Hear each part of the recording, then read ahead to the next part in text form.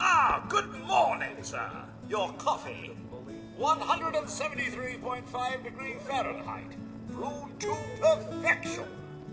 And today's newspaper just delivered. More of the same.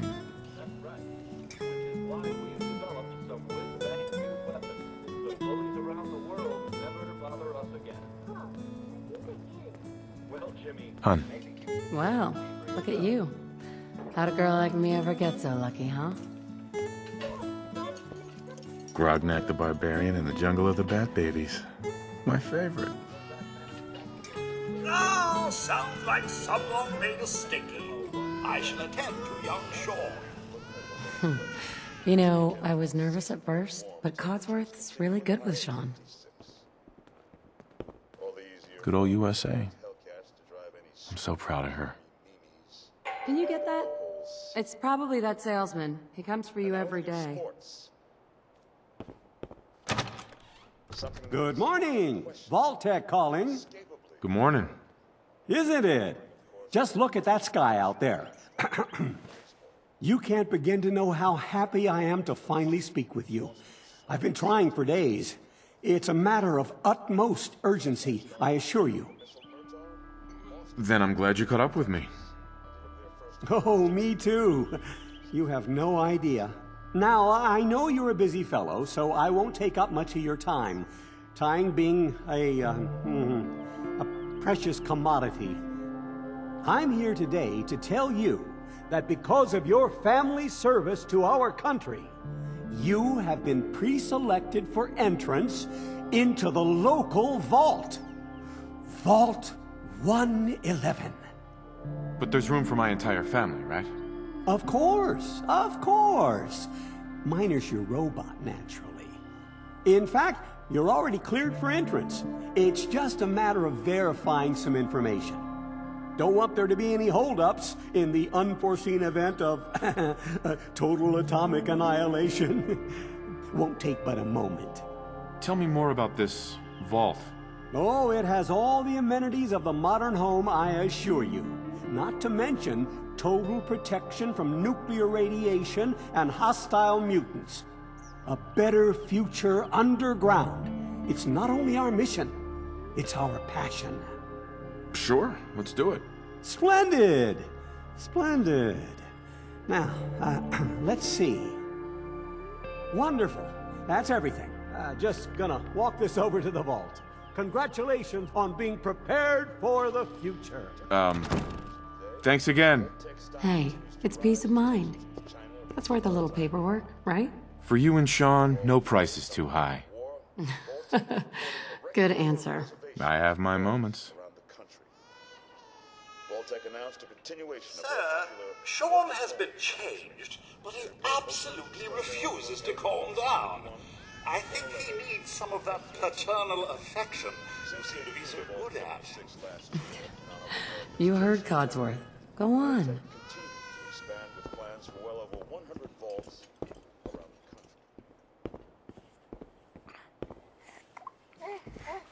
How are the two most important men in my life doing? Spin the mobile a bit. He loves that.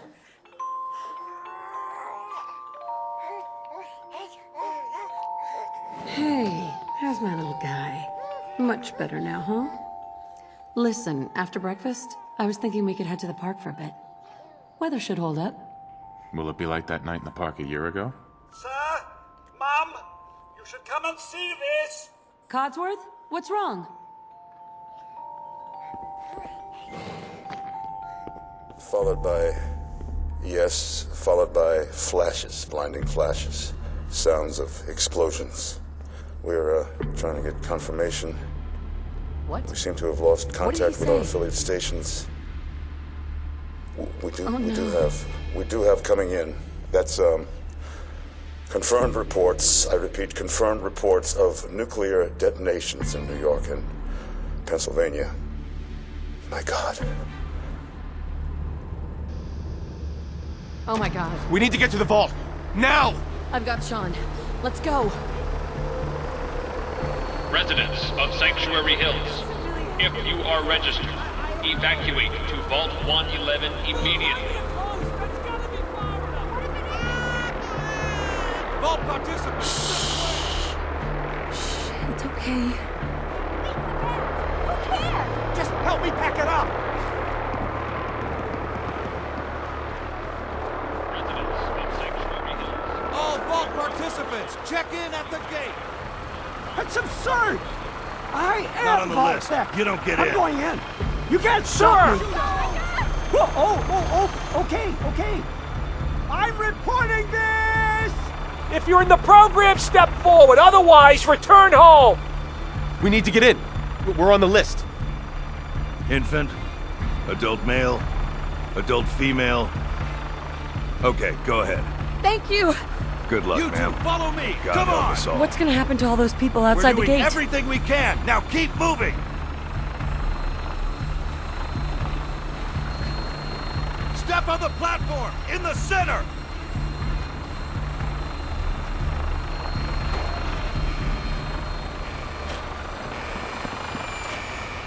All right, that's it. Send it down. Almost there. We're gonna be okay. I love you. Both of you. We love you too.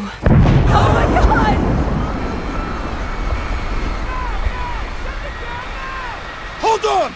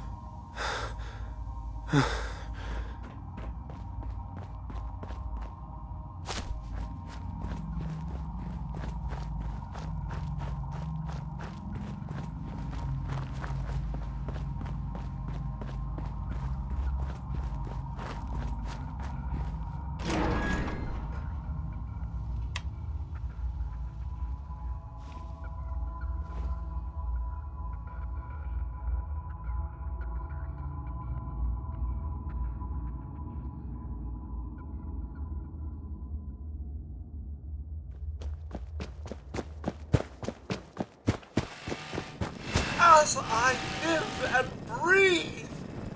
Oh, it's really you. Codsworth. What happened to the world? The world, sir? Well, besides our geraniums still being the envy of Sanctuary Hills, I'm afraid things have been dreadfully dull around here. Things will be so much more exciting with you and Mrs. back.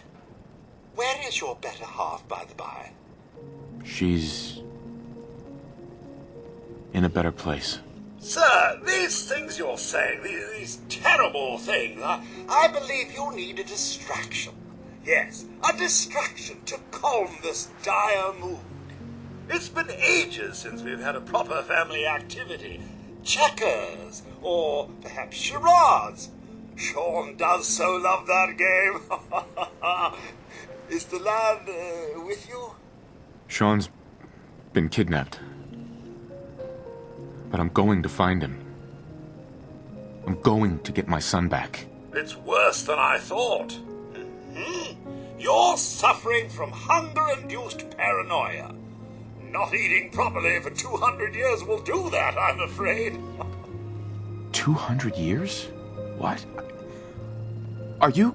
A bit over 210, actually, sir. Or give or take a little, for the Earth's rotation and some minor dings to the old chronometer. That means you're 2 centuries late for dinner. Perhaps I can whip you up a snack? You must be famished. Codsworth, you're acting a little weird. What's wrong? Oh, sir, it's been just horrible. 2 centuries with no one to talk to, no one to serve. Stay with me, pal. Focus. I'm afraid I don't know anything, sir. The bombs came and all of you left in such a hurry. I thought for certain you and your family were dead. I did find this holotape. I believe the missus was going to present it to you as a surprise. But then, well, everything happened. Thank you, Codsworth. You're welcome. Now, enough feeling sorry for myself. Shall we search the neighborhood together? The missus and young Sean may turn up yet. Codsworth, I already looked. They're not here. Then they're really gone, aren't they? No, sir. Thanks for trying, Codsworth. You can't give up, sir. What about the city? Concord is nearby, and, well, the people there have only shot at me a few times. Thanks for your help, Codsworth. Good luck, sir. You'll find young Sean. I know you will. I shall remain here and secure the home front.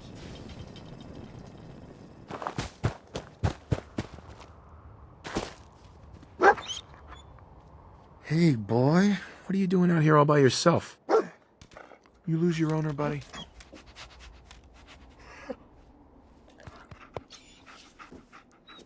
Okay, then. Let's stick together.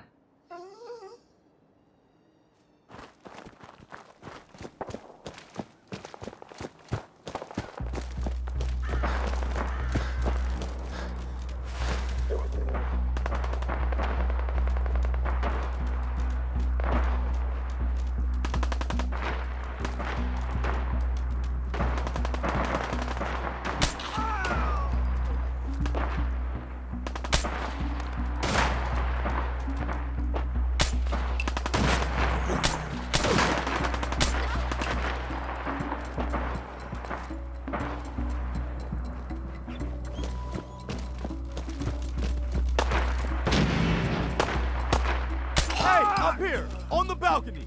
I've got a group of settlers inside. The raiders are almost through the door. Grab that laser musket and help us, please!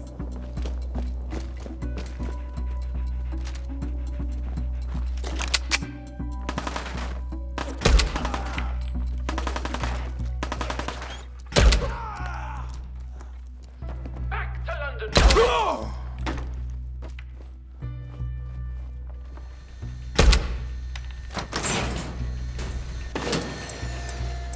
I'm telling you, man, let's just get the hell out of here. shot. Stop being such a fucking pansy. We hold out for the others, like we're supposed to. What are you, deaf? Somebody's out there shooting the place up. I ain't sitting around waiting to die. I swear to God, you make a move for that exit, and I'll gut you myself. I'm coming in there, and I'm gonna skin every last one of you. Come on, man. They ain't going nowhere. We got other shit to deal with. You hear that? Oh, don't you die!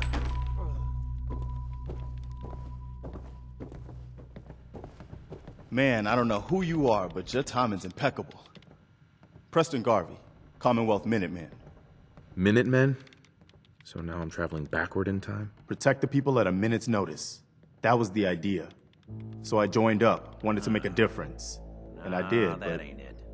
things fell apart. Now it looks like I'm the last Minuteman left standing. Who are these people? Just folks looking for a new home, a fresh start. I've been with them since Quincy. Lexington looked good for a while, but the ghouls drove us out of there. A month ago, there were 20 of us. Yesterday, there were 8. Now we're 5. It's just me, the Longs, Marcy and June. That's old Mama Murphy on the couch. And this here is Sturgis. Sorry. Sounds rough. It's good to meet someone who really cares. Anyway, Maybe? we figured Concord would be a safe place to settle. Nope. Those raiders proved us wrong. But, well, we do have one idea. There's a crashed vertibird up on the roof. Old school. Pre-war. You might have seen it. Well, looks like one of its passengers left behind a seriously sweet goodie. We're talking a full suit of cherry T-45 power armor. Military issue. Get the suit. You can rip the minigun right off the vertibird. Do that, and those raiders get an express ticket to hell. You dig? Only there's one hitch. The suit's out of juice. Probably been dry for 100 years. What you'll need is an old pre-war FC, a standardized fusion core, your high-grade, long-term nuclear battery used by the military and some companies way back when. And we know right where to find one. But we can't get to the damn thing. It's down in the basement, locked behind a security gate. Actually, I already grabbed the fusion core. We're set. Well, all right. Maybe our luck's finally turning around. Once you jack the core into the power armor and grab that minigun, those raiders will know they picked the wrong fight. Good luck. Ma'am. You're not what I expected dog meat would find in that little neighborhood. But oh, so much better. So, he's your dog? Aw, he ain't my dog. No, sir. Dog meat, he's what you call his own man. You can't own a free spirit like that. But he chooses his friends and sticks with them. He'll stay by you now. I saw it. You saw it? It's the chems, kid. They give old Mama Murphy the sight. Been that way for as long as I can remember. What's the sight? I can see a bit of what was and what will be. And even what is right now. And you have a job to do.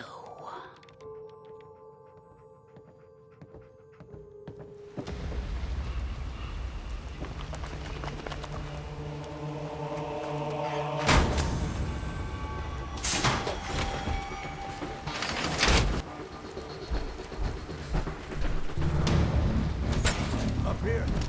Boss, we got somebody up here.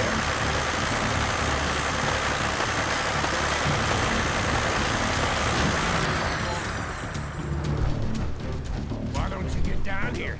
Show me that fancy gun up close. Not a lot of people. My boy. Give you that.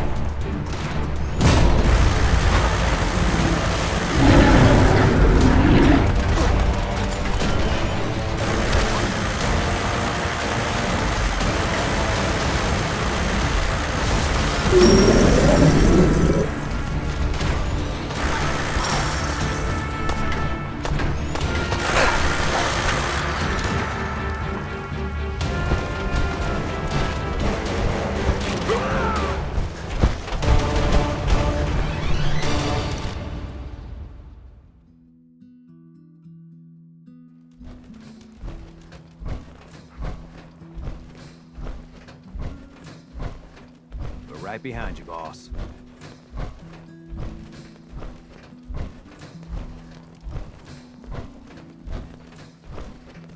I still can't believe you took that thing out. First time I've seen one of these things up close.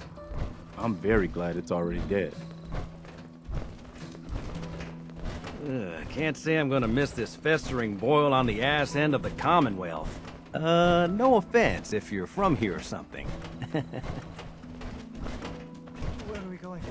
Don't worry, June. Just stay with me. It'll be fine. Okay. Well, look at that. I think I just found my new vacation home. Your idea of heaven, eh, Sturgis? Could be some good salvage in there. Let's get to Sanctuary first, though. I think we're close. Well, I'll be damned. It's the monument to the original Minutemen. I knew that was somewhere around Concord. That means this right here must be the Old North Bridge, where the first shots of the American Revolution were fired. I'd call that the best omen I've seen since we left Quincy. Yeah, I don't know what you're talking about, boss, but I'm glad you're happy about it. I'm glad you decided to come with us. I should have listened to Mama Murphy all along. Pretty nice place she's found for us. I think we could settle down here. Make it a place to call home. What do you think? Yeah. I used to like living here. Before the war. What do you mean? Before what war? Are you saying... I lived here over 200 years ago. I was frozen or something for most of it. Just woke up a little while ago. Damn.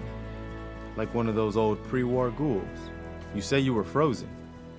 Anybody else make it out with you? My son. Somebody took him while I was still trapped. Have you run across anybody with a baby boy? Damn. I'm sorry. But no.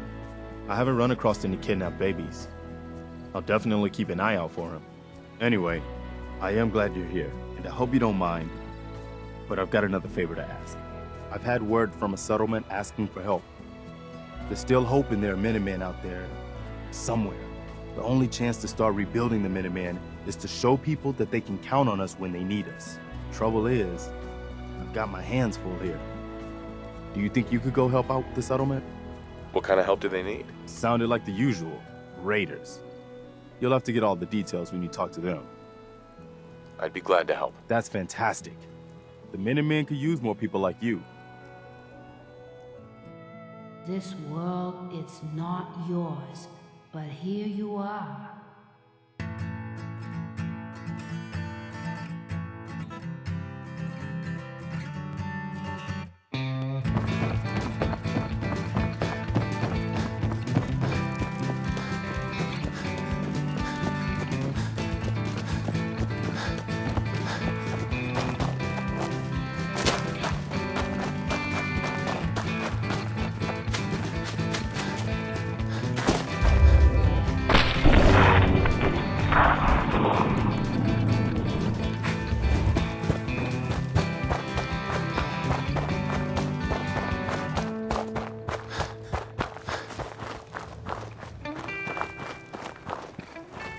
What do you want? We don't need any more trouble around here. Do you always point a gun at everyone you meet? I'm afraid I do these days. If we lose any more of our crops, we'll be done for. Now you best get yourself on down the road. We've got nothing for you. If I told you I'm with the Minutemen, would you still want to shoot me? You're with the Minutemen? I didn't really think you fellas still existed.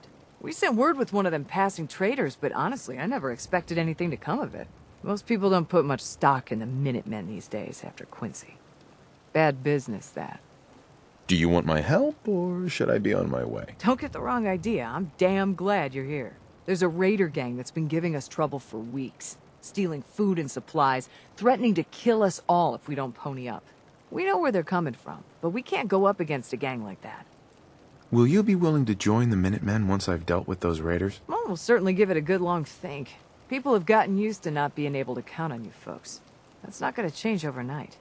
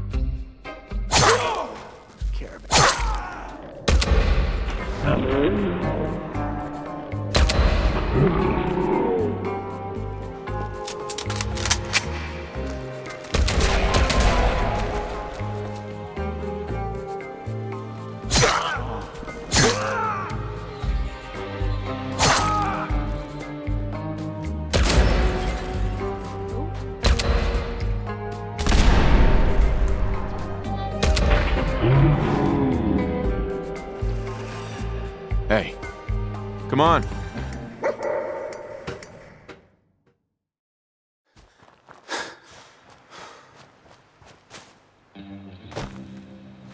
Excuse me. You find those raiders? Their history. Now, what do you say about joining the Minutemen? Helping others when they need it. You helped us, so it'd be pretty ungrateful of us to turn our backs on other folks. If we want things to get better, we've got to start helping each other. So, we're in. You can count on us if you need help down the line. Thanks again, friend. You know that settlement you sent me to help? They've decided to join the Minutemen. That's great news. I knew you were the right person for the job. By the way, you should have one of these flare guns. You can use it to signal for help from any nearby Minutemen. Not much use yet, but once we have more allied settlements, you'll have help whenever you need it. I guess you know I'm one of the last of the Minutemen. But I never really told you what happened to us. I figured you'd tell me when you were ready. Have you heard of the Quincy massacre? You guys came from Quincy, didn't you? That's right. Mama Murphy, Sturgis, the Longs. They were all from Quincy. I was with Colonel Hollis's group. A mercenary group called the Gunners was attacking Quincy. The people there called for the Minutemen to help. We were the only ones that came. The other groups, they just turned their backs on us and the folks in Quincy. Only a few of us got out alive. Colonel Hollis was dead, so I ended up in charge of the survivors. We never found a safe place to settle. One disaster after another. You saw how it ended in Concord? I know how it feels to be the last survivor. Yeah, I guess you do. That's why I'm talking to you. I can't rebuild the Minutemen, but I think you can. Why can't you lead the Minutemen? That's not who I am. I can get my men through a firefight. I can defend a perimeter against all odds. But that's not going to be enough to bring the Minutemen back from the brink. We need someone who can bring the whole Commonwealth together in a common cause. And I think you've got it in you to be that leader. You saved us in Concord. There wasn't anything in it for you. You had your own problems to deal with, but you did it anyway. The Minutemen fell apart because our leaders forgot what we were supposed to stand for. I think you're the one who can bring the Minutemen back and bring the whole Commonwealth together. Okay, I'll do it. Good. Good. Welcome aboard. I feel like this is a whole new start for the Minutemen and the Commonwealth too. Don't worry, I'll be right beside you all the way, General. So if I'm a general, where's my army? You're looking at it, I'm afraid. But I wasn't joking when I called you that. The leader of the Minutemen has always held the rank of general. Our last leader was General Becker. After he died back in '82, nobody could agree on who should take his place. The one good thing about being the last Minuteman is there's no one to argue with me when I say you're the new general. Now it's your job to make it more than an empty title. Is there something you need? Come with me. I need your help. Sure thing, General. I think the folks here can manage on their own now. Thanks to you.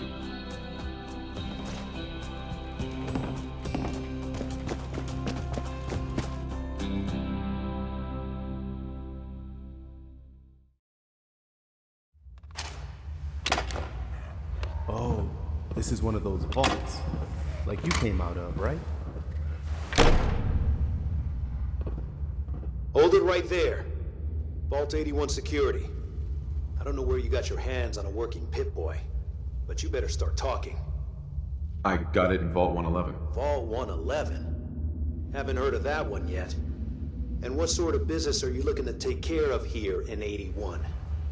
I'm just a traveler. I thought I'd take a look around. Is that so? And you expect me to believe that? Oh, Overseer. Who is it, Edwards? Ma'am, some new Commonwealth traveler. Not one of our usual traders. Well, if someone wants in, they can earn it like everyone else. Let me speak to them. Sorry about that. Officer Edwards here was just doing his job. I'm sure you can understand our need for caution. Excuse me, ma'am. Before you arrived, he did say he was from Vault 111. And he's in possession of a working Pip-Boy. Is that so? I'm going to allow it. Edwards, open the door and make the announcement. Officer Edwards and I will meet you at the entrance.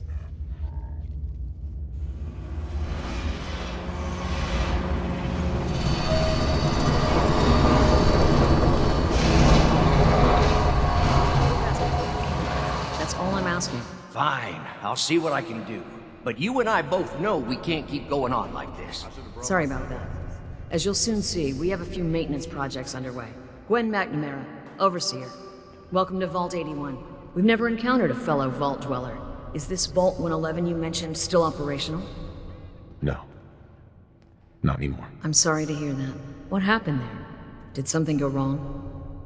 They had us cryogenically frozen in these pods, but something malfunctioned. Oh my god. All those lives lost due to some malfunction? That's unacceptable. I suppose we've been lucky. Here, we pride ourselves on having maintained a successful vault over these past 2 centuries. We'd like to be completely self-sufficient, but there are certain resources we can't provide ourselves. I'm impressed you maintained a successful vault for so long. Thanks. I owe it to the overseers before me, but some here would disagree. A few believe opening the doors to the Commonwealth was a mistake. You should be open-minded about the Commonwealth. It has its dangers, but it's got a lot to offer. It's the dangers that concern me. Now, I have work to do. Ma'am, what about his friend and the dog? I'll allow it. Security is already extra mindful as it is.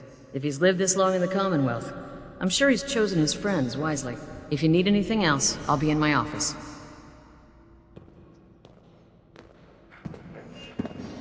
What's the opposite of dark and creepy?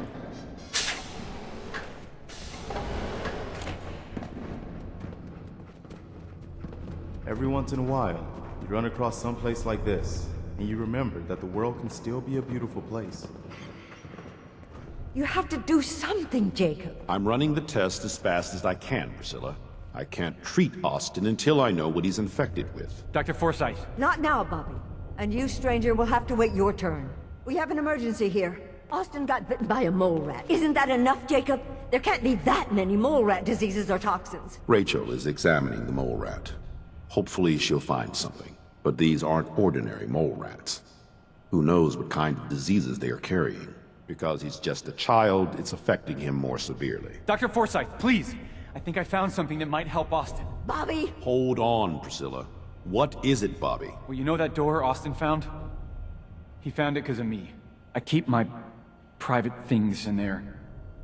He saw me get them. You mean your chems? Get to the point, Bobby. What did you find in that place? It's like a whole extra vault in there, but half ruined and caved in. There was this terminal there, so I started poking around in it. There were some notes and stuff about using mole rats to grow viruses. But they also said that they used them to make vaccines and treatments. A secret vault? Good lord, I've never heard of such a thing. Bobby, you're a genius. A junkie genius. There might be a cure for whatever Austin got from that mole rat somewhere in that place. You there. How would you like to do Vault 81 a favor and possibly save my boy's life? I would be glad to help. I was hoping I could count on you. Bobby here will show you where he keeps his secret stash. There is a chance that somewhere in there is a cure for Austin. If you find it, bring it to Dr. Forsyth. And for Austin's sake, please hurry.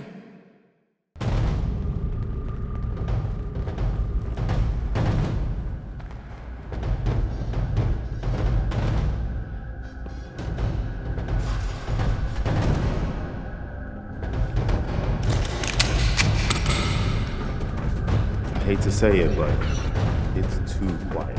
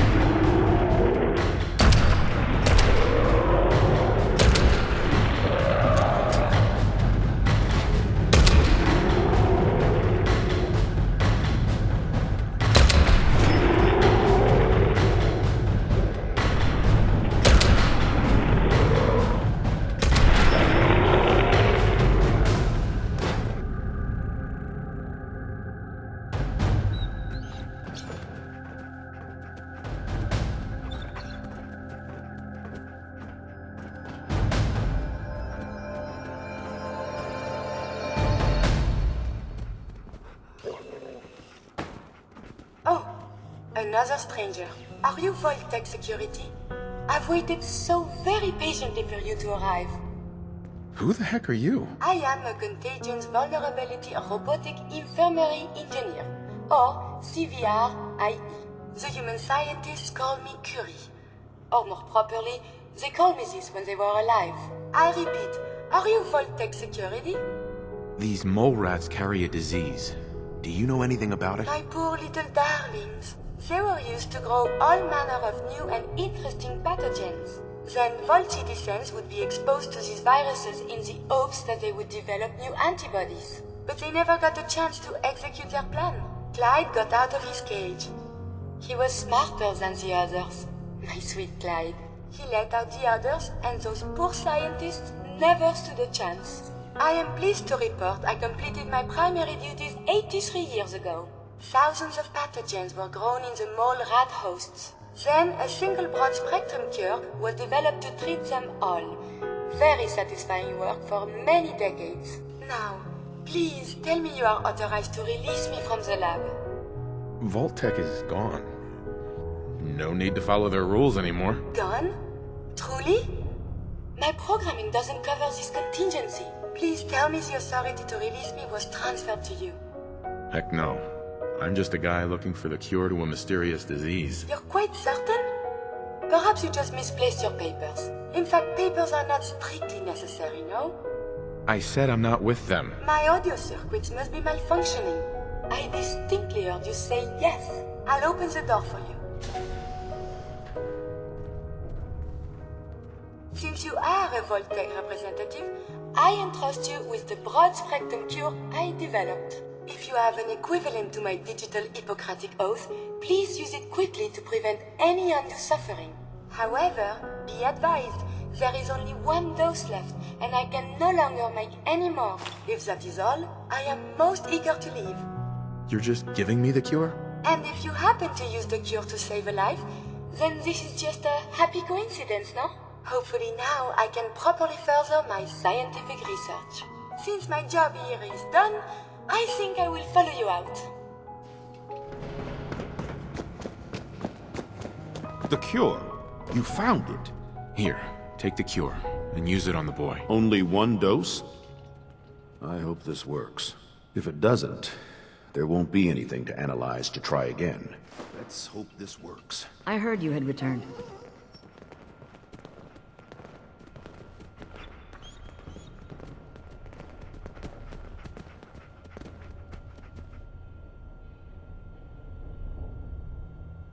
It shouldn't be long. What? Where am I? You're in the clinic. You were really sick, Austin. Our visitor from the Commonwealth saved your life. Really? Gee, thanks, mister. I was worried to death about you, Austin. What got into your fool head? Going into a place like that? Nothing exciting ever happens here. I just wanted to see what was in there. Well, if it hadn't been for our friend here, you might have died. Thank you. I know you made sacrifices to help him. I know Dr. Pinsky will be grateful. For my part, I'd like to give you this syringer. I had it for years and never really had a use for it. She's not the only one. The whole vault is thankful. I'd like to give you a room here in the vault. A place you can call your own. It's in the main hall, on the left as you get off the elevator. Once again, thank you. Can I go see Gran? How about something to eat? I'm starving. A moment, please. I have been trapped so many years. I believe it's customary to thank you for your role in saving me. My entire life has been in this vault. I have analyzed and learned everything there is to know here. So now I must see the rest of the Commonwealth, consult with scientists, unearth more data to challenge my hypothesis.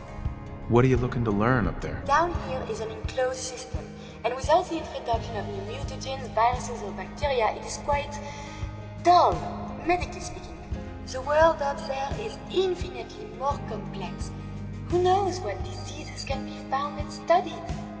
It sounds like the vault could really use you. Of this, there is no doubt. But I seek to elevate my capabilities, and down here I will stagnate. I can see you already have company. I do not wish to intrude. But I must ask, please, monsieur, can you take me with you? Come along then. Excellent. We must embark at once.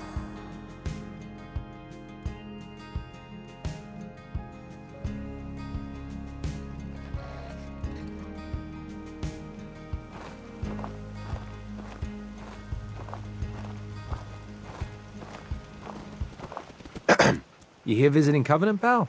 If not, move along. You know, I'm people loitering around. Not good for the nerves.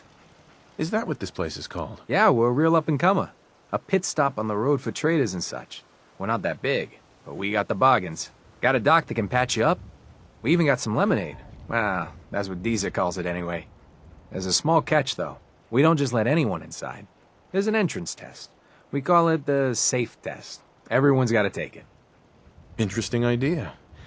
Between you and me, what's the test for? I probably shouldn't say nothing, but listen. We want to make sure only good people come into Covenant. No undesirables. Nobody that ain't actually what they seem, you know? I'm new to the area. What do you mean by undesirables? You don't know about... Jesus, listen. Not everyone in the Commonwealth is human, okay? Some are... synths. I'm not gonna say anything more than that. Just take the test. You pass, and you can come inside where everything's safe, all right? Sure. Good. Take a seat, and we can begin. There ain't no wrong answers. You are approached by a frenzied scientist who yells, "I'm going to put my quantum harmonizer in your photonic resonation chamber." What's your response? I wouldn't worry. If he did that, it'd cause parabolic destabilization of the fission singularity. Yeah. Next question. While working as an intern in the clinic, a patient with a strange infection on his foot stumbles through the door. The infection is spreading at an alarming rate, but the doctor has stepped out for a while. What do you do? Medicate the infected area as best I can. You have a medical background. You discover a young boy lost in a cave. He's hungry and frightened, but also appears to be in possession of stolen property. What do you do? I give the boy a hug and tell him everything will be okay. Very curious. Congratulations! Hey, you made it onto a baseball team. Which position do you prefer? Catcher. Are you certain about that? Never mind. Next question. Your grandmother invites you to tea, but you're surprised when she gives you a pistol and orders you to kill someone, what do? I'd give her whatever she wants to spare his life. Typical Class B. Old Mr. Abernathy has locked himself in his quarters again, and you've been ordered to get him out. How do you proceed? I'd grab a bobby pin and pick the lock. And that is all you do? Nothing else? Wait, don't answer. Next. Oh no. You've been exposed to radiation, and a mutated hand has grown out of your stomach. What's the best course of treatment? I'd cut off the mutated tissue with a precision laser. Technological bias. A neighbor is in possession of a Grognak the Barbarian comic book, issue number 1. You want it. What's the best way to obtain it? I'd trade him for one of the comic books I own. You're almost done. Last question. You decide it would be fun to play a prank on your father. You enter his private restroom when no one is looking, and... I'd loosen bolts on his water pipes. When he turns on the sink, he'll be in for a surprise. Test's over. No one's ever answered quite like you. But hey, you passed. I'll open up the gate.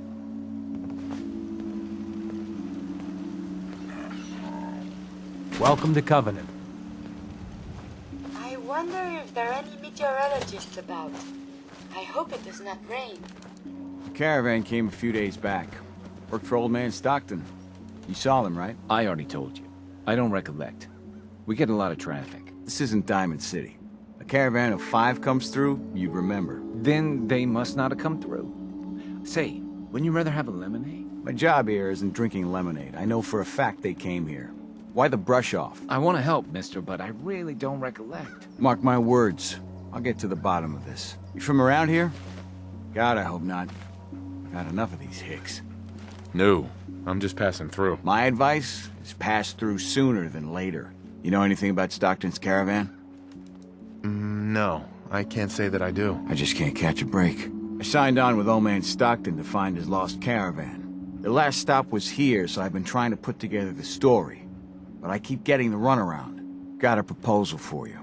Help me find Stockton's people, and we split the reward. At least one survivor walked out of that massacre. And I intend to make good on my contract. Who are we looking for? The big one is Stockton's daughter, Amelia. I didn't find any bodies of the feminine persuasion. So, there's hope. If we find her, Stockton's offering a heap of caps. Sounds fair. I'm in. Here's all I got on the caravan. I don't got proof, but Covenant's involved. Somehow. I'll keep poking around, but let me know if you find anything.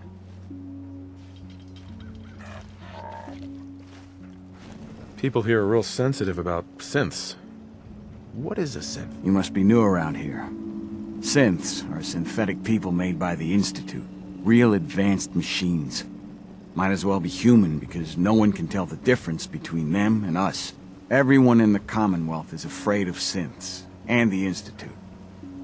But, come to mention it, I've been here a long while, and nobody's even breathed a word about them. That is odd. So, what's the Institute? Ask 3 different people, you get 3 different answers to that. Wildly different. Most people believe the Institute's behind every manner of ill in the Commonwealth. Sister disappears, or you lose your Brahmin. The Institute. Settlement murdered in the middle of the night. The Institute. But I've never met a single person that has proof about any of that. But there's no denying synths are real enough. So the Institute's infiltrating us, and I doubt they're doing that for our own good. Do you have any proof Covenant is involved with the caravan? I got one thing. They deny up and down that Stockton's men ever came here. But they most certainly did. There's no reason to bald-faced lie to me if they're not hiding something. I hope Swanson didn't give you too hard a time at the gate. If you ask me, I think he takes his job too seriously. But welcome. Everyone around here calls me Mrs. Fitzgerald. But you, cutie, can call me Penny. Nice to meet a friendly face. You're in luck then. Covenant is the friendliest place in the whole Commonwealth. You'll see. You here to shop? I'll make sure to give you a good price. Do you have time for a few questions? For you? Certainly. Does Covenant have some sort of problem with synths? Thank God we don't. None of those machines are in here. Do you know anything about a missing caravan? You've been talking to Mr. Dan. I don't know what he's carrying on about. He's just stirring the pot, if you ask me. Definitely. He has such an attitude. I know! He's so smug. And Dan thinks he's the one helping people. He wouldn't know the first thing about making the Commonwealth a better, safer place. He should be thankful you let him in. Instead, he stomps around interrogating people. If the compound did do something to his precious caravan, they had reasons for it. Better reasons than a man like him. You know, honey, I was just shooting off at the mouth. Just forget anything I said about that and the compound. I have to go.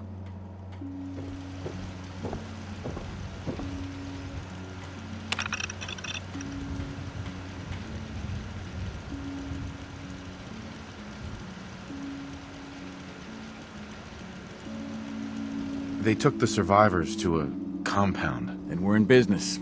I'll meet you there and we'll rescue ourselves some caravan hands. Hey, you stranger. It's no secret you've been poking around.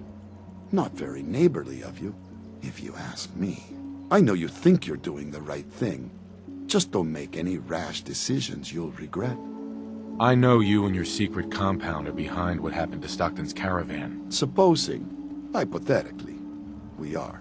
We wouldn't do anything unless we had good reasons. The best. Tell you what, you just stop this investigation, and I'll give you a gift. 100 caps. And then you'd be welcome back here as our friend anytime.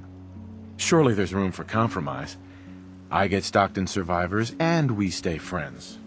I'd have to know more, though. You sound sincere, monsieur. But you must see our position in this. That's a tall order.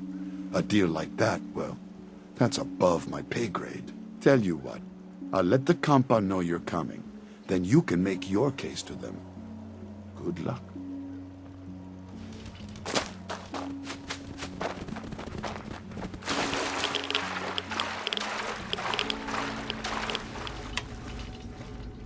Some people up ahead. I'll follow your lead.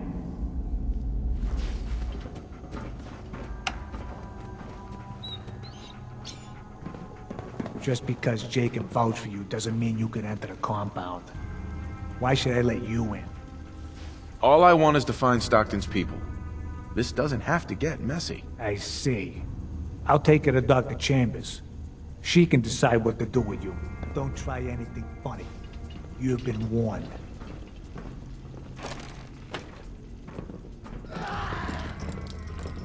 Hey, Blake! Torture. Quite defensible. They are sick. Just give me the signal. Yes, what is it, Manny? I thought you guys were done with Subject 12. Oh, yes, the interview's over. I'm just reviewing the data on Question 4. It's fascinating, really. Yeah, I'm sure. Certainly. You're standing with outcasts. You'll be there for them. You'll see their humanity when no one else will. So the one investigating Stockton's caravan has arrived. Do you even know that his supposed daughter is in all likelihood a synth? No matter. Let me be upfront about this. There are two ways this meeting can end. We come to an agreement, or there's violence. I'd prefer a peaceful solution. As would I. Let me pose a question to you. What would you do if your family was destroyed by a synth right in front of you when you were but a child? Would you roll over and accept it? Or would you do something about it? What happened to you? In Diamond City, a lifetime ago, my parents and 8 others were massacred by someone. At first, we thought the maniac was human. But that was the day we learned of the Institute's latest creations, the synths. As long as the Institute walks invisibly amongst us, they strike without warning and control us from the shadows. I've dedicated my life to devising a test to detect these hidden synths, to root them out so they can be extinguished. Isn't that a goal worth fighting for? A war? Really? Is it that bad? Hundreds of kidnappings over the years. Ask the survivors if it's really that bad. And there are so many other tragedies that may be their responsibility as well. A living synth is indistinguishable from a human by any medical test yet devised. But it turns out psychology can detect a difference. Enter the SAFE test. The test is in its infancy, but through sacrifice and perseverance, our success rate is improving. Autopsies confirm the test is getting more accurate. There's something in the questions which provokes a response from synth, but the exact trigger is elusive. The margin of error is admittedly high, 4 or 5 false positives per synth. But one day, we hope to get it to 1 or 2 false positives. But your methods are barbaric. It's torture. To improve the SAFE test, intense psychological pressure must be applied to our test subjects. It is distasteful, but necessary. Covenant is many things. A refuge for the broken people left in the wake of the Institute's rampages. A place of safety and healing. But most importantly, it is our one chance to end this age of paranoia. I will make you a deal. If you let me dispose of Stockton's synth and continue our work, I'll match whatever reward you were offered. I've had my fill of crazy on this contract. No deal. Fortunate for me, I wasn't talking to you. You side with this nut job, and we're going to have a serious, deadly problem. Don't kill the girl. Spare her. Impossible. The odds are too great she's an Institute infiltrator. Even if she is an unfortunate victim in this war, sparing her can compromise everything. That's a deal I won't accept. You have violated your most sacred oath. Then you'll just have to kill her.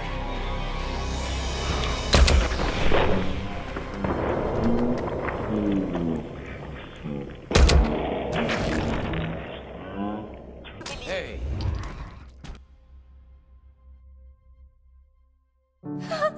Please don't hurt me. It's all right. You're safe now. Oh, thank you. Thank you. I'm Amelia Stockton. I'm not a synth. I believe you. I just want this nightmare to end. My father, Old Man Stockton, he will reward you. Just let me out. Please.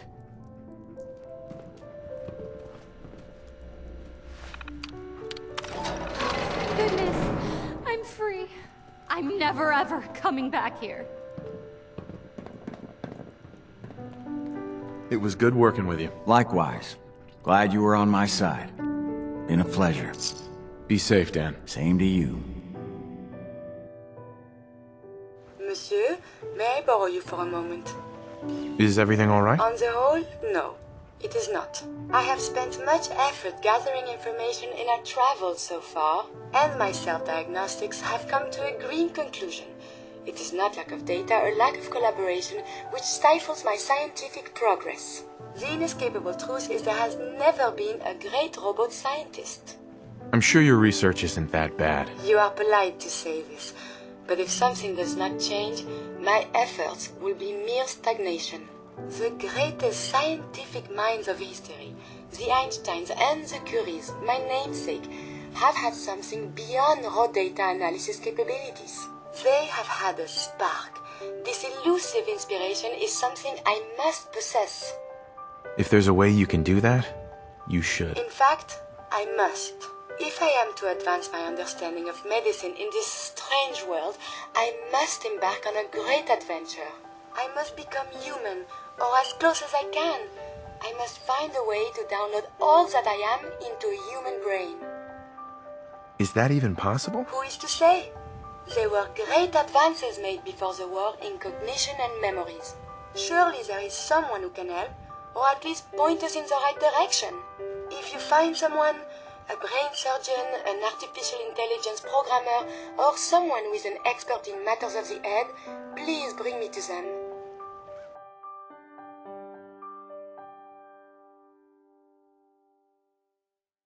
Hey, hold up there. First time in Good Neighbor? You can't go walking around without insurance. You better back off, or you're the one who's gonna need insurance. Well, hey, all right. We'll just say your insurance is paid up for now, okay? Time out. Someone steps through the gate the first time, they're a guest. You lay off that extortion crap. What do you care? He ain't one of us. No love for your mayor, Finn? I said let him go. You soft, Hancock. You keep letting outsiders walk all over us. One day, there'll be a new mayor. Come on, man. This is me we're talking about. Let me tell you something. Now, why'd you have to go and say that, huh? Breaking my heart over here. Now I know you had old Finn handled back there, but a mayor's gotta make a point sometimes. You alright? It's not every day I get mugged and then witness a murder right in front of me. You obviously haven't been living it up enough, but we won't judge you for that. Good neighbors of the people, for the people. You feel me? Everyone's welcome. Sounds like anarchy. The best kind of anarchy. Embrace it, and maybe one day you'll call this little slice of chaos home. So long as you remember who's in charge.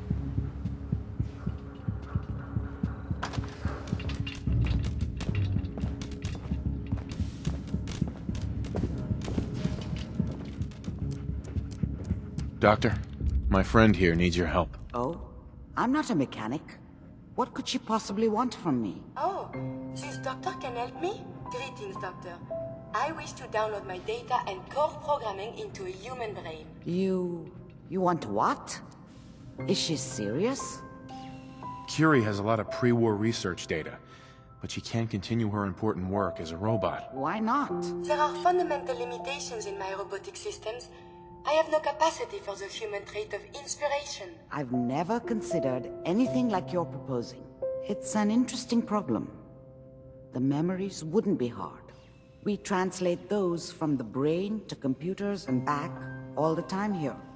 It's how the loungers work. Her personality, though, all the extra pieces of robotic programmed decision-making, a normal organic brain wouldn't know what to do with them. A synth brain, on the other hand, well, it's already somewhere between the two. I've worked on synths before, giving them memory wipes so they can live a life free of the Institute. But the procedure isn't always successful. If something goes wrong, it can leave them in a brain-dead state. Living, but with no cognition. I know a caretaker for one of these brain-dead synths. If they're willing, we could try transferring your friend's consciousness into her. I'd like to try. We just need her caretaker's consent. Give me a day to get in contact with them. They're understandably cautious, but I think they'll hear me out. I will stay with the doctor. Assuming all goes well, I want to be ready for the procedure.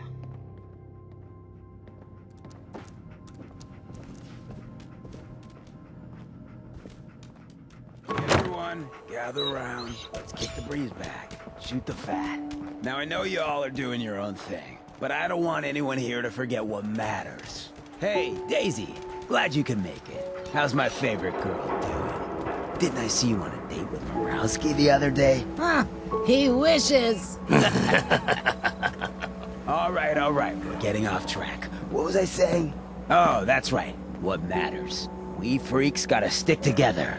And the best way to stick together is to keep an eye out for what drives us apart. You feel me? Yeah, you tell it like it is, Hancock! Now, what out there in our big, friendly Commonwealth would want to drive us apart? What kind of twisted, unneighborly boogeyman would want to hurt our peaceful community? The Institute and their synths. That's right. Who said that? Coming up to my office later. You've earned yourself some jet. The Institute. They're the real enemy. Not the Raiders. Not the super mutants. Not even those tools over in Diamond City. I don't know, Hancock. I'd sure love to give McDonough a kick in the ass. Hey, we all know I got my own personal beef with that lardhead. But stay focused. Now, I want everyone to keep the Institute in mind. When someone starts acting funny. When people are doing things they don't normally do.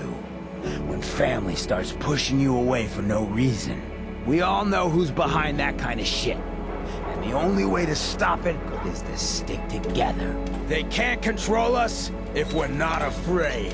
Now, who's scared of the Institute? Not us! And which town in the Commonwealth should the Institute not fuck with? Good neighbor! And who's in charge of good neighbor? Of the people, for the people!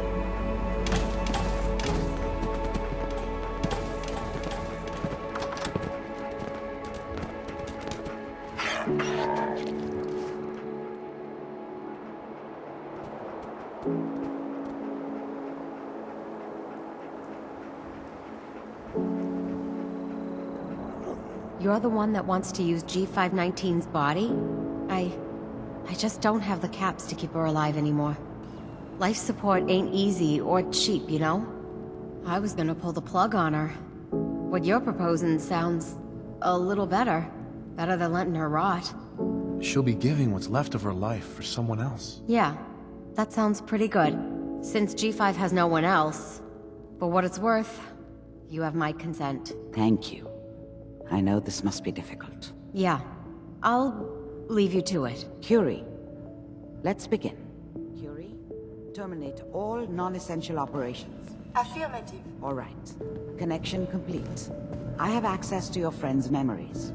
G5's already been prepped, so this shouldn't take long. Yes. There.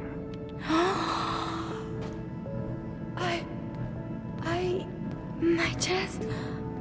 What is happening? Just breathe. It's an autonomic function. Just let your body do what it must. I feel so strange. Listen to me. Can you hear me? What is your name? My designation is Contagions, Vulnerability, Robotic, Infirmary Engineer.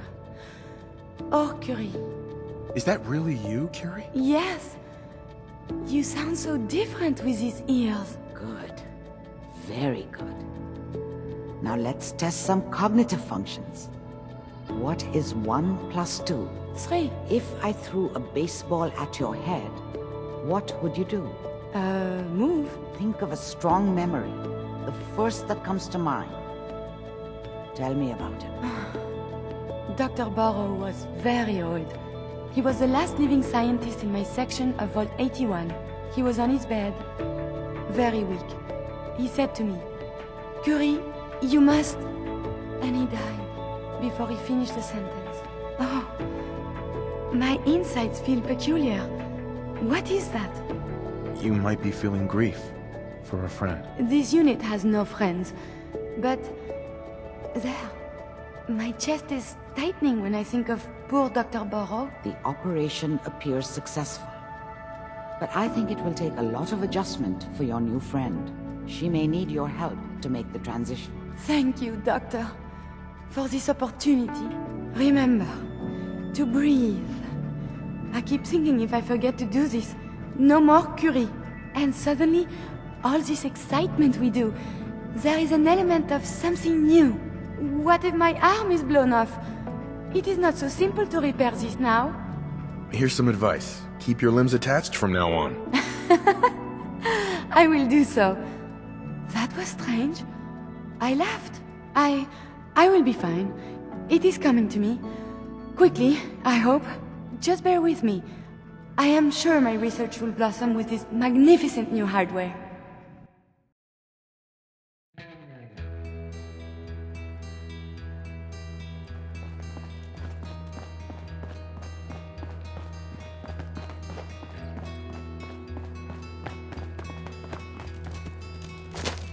What now?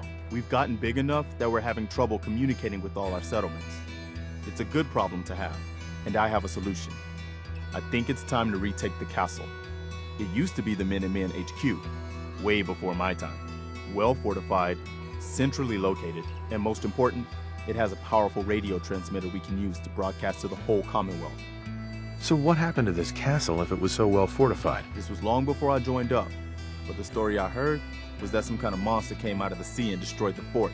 A lot of the leaders were killed in that battle, and and I guess nobody ever felt it was worth the risk to try to retake it. I've always wondered if losing the radio station was the beginning of all our later problems. So, should I have an assault force assemble near the castle? Yeah, let's do this. We'll do some recon and meet you outside the castle. See you there.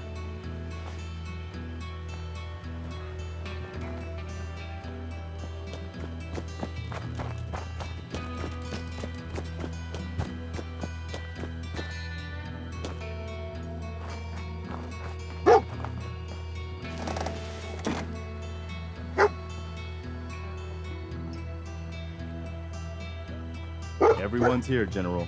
There it is. Pretty impressive, huh? Its real name is Fort Independence, but the Minutemen always just called it the castle. Now you can see why I wanted to take it back. Definitely. For 600 years old, it's in pretty good shape. That's right. They don't make them like they used to. We take this place back, people will know we mean business. Our primary objective is to clear the courtyard. That's where we should see the most opposition. The wall on this side is the most exposed. But if we circle around south, we could also reach the main gate. What are we waiting for? Let's just get in there and shoot those lobsters. No. If we split up, we can flank them from both sides. It'll be like shooting fish in a barrel. Why not let them come to us?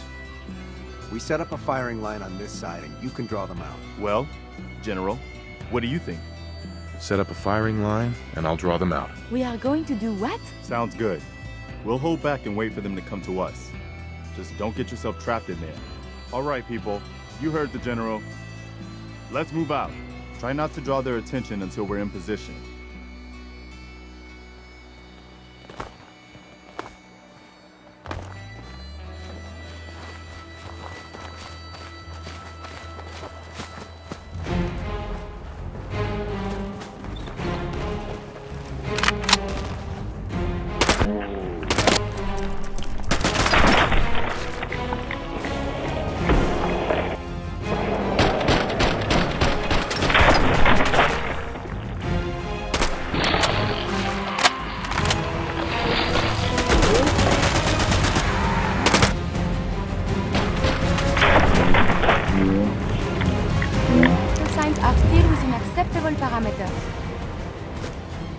Damn. Looks like they've been nesting. We're gonna have to take out these eggs, or they'll be back before we know it. Lurks like to hole up inside old buildings, so the walls are probably full of them. Sure looks that way. Here's how we're gonna play this. You hold here in the courtyard and take care of any eggs you find. The General and I will clear the walls. Yes, sir. Let's do this, General. If you are to do this, let's do it.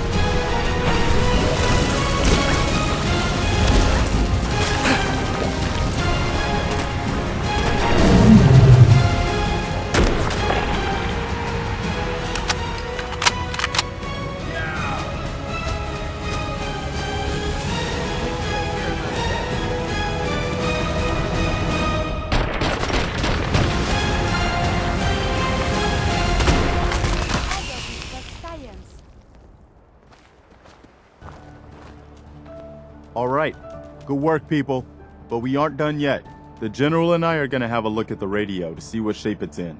The rest of you, clear out any remaining Mirelurks or eggs you find.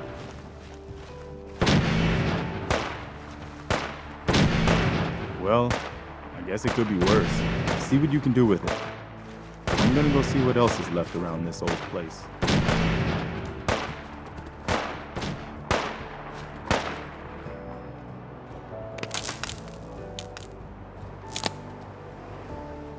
This is Radio broadcasting all day, all across the Commonwealth. Wow, we really did it. I've been watching the Minutemen fall to pieces for so long, This is really something. Now we've got to pay off on what we've started. Bring the whole Commonwealth together and make it last this time. So, you know, back to business.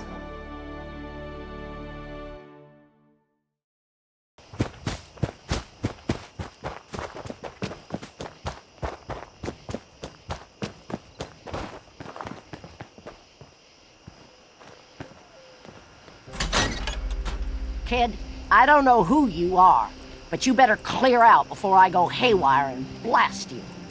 Go haywire?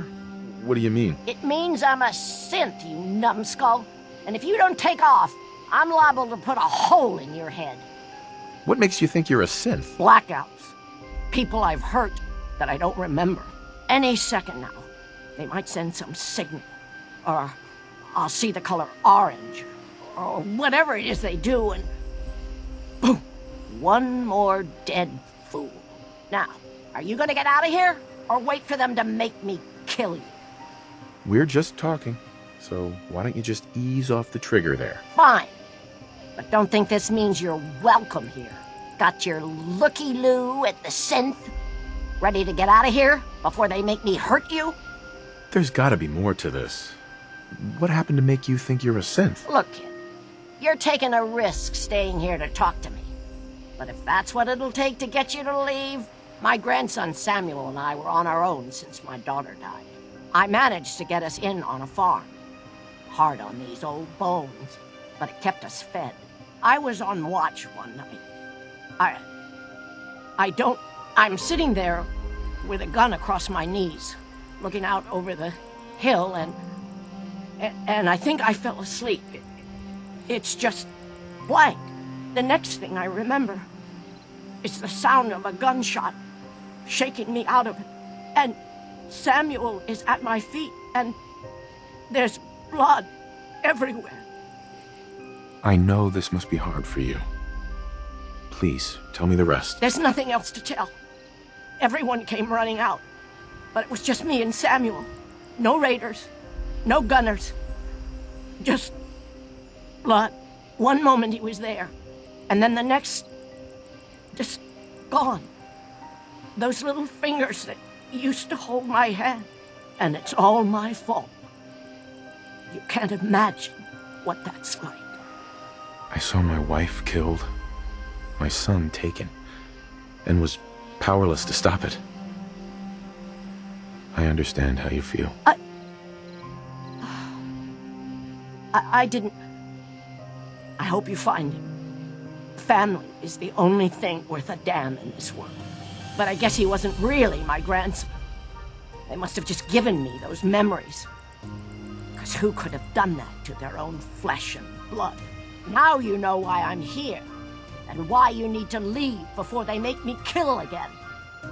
I'm a synth, and I can't be trusted. Maybe you are a synth. That doesn't mean you can't change. Don't you get it, kid? I'm too dangerous.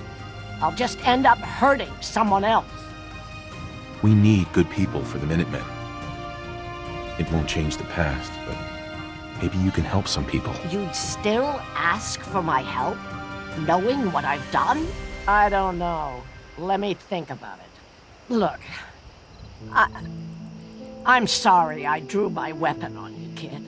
I think you're right. I gotta find a way to make peace with what happened. And I can't keep running from it.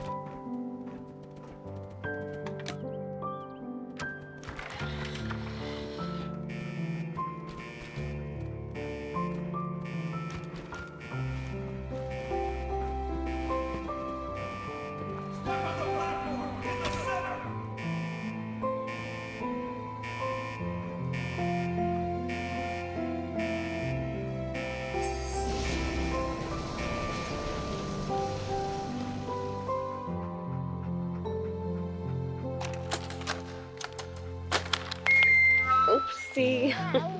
No, no, no. No fingers away. There we go. Okay. Just say it. Right there. Right there.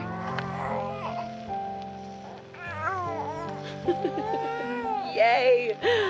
Hi, honey. Listen, I don't think that Sean and I need to tell you how great of a father you are. But we're going to anyway. Isn't that right? You are kind and loving. And funny. That's right. And patient. So patient. Patience of a saint, my mom used to say. Look, with Sean and us all being home together, it's been an amazing year. But even so, I know our best days are yet to come. There'll be changes, sure. Things we need to adjust to. You'll rejoin the civilian workforce, and I'll shake the dust off my law degree. But everything we do, no matter how hard, we do it for our family. Now, say goodbye, Sean. Bye-bye. Say bye-bye. Come on. Bye, honey. We love you.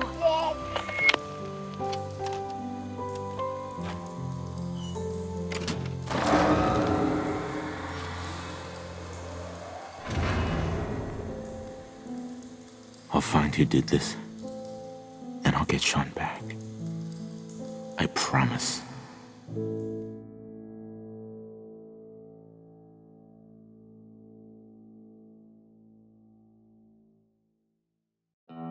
Diamond City holds answers, but they're locked tight.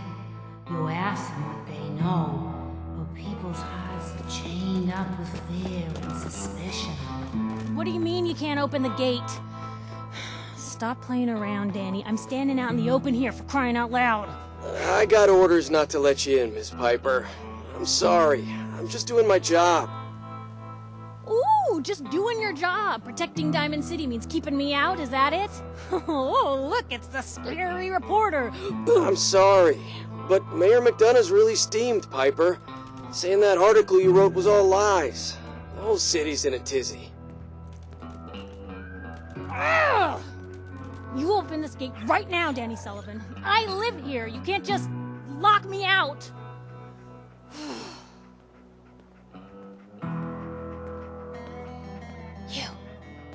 You want into Diamond City, right?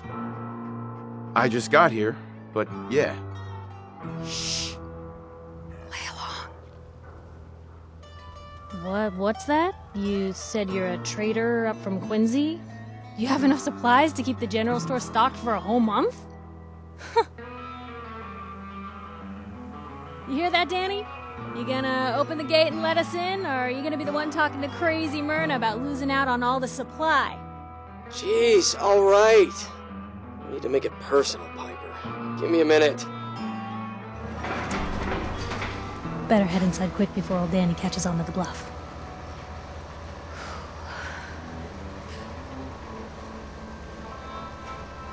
Sounds good. Let's go. Another great day in Diamond City.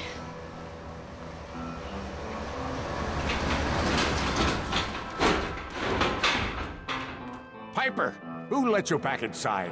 I told Sullivan to keep that gate shut.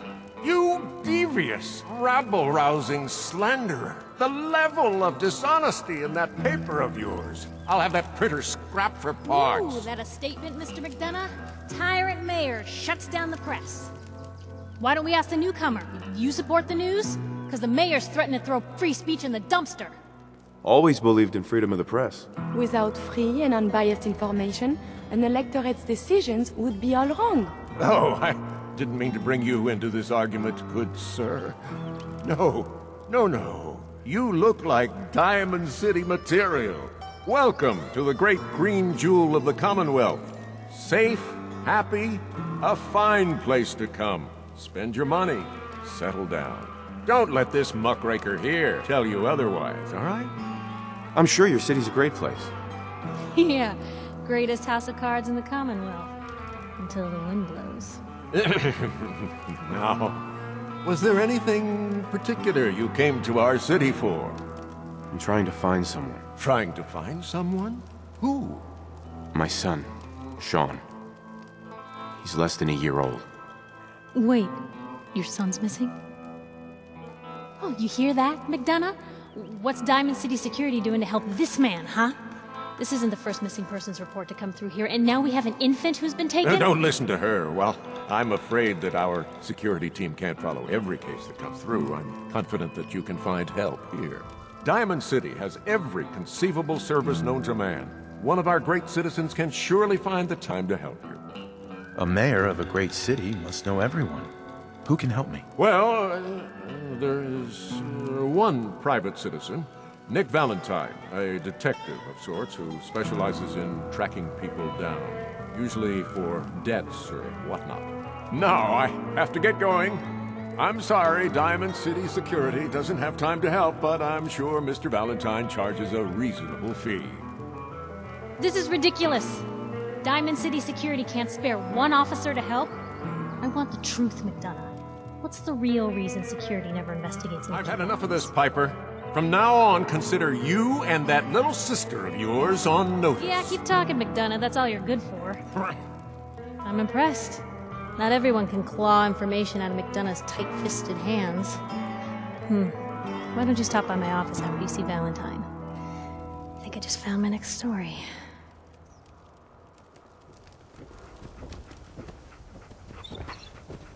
Sometimes you gotta wonder, does anyone fight back?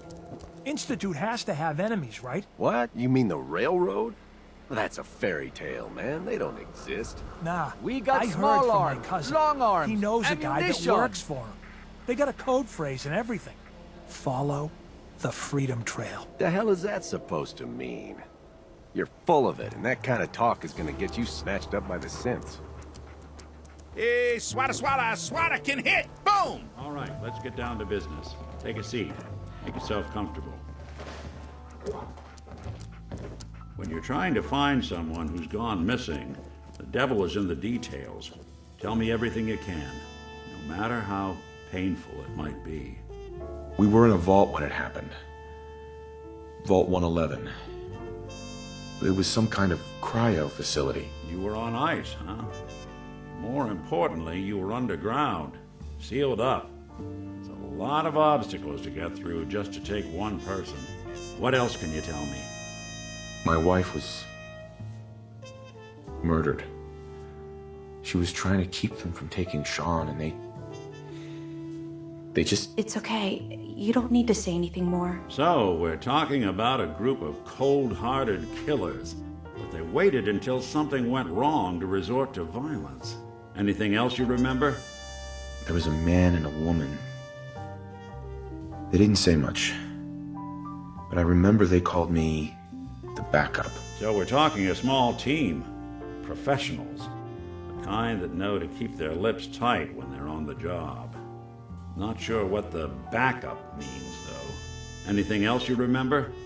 We're looking for my son, Sean. He's less than a year old. Why would anyone take him? Good question. Why your family in particular? And why an infant? Someone would be taking on all of his care, and a baby needs a lot of it. Well, that confirms it. This isn't a random kidnapping. Whoever took your kid had an agenda. There's a lot of groups in the Commonwealth that take people. Raiders, super mutants, the Gunners, and of course there's the Institute. So you think this Institute is responsible? Well, they're the boogeymen of the Commonwealth. Something goes wrong, everyone blames them. Easy to see why. Those early model synths of theirs strip whole towns for parts, killing everything in their way. Then you got the newer models, good as human, that infiltrate cities and pull strings from the shadows. Worst of all, no one knows why they do it, what their plan is, or where they are. Not even me. And I'm a synth myself. The discarded prototype, anyway. Either way, I need to find Sean. You're right. The speculation is getting us off track. Let's focus on what you saw. What did these kidnappers look like? The man who killed my wife He had a handgun. I didn't get a clear look at it. But that sound. Could have been a large caliber revolver. Huh. I'm starting to get a clearer picture of the kind of man our perp is. Anything more you can tell me? One of them came right up to me. Bald head. Scar across his left eye. Wait. It couldn't be. You didn't hear the name Kellogg at all, did you? No. They never said their names. It's way too big of a coincidence. Ellie, what notes do we have about the Kellogg case? The description matches. Bald head, scar, reputation for dangerous mercenary work, but no one knows who his employer is. And he bought a house here in town, right? And he had a kid with him, didn't he? Yeah, that's right. The house in the abandoned West Stands. The boy with him was around 10 years old. You said he lives here? He's still in town? They both vanished a while back, if I'm remembering right. But that house is still there. Let's you and I take a walk over to Kellogg's last known address. See if we can snoop out where he went. Security doesn't really go to that part of town, but you two should still be careful. I always am. Didn't want Ellie to hear this, but I think you should know. Everything I dug up about Kellogg before his disappearance is bad news. He's more than just a mercenary. He's a professional. Quick, clean, thorough. Has no enemies, because they're all dead. Except you. But 9-to-1 odds says he's our man. It's more than just you identifying his distinguishing features. The MO is all him as well. Leading a small team to kidnap a baby and leaving one of the parents alive for later? Not many mercs in the Commonwealth can pull that off. Here we are. Keep an eye out, will you? See if I can get this open.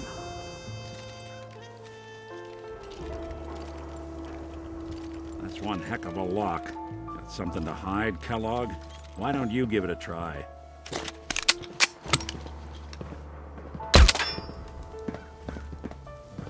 Let's take a look around.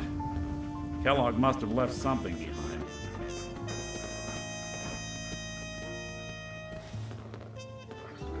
Well, that's one way to hide a room.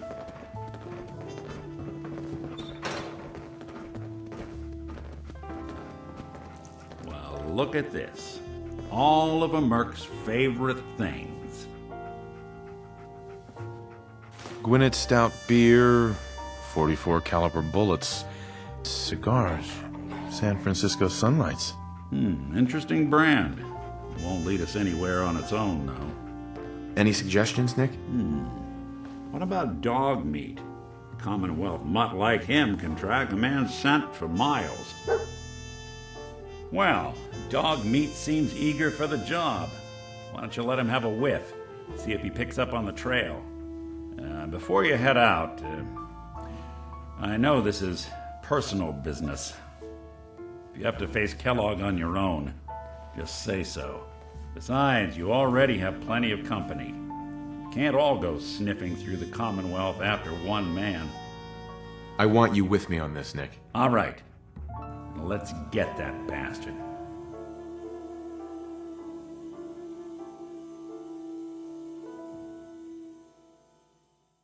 Dog meat. Get the scent, boy. I'm trusting my family's future to a dog. That's it. I'm officially crazy.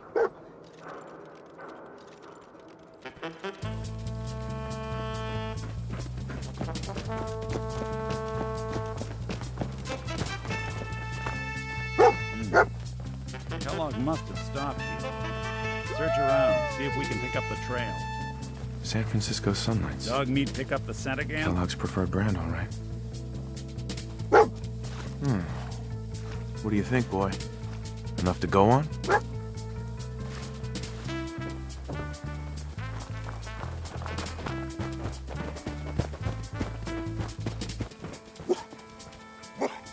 Gwinnett Stout. One of his creature comforts.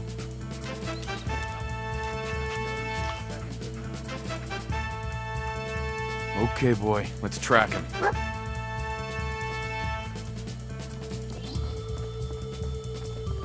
Alert. Critical signs. Alert. Critical signs. Damn. Hell of a party happened here. We're still on track. Hopefully he's not much further.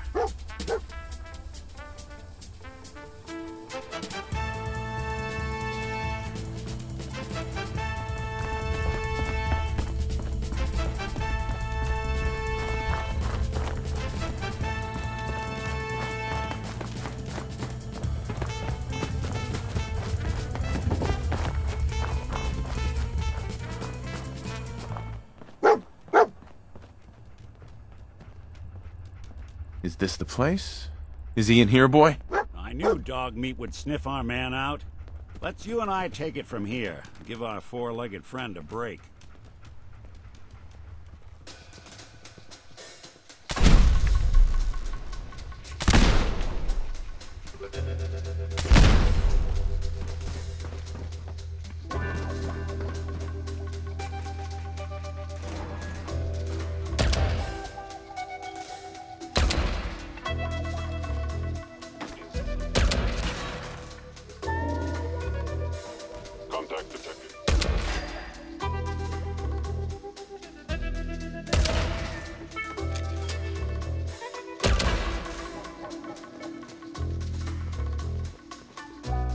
Yeah, if it isn't my old friend, the frozen TV dinner.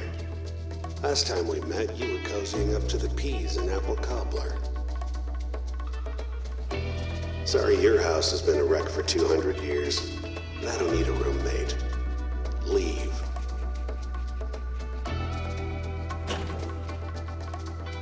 It's not too late. Stop. Turn around and leave. You have that option. Not a lot of people can say that.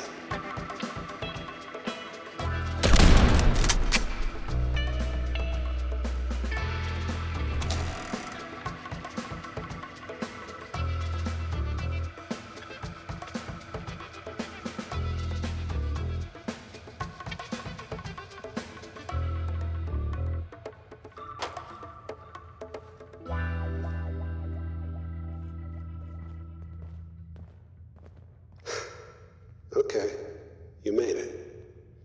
I'm just up ahead. My synths are standing down. Let's talk. Be strong, kid. You can win this. He can't hurt you anymore. There he is. Most resilient man in the Commonwealth. Funny. I thought I had that honor. You came a long way. Let's hear it. You murdering, kidnapping psychopath! Give me my son! Give me Sean! Now! Right to it then, huh? Okay, fine. Your son Sean. Great kid. Little older than you may have expected. But I'm guessing you figured that out by now. But if you're hoping for a happy reunion, ain't gonna happen, pal. Your boy's not here. God damn it, you mercenary motherfucker. Where is my son? What's the cliche? So close, but yet so far away? That's Sean. But don't worry. You'll die knowing he's safe and happy. A bit older than you expected, but ah well. At least he's in a loving home. The Institute. Here, the Institute. I'll find my son no matter where he is. That's the spirit. You know, you surprise me, have to admit. I find myself actually kinda liking you. I admire your dedication to fatherhood. Even if it is ultimately useless. But I think we've been talking long enough. We both know how this has to end. So, you ready? You know, in 100 years, when I finally die, I only hope I go to hell, so I can kill you all over again, you piece of shit.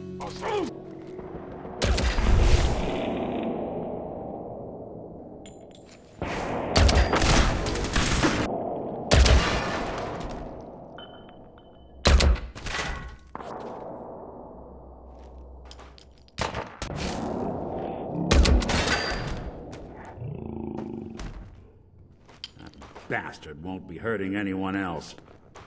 We should take a look around, get all the intel this place can hide.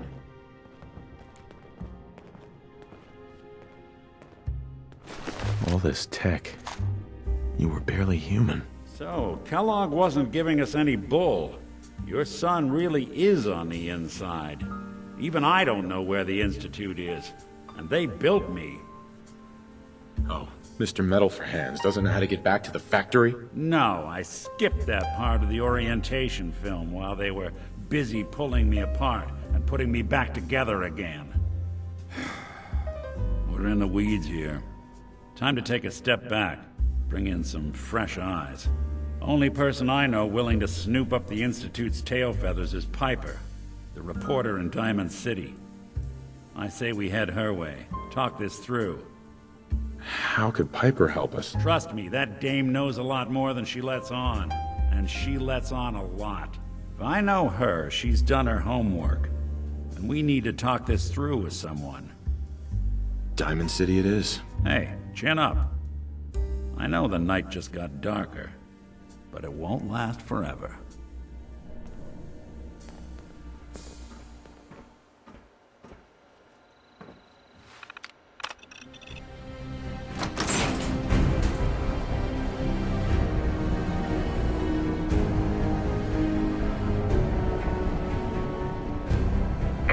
People of the Commonwealth, do not interfere. Our intentions are peaceful. We are the Brotherhood of Steel.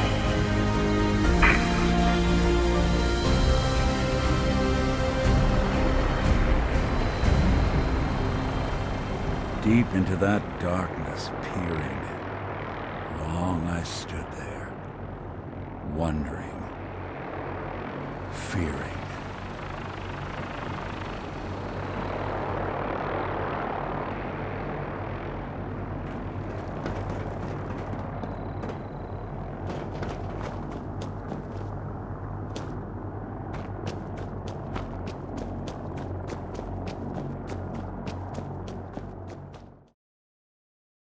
Well, well. Nikki Valentine walks into my office for a change. What can I say, Piper? You, me, and hard luck all seem to run together like acid rain down an old sewer. You, including your client here in that analogy? So, you two are finally letting me in on this little case of yours. What's the story? Where do you want me to start? The part where Kellogg turned out to be working for the Institute? Or the part where he told me they have Sean? The Institute. Oh boy. I've been investigating these creeps for over a year now. The Commonwealth's boogeyman. Feared and hated by everyone. True enough. Sometimes they snatch people in the middle of the night, and sometimes they leave old synths behind to remind us that they're out there. But to this day, there's one thing nobody really knows. Where the Institute actually is. Or how to get in. Exactly. But there's one person who has to know, right? The guy who just handed them Sean. Kellogg? Huh. Whatever you're thinking, it doesn't matter. He's dead. Yeah, I knew he wasn't gonna go quietly the moment I saw him. So, a murderer and a kidnapper gets his brains blown out by an avenging parent. Huh. Be a great ending if we didn't still have the biggest mystery in the Commonwealth to solve. He wasn't gonna talk. Even if I had a way of bringing him alive. Gets his brains blown out. Huh. His brains. You know, we may not need the man at all. You're talking crazy here, Nick. Got a fault in the old subroutines? Look, there's a place in Good Neighbor called the Memory Den. Relive the past moments in your mind as clear as the day they happened. If anyone could get a dead brain to sing, it'll be Dr. Amari, the mind behind the memories. I hope you're right, Nick. Let's see. I guess we're gonna need a piece of Kellogg's brain. Enough gray matter to bring to Amari and find out if this is going to work. Jesus, Nick. Gross. Seriously? I know it's grisly, but what choice do we have? We got no leads, nothing.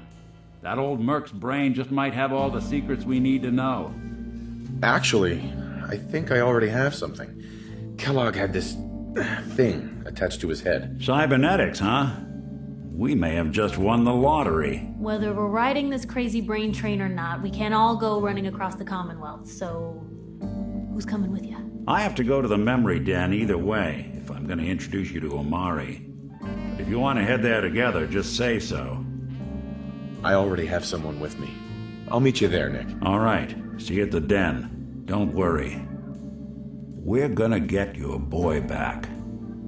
Just a few more steps. While you two are out, I'm gonna do some more research. I'll be here if you need me.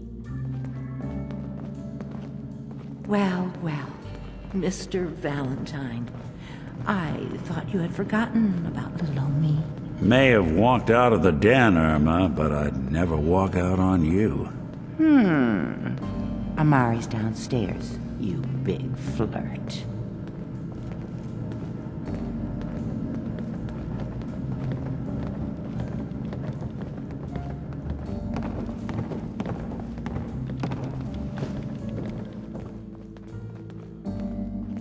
Dr. Amari? Yes? Wait. I remember you. I helped you with the robot-to-synth transplant for Curie. What's this all about? This one's all yours, Nick. We need a memory dig, Amari, but it's not going to be easy. The perp, Kellogg, is already cold on the floor. Are you two mad?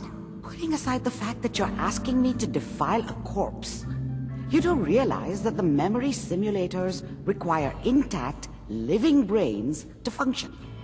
I mean, technically, the corpse was defiled already. This dead brain had inside knowledge of the Institute, Amari.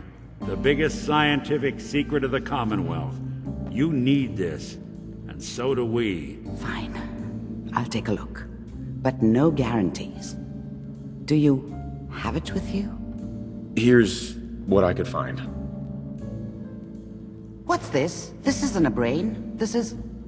Wait, that's the hippocampus. And this thing attached to it? A neural interface? Those circuits look awfully familiar. I'm not surprised. From what I've seen, all Institute technology has a similar architecture. Nick's an older model synth. Is he compatible? That's exactly what I was thinking. If we are lucky, it should hook right in. But even if this works, Mr. Valentine would be taking on a tremendous amount of risk. We're talking about wiring something to his brain.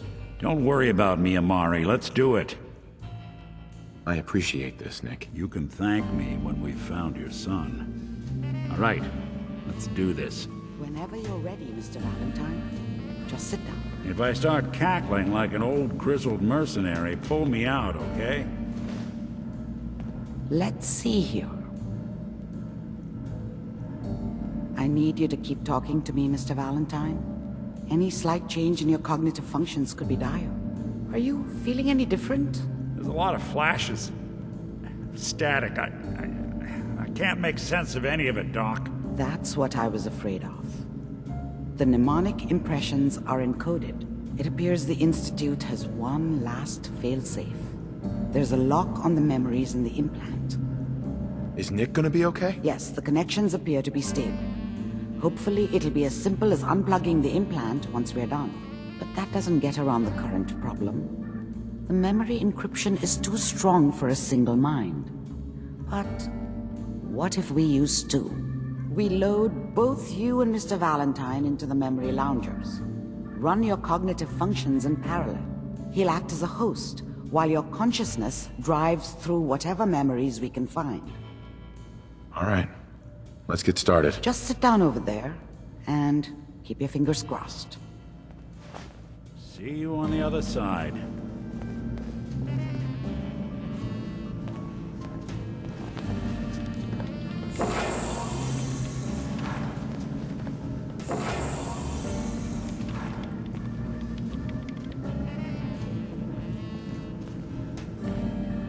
Initiating brainwave migration between the transplant and the host. Mnemonic activity coming from the transplant. It's degenerated, but it's there. We're going to load you into the strongest memories we can find. They might not be stable. Just hold on.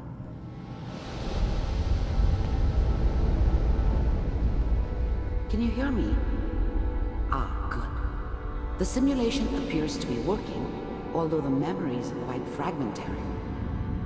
I'll try to step you through the intact memories and hope we find one that gives us some clue to the Institute's location. There. This is the earliest intact memory I can find. That makes it official, folks. The final vote counts. Turn down the goddamn radio! Remember, you are experiencing these memories as Kellogg. This may prove disorienting at first. Dad was either drunk or not around. I guess he must have run with one of the raider gangs, but I never really knew what he did.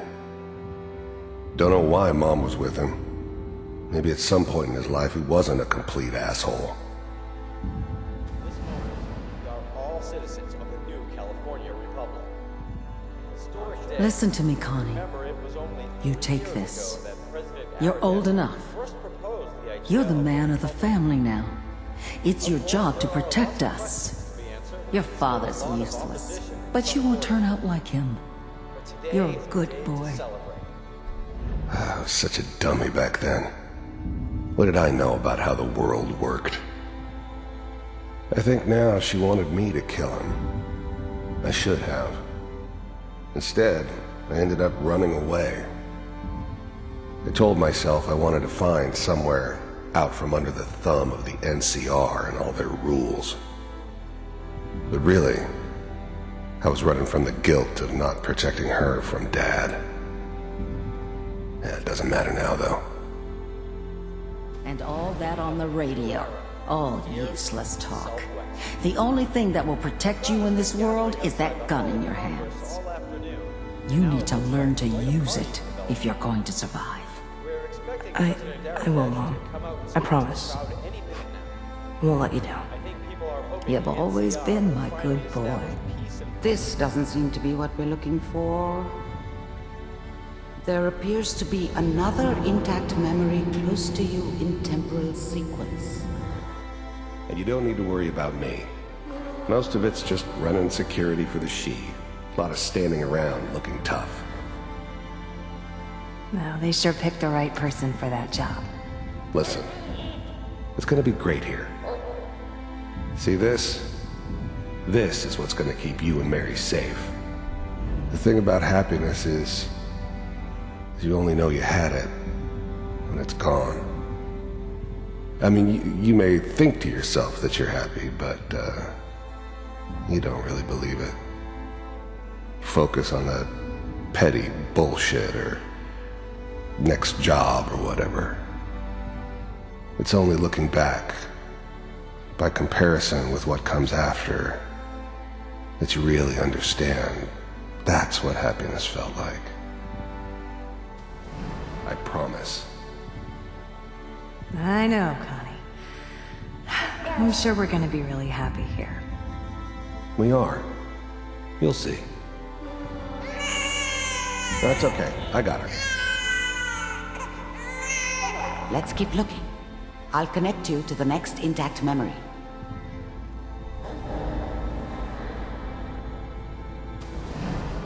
How did you think this was gonna end, Kellogg? You thought you could just fuck with us, and we wouldn't fuck with you? Just so you know, they died like dogs. And you weren't there to help them.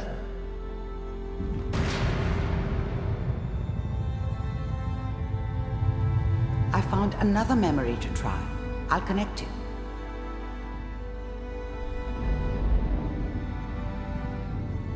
Mr. Kellogg, I'm glad you decided to meet with me. So, you're with the Institute. You heard all sorts of rumors about the Institute. But I figured they were just a convenient boogeyman for anything bad that ever happened. They were real, all right. They didn't know anything about operating on the surface.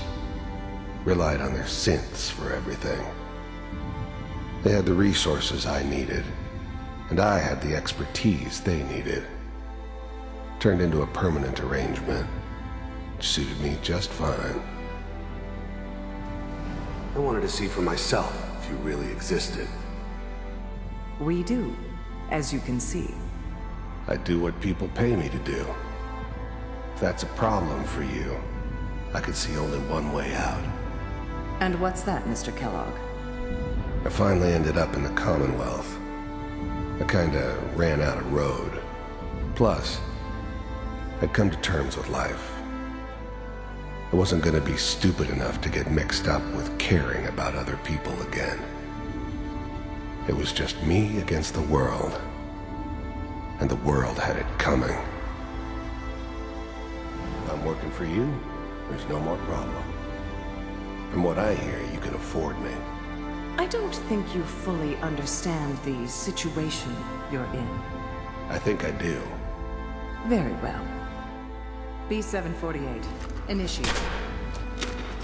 System shutting down. Critical failure. Impressive. We may have something to talk about after all. Getting warmer. One of these has got to tell us something. We're running out of brain here. There's one that looks mostly intact. Connecting now. Manual override initiated.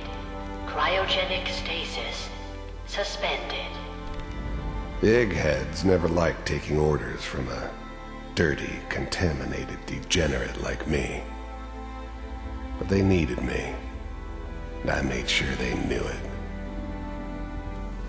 Vault computers are still working. That's good. Checking through the logs. Hopefully it's all... Just find him. Pod C6. Down the hall near the end.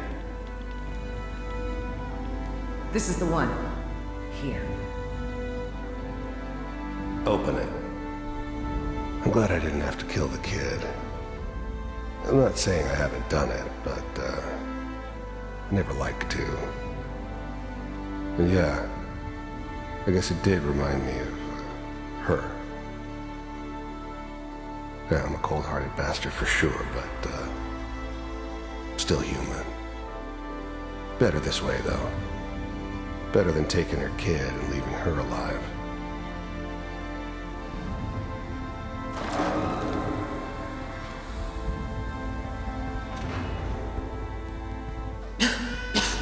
Is it over? Are we okay? Almost. Everything's gonna be fine. Come here. Come here, baby. No, I've got him. Let the boy go. I'm only gonna tell you once. I'm not giving you Sean! I was now the Institute's main operator in the Commonwealth. If they needed something done, they came to me. It wasn't usual for anybody from the Institute to come along on a mission, so this one stood out. I didn't know then who it was we were grabbing from the vault. Of course, neither did they. Not really. God damn it. Get the kid out of here and let's go. At least we still have a backup. Cryogenic sequence reinitialized. Even then, I knew it was a mistake leaving him alive. I understood that kind of revenge. No one better. But I was cocky enough to assume I could handle some soft, pre-war vault dweller, even if he somehow got thawed out. At least I know those Institute bastards will soon get what's coming to them, too. If he could take me out, they won't be able to hide from him for long.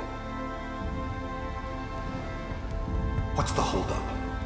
I'm almost finished, Kellogg. I just need to confirm. Come on. All right, we're good. I'm sorry you had to go through that again. I found another intact memory. Whenever you're ready. Is that your son? This appears to be a very recent memory, so good news, I think. Kellogg. It's okay. One of these days, you're gonna get your head blown off just barging in here like that. Minimizing my exposure to civilians is a priority. Forget I said anything. So what's the big crisis this time?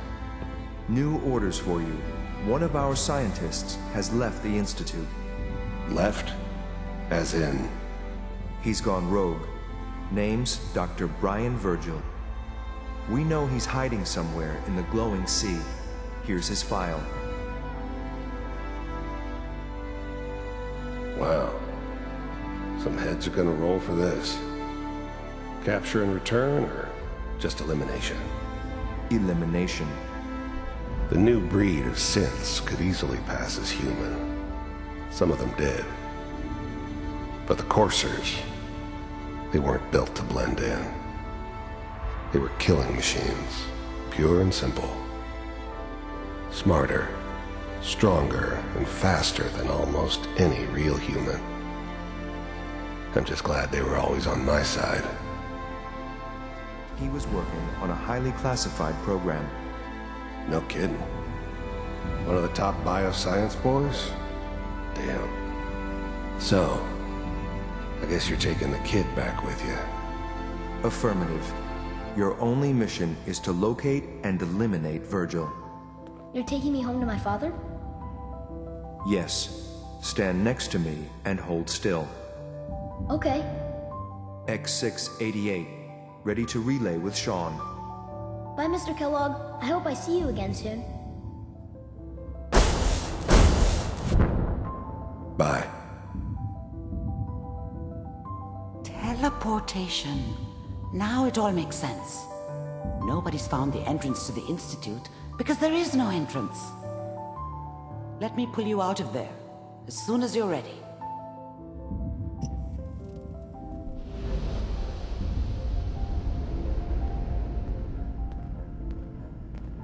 Slow movements, okay? I don't know what kind of side effects the procedure might have had. No one's ever done this before. There's more than one person who knows about the Institute. Virgil, that scientist who escaped. I didn't know Institute scientists could defect. This changes everything. He could answer all sorts of questions. Where did the memory say he was? The glowing sea? That can't be right. No one would risk going there, not even to hide. That's why he's there. To make the Institute think twice about following him. That must be it. He's using the radiation in the glowing sea like a shield or a cloak, a way to throw them off and be at an advantage. If Virgil found a way to survive there, you'll have to do the same. If you're going to follow him. Oh, I'm going in naked. Fingers crossed I get superpowers. I know you're joking, but as a doctor, I feel obligated to remind you that unprotected radioactive exposure will only kill you. Dead. D-E-A-D. So be sure you find a way to get through there with your life intact. And good luck. By the way, I unplugged Mr. Valentine first. Removed the implant while you were waking up. He's waiting for you upstairs. Hey, Valentine. Hope you got what you were looking for inside my head. That was right. I should have killed you when you were on ice. Wait. Were you just playing a joke on me? Guess that's for you to wonder and for me and Kellogg's memories to know for sure. Anyway, I feel fine, so let's get going. Or I could head back to Diamond City, since you've got company already. I'll see you around, Nick. Good luck out there. You know where to find me.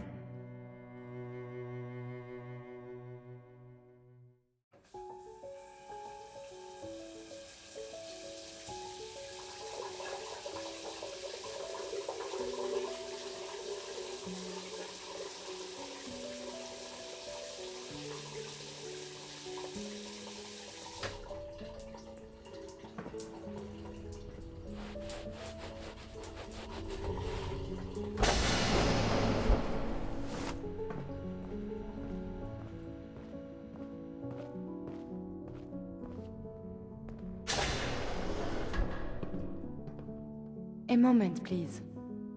Sure. I enjoy talking with you. As do I. I owe you so very much, and I do not mean to sound ungrateful, but I fear I am barely holding myself together. It's all right. I'm here for you. Thank you. That means so much. Becoming a synth is just so overwhelming. At first it was a struggle just to master basic functioning. How to brush the teeth, how to operate with only 2 hands, etc. But now I am full of inconsequential thoughts, feelings. How do you do everything with this whirlwind in the head? What sort of feelings? I don't know. I think anger, fear, happiness, but I'm not sure. They're so new. I prioritize and tackle what's most important at the time. That's helpful. You make it look so effortless, like breathing.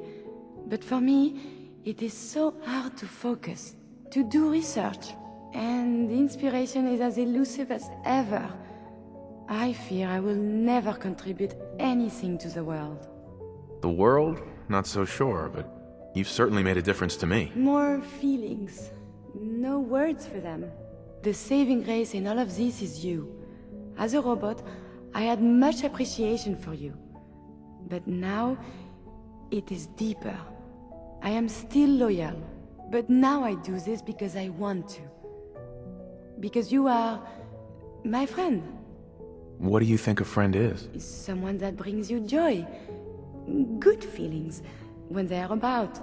Someone you desire to help and make happy. Someone you respect. It is hard to say my feelings about you. You are just a friend, yes? You're my friend too, Kiri. This stirs something in me. I have no idea why. I must cut this short. My eyes, they are malfunctioning. Adieu.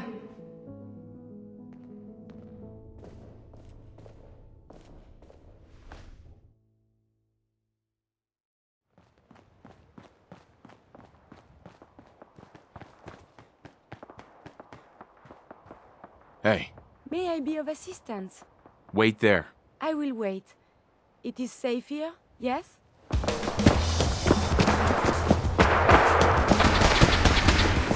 Damn it! Civilian in the perimeter. Check your fire!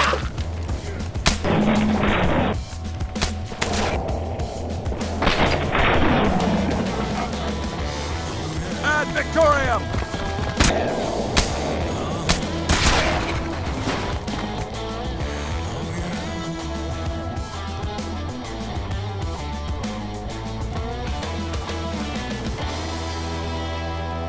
Excuse me. We appreciate the assistance, civilian. But what's your business here? Before I answer, will you tell me who you are? In due time. If you want to remain in our compound, I suggest you answer my question first. I'm just trying to survive out here, like everyone else. The way you charged in and engaged those ferals, I find that a bit difficult to believe. Are you from a local settlement? Do all these questions really matter? After all, I helped you fight those ferals. You make a fair point. If I appear suspicious, it's because our mission here has been difficult. Since the moment we arrived in the Commonwealth, we've been constantly under fire. If you want to continue pitching in, we could use an extra gun on our side.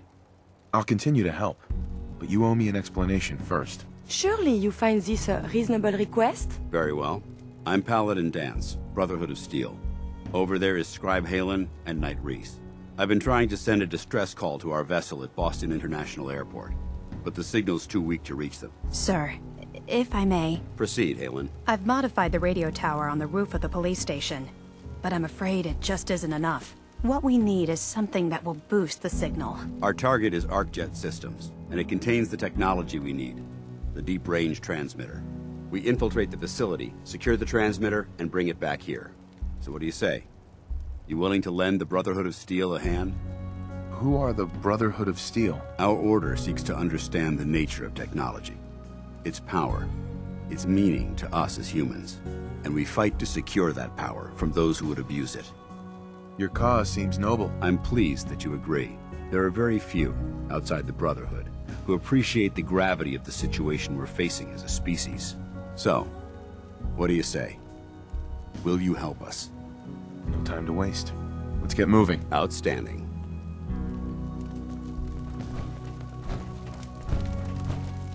Halen, take Reese inside and bind his wounds. Yes, sir. Reese, once you're on your feet, I want you to make certain the perimeter is secure. I'm on it. All right, civilian. It's time to prove your worth. Head into the police station and resupply yourself. Then let me know when you're ready to begin. Let's move out, people. All right, big guy. Let's go. Yeah, I'm coming.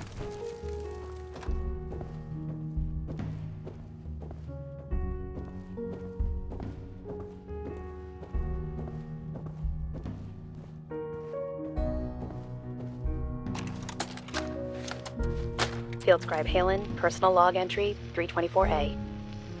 I'm starting to wonder if joining the Brotherhood of Steel was a good choice. I originally signed up seeking protection and comradeship, but I'm worried that I've traded away a bit of my humanity in the process. The Brotherhood's message of hope for the future is idealistic and noble, but their methods leave a lot to be desired. The leadership seems especially misguided.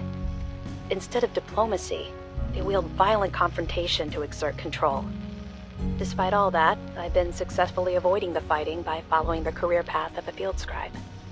I suppose only time will tell how long I can stand the sight of spilled blood over my own moral fiber. So you gonna patch me up or what? I don't know. Your prognosis looks pretty grim. Might be more humane to just take you out back and shoot you. You're all hard, Doc. Just quit squirming so I can get these bandages on. Paladin. You ready to move out? Ready. Outstanding. Follow me, and try not to lag behind. The Commonwealth is a very filthy place. For shame. We'll take this alley. Follow me.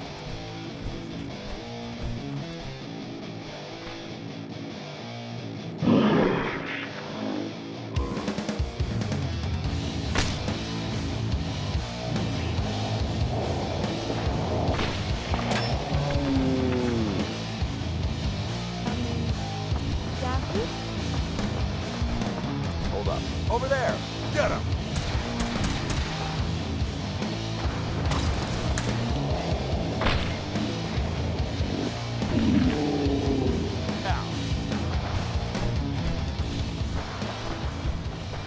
There it is, Arc Jet Systems. There shouldn't be any exterior security, so we'll head in through the front.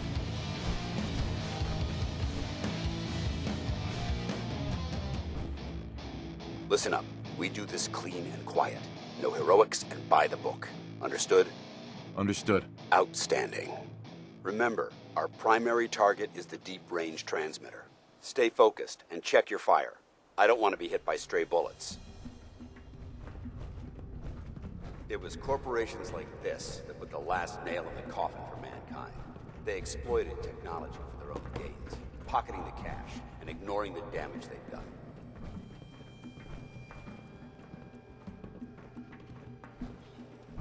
Look at these wrecks.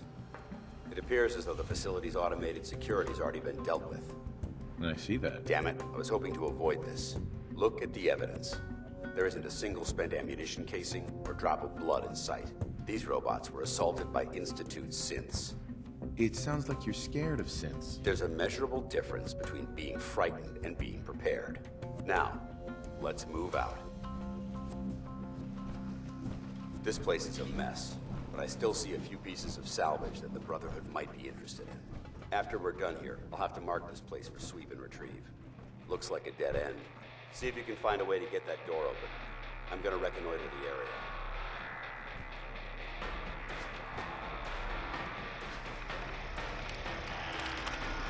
Department.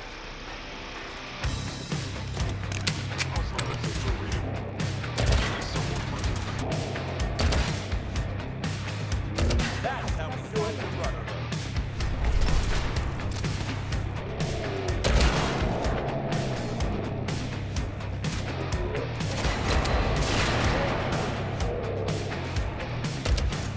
Nice try.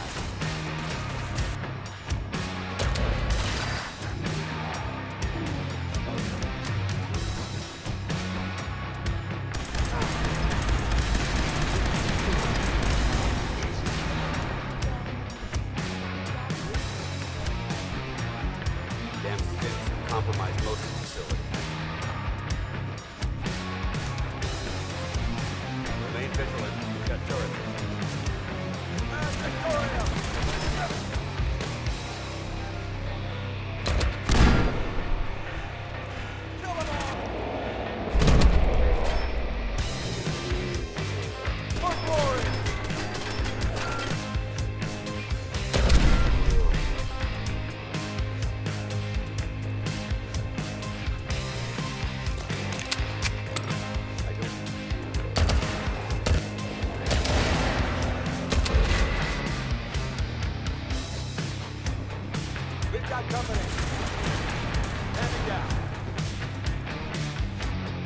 that's the last of them. Damn it. I don't see the device anywhere. Fan out and check the synth remains. They may have been after the transmitter as well. Let's get out of here. We'll take the service elevator to the surface.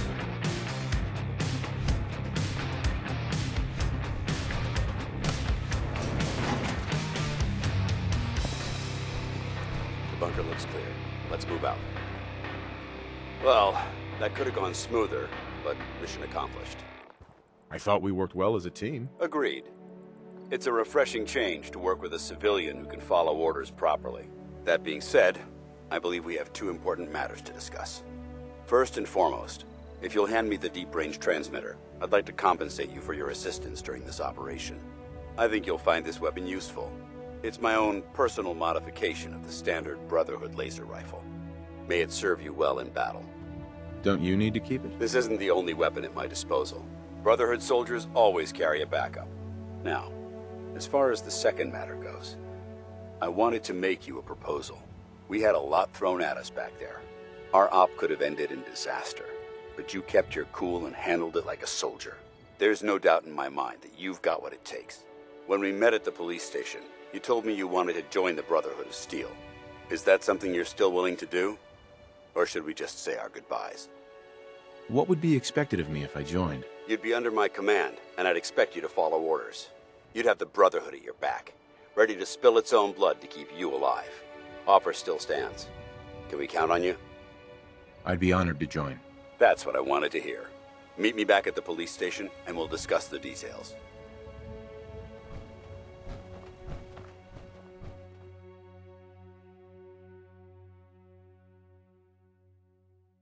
Glad to see you alive and well, sir. Are we in luck, sir? Mission accomplished. We have the transmitter. Finally, some good news for a change. Nice work, sir. I didn't do it alone. Aelin, Reese, it's time to welcome our newest recruit to the Brotherhood. He shows a lot of promise, and with the proper guidance, I think he has the potential of becoming one of the best. Thanks. I promise not to let you down. You don't have to prove anything else to me. Getting that transmitter was enough. So you decided to stay, huh? I expected you to take your payment and run. Let's just hug this out and get it over with. What do you say? You can play it however you want, tough guy. It's gonna take a lot more than completing one mission to impress me. Reese, that's enough. Like it or not, you're going to have to learn to work together. And you need to understand what it means to be a part of the Brotherhood. We're not soldiers of fortune. We're an army, and we've dedicated our lives to uphold a strict code of ethics. If you intend to stay within our ranks, you need to obey our tenets without question. Don't worry. I've spent time in the military. Perfect. Then there's no need to give you a long lecture, so I'll get right to the point. I only ask for two things from anyone under my command: honesty and respect. You fall in line, you stay in line. I give you an order, and you follow it. It's as simple as that. There's one last order of business I wanted to get out of the way. I'm going to recommend you to be awarded the rank of Knight. Now, nothing's official until you speak to Elder Maxon, but I wanted you to be the first to know. Fair enough. Outstanding, soldier. Ad Victoriam, Knight. He doesn't even know what that means, Halen. Ad Victoriam means to victory. In our eyes, defeat is unacceptable, because we're fighting for the future of mankind. Our rallying cry is more powerful than any weapon you could ever carry. Remember that. Now, I've received orders that we're both to report to the Prydwen. Let me know when you're ready to mount up. Paladin Danse. Are you ready to head up to the ship? Why did the Brotherhood send it here in the first place? I'm not sure, but I think it might have something to do with the data on the Commonwealth my team gathered before it arrived. We call our ship the Prydwen. She's loaded with enough troops and supplies to mount a major offensive. If she's here, Elder Maxon's here. And that means we're going to war. Who's Elder Maxon? Maxon is the commander of this division of the Brotherhood of Steel. He's the model of what every Brotherhood soldier hopes to become. If we're going to war, I can promise you that he'll be leading the charge. That being said, you're about to get to know the Prydwen up close and personal. I've received orders that we're both to report to her immediately. Follow me up to the roof of the police station. We're going for a little ride. Are we going to fly? minigun in front of you is loaded and ready to fire. If you spot anything hostile during the flight, I suggest you put it to good use. Make sure you properly identify your targets before you start shooting. We don't want to have any mishaps and fire on the locals. The Commonwealth looks different from up here, doesn't it? It never ceases to amaze me how drastically your perception of the battlefield changes from the air. We're gonna need that edge when we take on the Institute. They've already proven that they're technologically superior, which means there's no telling what types of weapons they'll have in their arsenal. Hopefully, our air superiority and tactical know-how will make the difference. Now all we have to do is find them. And I'm betting that Elder Maxon will have a plan already in place by the time we arrive. I wish everyone down there believed in our cause. But they've been blinded by rumors and misinformation. They don't realize that the Brotherhood of Steel is the Commonwealth's last hope for survival. Every man, woman, and child below is in mortal danger.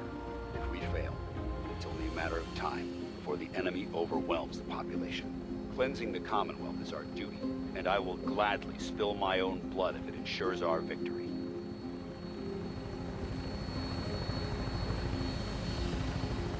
We're on final approach to the airport.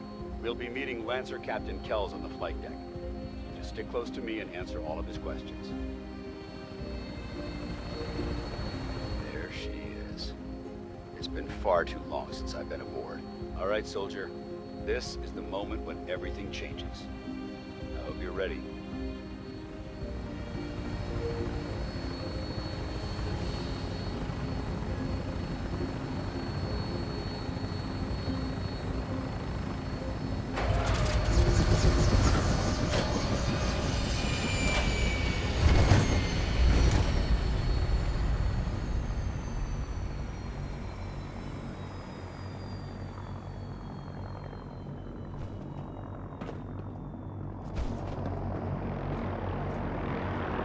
Permission to come aboard, sir? Permission granted. And welcome back, Paladin. Allow me to be the first to congratulate you on a successful mission. And is this our new recruit? Yes, sir. I feel promoted him to initiate, and I'd like to sponsor his entry into our rankings personally. Yes, we've read your reports. You'll be pleased to know that Elder Maxon's approved your request and placed the recruit in your charge. Thank you, sir. And my current orders? You are to remain on the Privet and await further instructions. Very good, sir. Ad Victoriam, Captain. Ad Victoriam, Paladin. So, you're the one Paladin Danse has taken under his wing. You don't look much like a soldier to me. Looks can be deceiving. Which is precisely why I personally insist on scrutinizing every recruit who boards this vessel. I've read Paladin Dance's reports. He seems to think you'll make a fine addition to the Brotherhood. You might expect an endorsement like that to grant you a great deal of latitude with us. But let me make one thing clear. The Brotherhood of Steel has traveled to the Commonwealth with a specific goal in mind. As the captain of this vessel, I won't allow anyone to jeopardize our mission, no matter how valuable they think they are. Understood? What exactly is your mission here? I'm not at liberty to say. Elder Maxon will be addressing the crew shortly, and I'm certain all of your questions will be answered. Now, was there anything else? Or was everything I said understood? Absolutely. Good. That's all for now, soldier.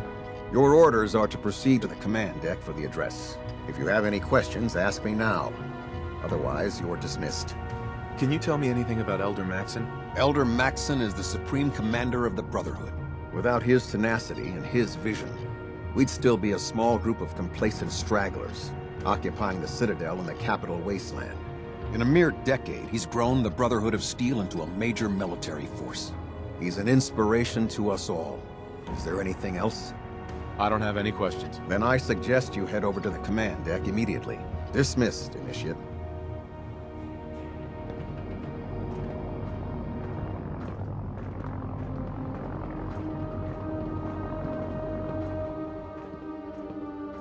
Brothers and sisters, the road behind has been long and fraught with difficulty. Each and every one of you has surpassed my expectations by rapidly facilitating our arrival in the Commonwealth. You have accomplished this amazing feat without a hint of purpose or direction. And most impressively, without question. Now that the ship is in position, it is time to reveal our purpose. Beneath the Commonwealth, there is a cancer, known as the Institute. A malignant growth that needs to be cut before it infects the surface. They are experimenting with dangerous technologies that could prove to be the world's undoing for the second time in recent history. The Institute scientists have created a weapon that transcends the destructive nature of the atom bomb. They call their creation the Synth. A robotic abomination of technology that is free-thinking and masquerades as a human being. This notion that a machine could be granted free will is not only offensive, but horribly dangerous. And like the atom, if it isn't harnessed properly, it has the potential of rendering us extinct as a species. I am not prepared to allow the Institute to continue this line of experimentation. Therefore, the Institute and their synths are considered enemies of the Brotherhood of Steel, and should be dealt with swiftly and mercilessly. This campaign will be costly, and many lives will be lost. But in the end, we will be saving humankind from its worst enemy. Itself. Ad Victoriam! Ad Victoriam! Ad Victoriam! I care about them, you know. The people of the Commonwealth. If you say so. I can understand your indecisiveness. Turning your weapons on the very same people that you're trying to save can be a bitter pill to swallow. What do you want from me? I want you to start taking responsibility for this planet. To start making a difference. And from what I've read in Paladin Dance's reports, you've already begun that journey. Seeing as he's one of my most respected field officers, you couldn't get a better recommendation. Therefore, from this moment forward, I'm granting you the rank of Knight. I'll do my best to live up to it. I'm certain that you will. In any event, once you're finished becoming familiar with the Pridwin and my staff, report to the flight deck for your new orders. Welcome aboard the Pridwin, soldier. Make us proud. So how did it look out there? We've got a lot of work ahead of us, brother. Excuse me, Paladin Danse? There you are. How did it go with Elder Maxon? Maxon seems so young compared to everyone else. You're okay with that? Don't let his age fool you. Maxon's a brilliant tactician, a formidable warrior, and possesses an idealistic vision for the future of the Brotherhood. I'd follow him anywhere, without question. Why are you so confident in his abilities? A decade ago, the Brotherhood had almost gone completely astray. The Elder before Maxon sent us down a path that was leading nowhere. He was more concerned about charity than the preservation of technology. But when Maxon took over, he single-handedly reprioritized the Brotherhood from the ground up and put us back on the path to glory. This ship and its crew are a testament to his leadership. He sounds pretty delusional to me. You don't actually buy everything he's saying, do you? You shouldn't judge Maxon on his words alone. His actions prove his sincerity. I just hope you appreciate how much of a chance I'm taking bringing you into the fold this quickly. Not to put too fine a point on it, but if you screw up, we go down together. So what's all this about you being my sponsor? Elder Maxon is understandably particular when it comes to new recruits. He believes in order to keep the Brotherhood strong, we have to bond as brothers.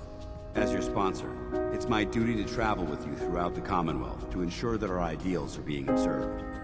That's why I'm so concerned about your performance in the field. I won't let you down, Danse. I promise. Good. In order to be an effective part of the team, you need to learn your way around this ship and get to know its crew. Since I've been officially assigned to you as your sponsor, I'd recommend taking me along with you. You can come with me or wait until I'm done. It's up to you. In that case, I prefer to tag along. There. Try it now. Nothing. I was supposed to report 10 minutes ago. If you can't fix it... I can fix it. You're the one who decided to kick your way through a mirelurk. Got it. There it is. Thanks, brother. Proctor Ingram? So, you're the new recruit I heard about. Huh, not what I was expecting. Sounds like you're disappointed. Not disappointed, just surprised. You don't look like one of the usual wastelanders we pick up. Anyway, since you came down here to meet me, we may as well get it over with. My name's Ingram, and this lovely little grease pit is where you'll usually find me. If your power armor's too tight in the crotch, the Pridwin's about to crash into the ground, or a robot's gone haywire, you come see me. While you're at it, my car is making this weird grinding noise when I back it out of the driveway. You're gonna have to take a number. There isn't a day that goes by on this tub without 5 or 6 things breaking down. And since I'm stuck in this rig, I'm not quite as spry as I used to be. The work tends to pile up. You feel like telling me how you ended up that way? That's a little personal, don't you think? Most people in your condition would have given up. I just wanted to hear your story. Sure. What the hell? I was fighting with the Brotherhood in the capital wasteland. Worked at a staging area for the power armor troops. Our position was along a ridge line overlooking the battlefield. I'd say it was a 100-foot drop, give or take. That's quite a drop. The enemy had no way of getting to us up there. It was a perfect liftoff point for the vertibirds. To make a long story short, the ridge I was standing on took a hit from a nuke. Sheared most of the cliff right off, and caused the platform I was standing on to tumble over the side. If I hadn't been test piloting one of the power armor suits at the time, I would have died. Your power armor helped you survive the fall? Yeah, it took the brunt of the impact. But I don't know if I'd call it surviving. The suit was trashed after it landed, and I lost both of my legs. Haven't walked since. Now, if you'll excuse me, I need to get back to work.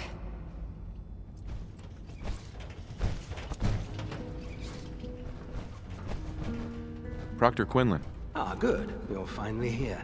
Just set the books down anywhere. I'll get to them as soon as I can. What, not even a thank you? I hardly need to... Oh my. It appears I've mistaken you for someone else. Since it's obvious that you aren't who I was expecting, would you mind telling me why you're here? Maxon wanted me to meet the crew, so you were next on my list. Ah, yes. You must be the new recruit described in Paladin Dance's report. Under normal circumstances, I'd provide you with a proper orientation of my department. However, I'm woefully behind setting up research patrols and getting bombarded with requests for technical documentation. Unfortunately, I'm lacking the personnel needed to get the job done. Maybe I can lend you a hand. That would be splendid. In any event, it was a pleasure to meet you, Knight. Captain. Glad you finally stopped by, soldier. Are you ready for your medical exam? As long as it doesn't involve petroleum jelly and rubber gloves, I'm ready. No. This isn't that sort of examination. I'm going to ask you a series of medical-related questions, and I'd like you to answer me to the best of your ability. First question. As a child, were you ever exposed to radiation for an extended period of time? My father said I used to sit way too close to the television. The television? Wait a second. Let me check my notes here. You were a vault dweller? You're probably healthier than anyone else aboard.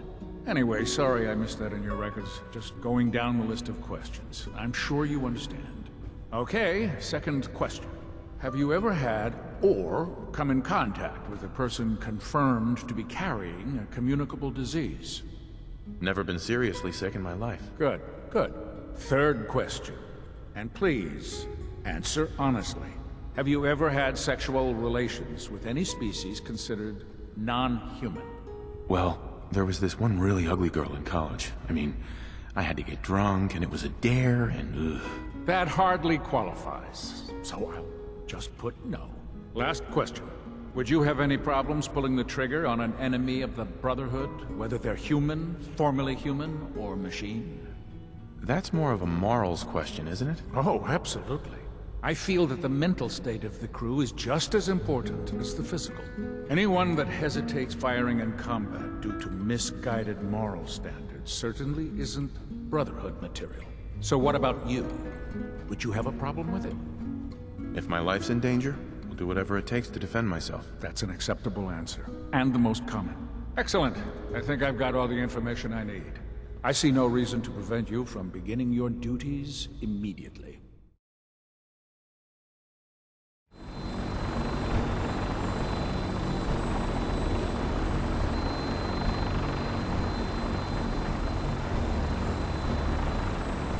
Elder Maxon, Now that you've familiarized yourself with the Pridwin's crew, are you ready for your next assignment, brother?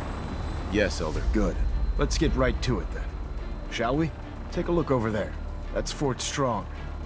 And it's infested with super mutants. Having those aberrations of nature close enough to smell is making me sick to my stomach. To make matters worse, they're sitting on top of a massive stockpile of Fat Man shells we could use in our campaign.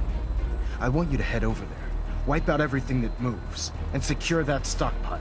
Understood? Super mutants?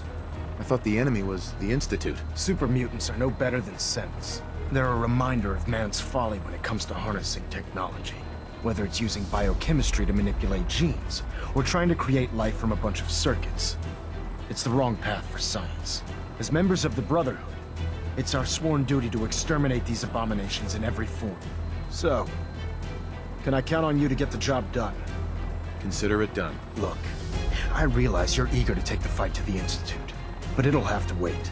The Brotherhood cannot allow those abominations to have a nuclear arsenal at their fingertips. It'll be a pleasure to exterminate that mutant filth.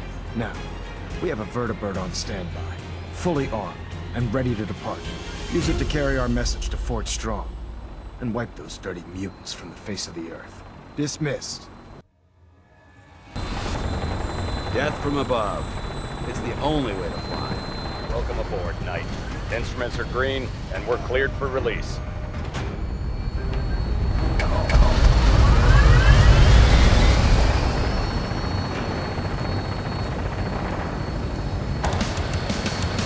Having the Pridwin moored above the airport keeps the Brotherhood within striking distance of the city.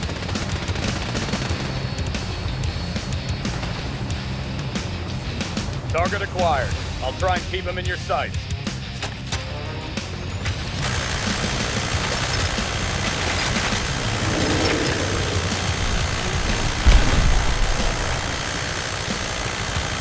Primary target down. Look at that thing bleed. I'm gonna find a place to set her down and then hightail it back to the Pridwin for repairs.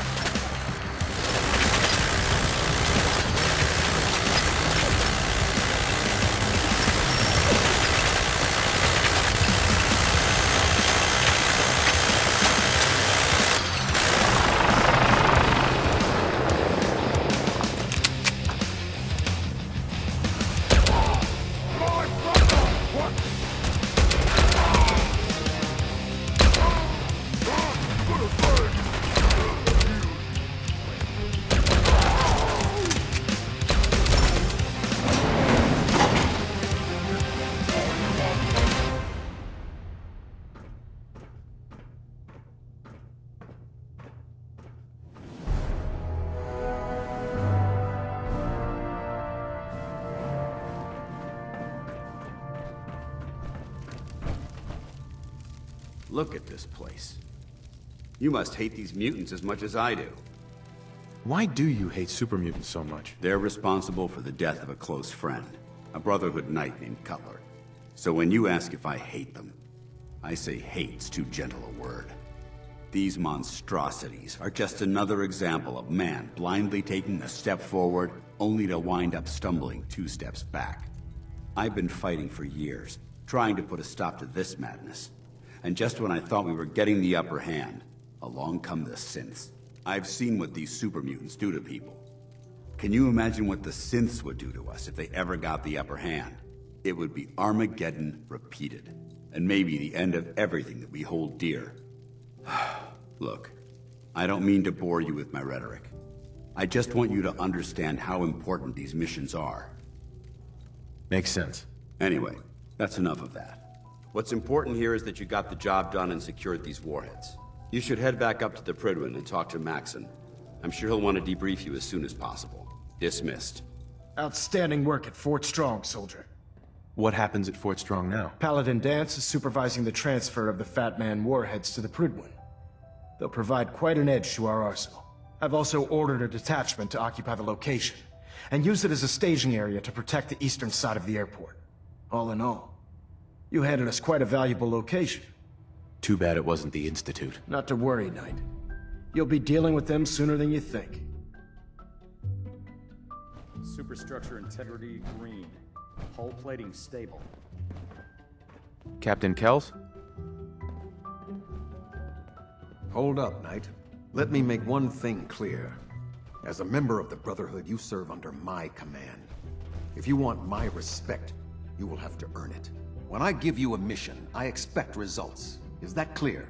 Perfectly. Good. I want you to take charge of a recovery operation. The Brotherhood has been monitoring the Commonwealth for some time now.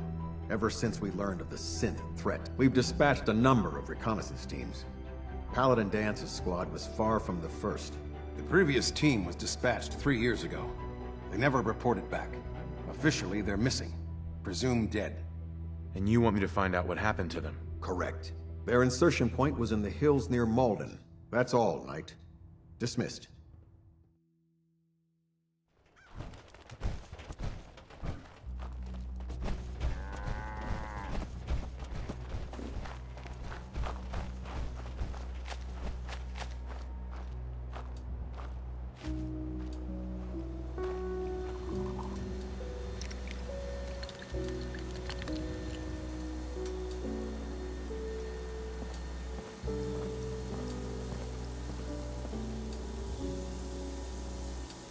Not bad. Not bad. Well, this changes things for you.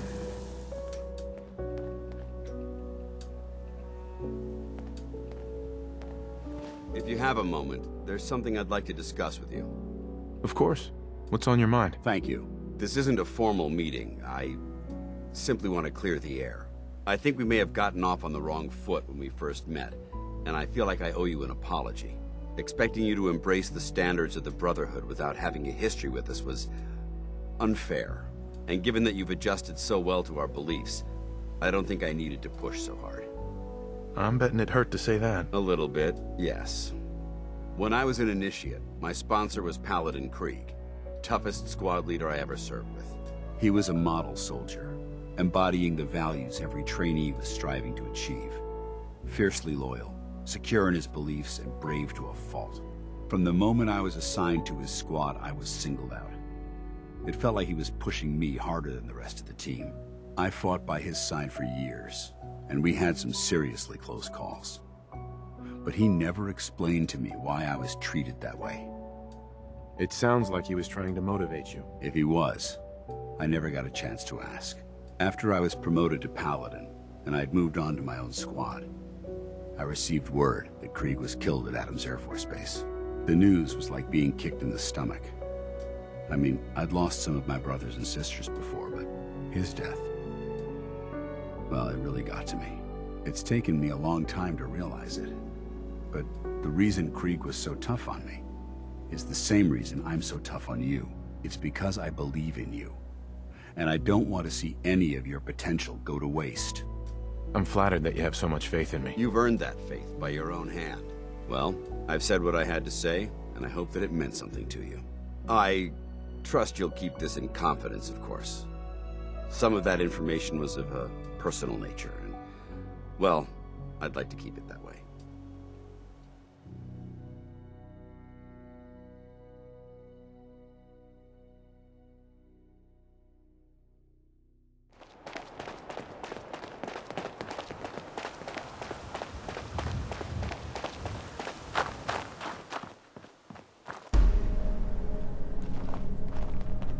Hold up. Let's assess the site. An explosion tore this building apart. Some kind of high-yield detonation. Look at the blast crater.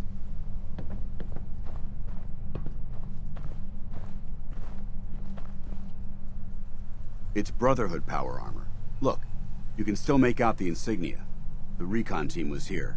The damage, it's deliberate. They set the fusion cores in their armor to overload. That's what caused the blast, but why?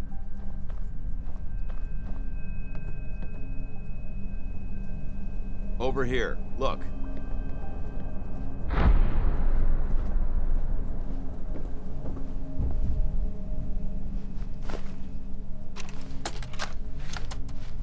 Ambushed on the road. We're outnumbered 5 to 1.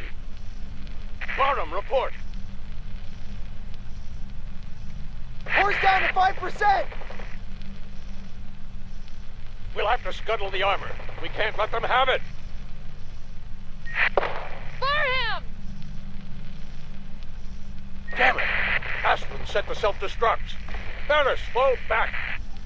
We'll head for the old military base, then try to make it to our holdout. The code will be our call sign. All right, move, move, move!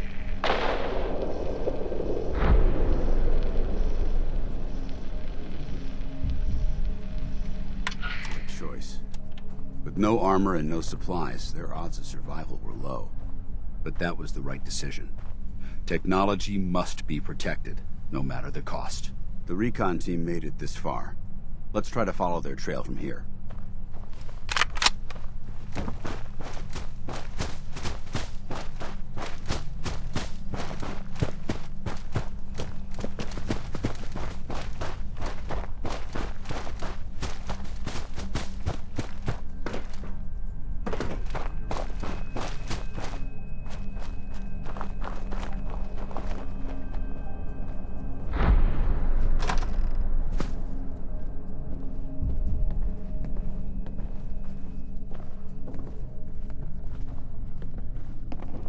This place would elicit fear in most individuals.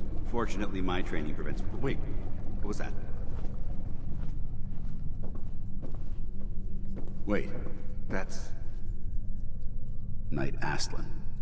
She was in my company, years ago. Best marksman I ever saw.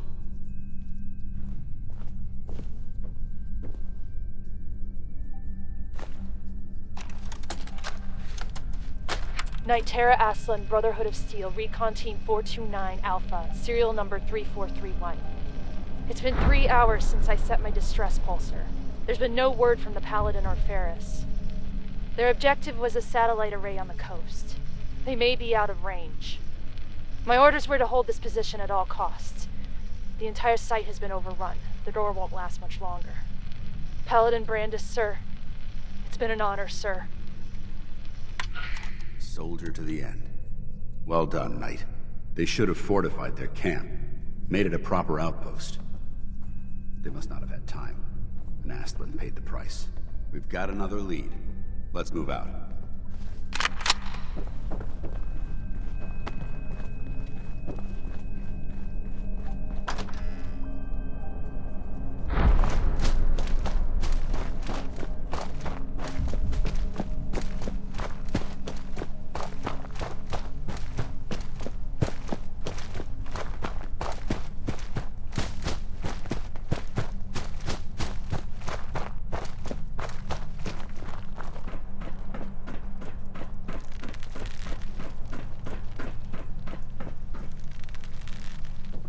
Field Scribe Ferris.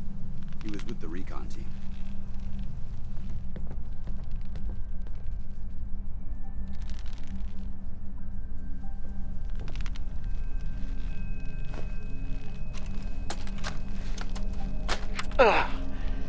This is Ferris. It's been 2 hours since the Paladin left. My leg. I can't staunch the bleeding. The bullet must have hit an artery. Brandis, if you get this, I hope you made it back to Aslan in time. There was nothing you could do for me. Get to the bunker up north. You'll survive. That's all that matters. They must have come to the satellite array for the comm system. Probably trying to send word back to the Prydwen. They were ambushed. Ferris was wounded, couldn't walk. They got a distress signal, and Brandis left him behind. He broke the first rule of small group tactics. Stick together. Always stick together. They all wound up alone, and they all got killed. Damn it. That just leaves Brandis. He always was a survivor, but after all this time... The tape mentioned a bunker. I think I know the one. It was part of my original mission brief. Let's move out.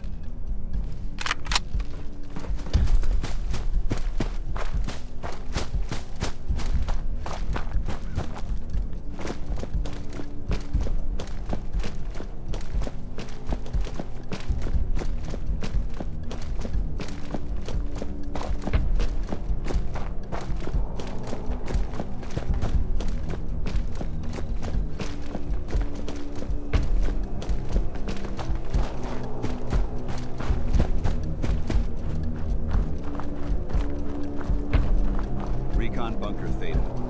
This is the holdout site. Stay vigilant.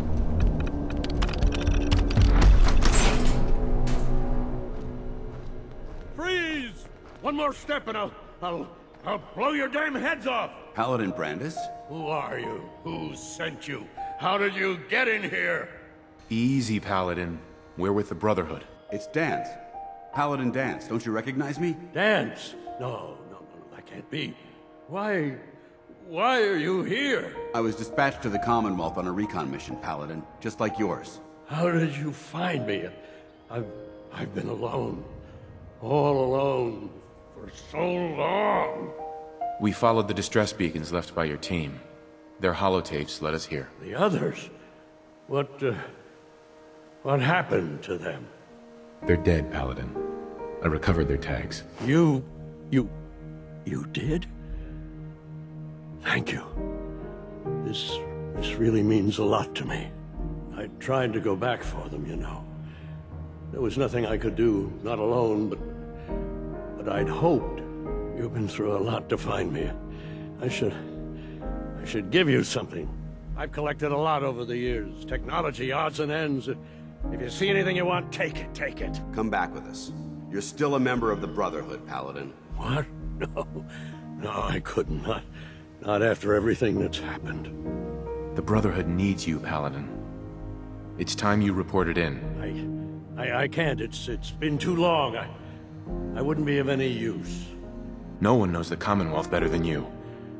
We need your help. I've been here too long. I'm not myself. Would they still take me? The Brotherhood will honor the memory of your team. Shouldn't you be the one to tell their story? Unless I go back, their sacrifices, everything we went through, it'll be forgotten. I can't let that happen. I'll do it.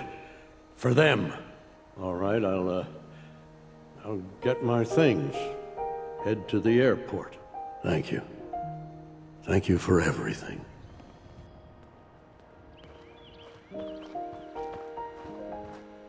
You handled yourself well, Knight. Will the Brotherhood take him back? Not like that. He'll be placed under observation until he's fit for duty again. Still, his experience and knowledge of the Commonwealth make him an asset. He won't be turned away. Captain Kells will want to hear about this. Let's report in. Would it be possible to speak off the record for a moment? Off the record? That's not like you, Danse. Which is why this is going to be difficult to say. So I'd appreciate it if you bear with me. When you were first placed under my sponsorship, I had some serious reservations about it. Despite all that, this has turned out to be a rewarding experience. For both of us. At this point, honestly, I don't feel like there's anything else I could teach you about being a Brotherhood soldier that you don't already know. It's apparent from your attitude and your actions that you intend to keep those ideals close to your heart. You're beating around the bush. Is there something you're trying to tell me? Is it that obvious? I've never been very good at these things. Let me start at the beginning. I grew up alone in the capital wasteland. Spent most of my childhood picking through the ruins and selling scrap.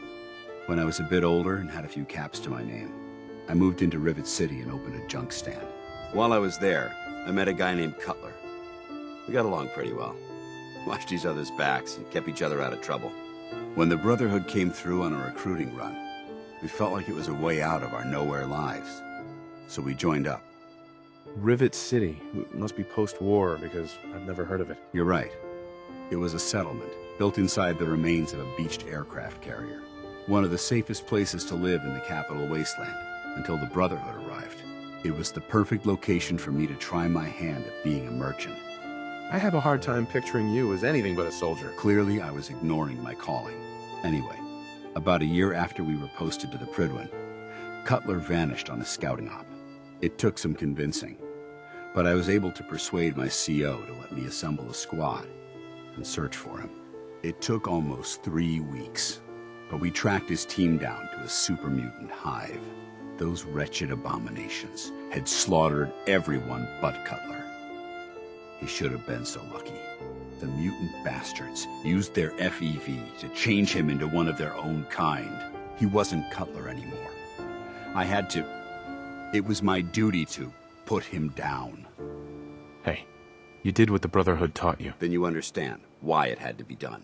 Ever since Cutler died, I've seen other soldiers come and go. Some were brave, some were honest. Hell, some were even downright heroic. But I'd never considered any of them to be a good friend. A friend like Cutler was. Until now. It's a good feeling, but it frightens me all the same. Having a bond with someone, then losing them.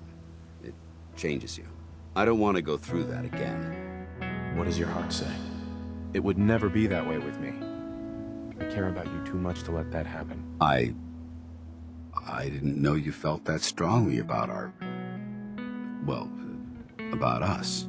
I'm sorry if I seem confused. You've certainly given me something to think about. I just thought you deserved to know how I felt. If you feel that I've overstepped my bounds, I completely understand. Whatever the case may be, I appreciate the fact that you took the time to listen.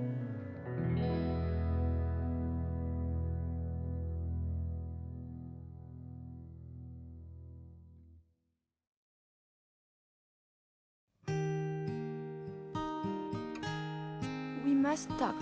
You are so very, very distracting. You know this, yes? You're pretty distracting yourself. I had a point, a reason. Oh, yes. My control of feelings is worse than before. And you are no help. With your teasing of poor little Curie. But it is not just you.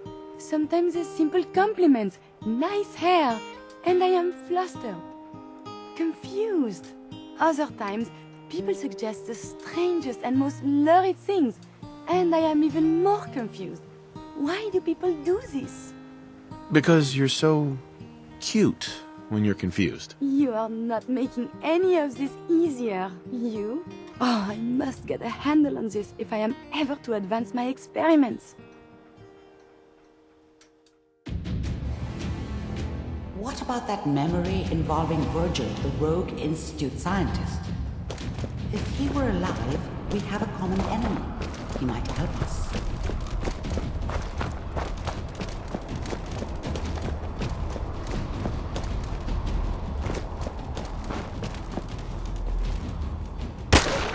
You hear that? Look, we don't have any options left. You have to go after him. Through that sea of radioactive ash.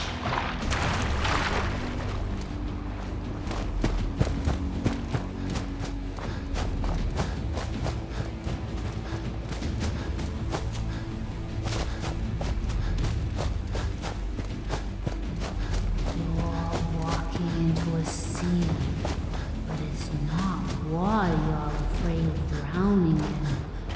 It's something invisible, but radiant. It burns everything in it. And plunging into a dead man's memory wasn't crazy? You've already done the impossible. Who's to say God won't let you do it again?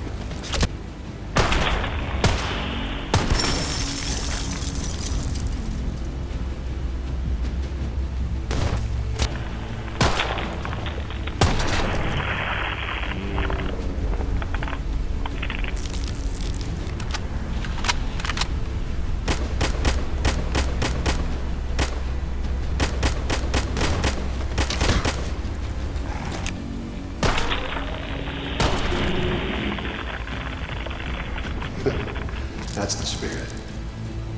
You know, you surprise me, I have to admit. I find myself actually kind of liking you. But no, I can feel them. There's people calling out to something, chanting. They can show you the way, but they're so hard to read. Be careful around them, kid. Stop right there, stranger. You approach Atom's holy ground. Why? State your purpose or be divided in his sight. I'm here because I need your help. Do you seek division? Have you come to merge with Atom, to be split in his infinite glory?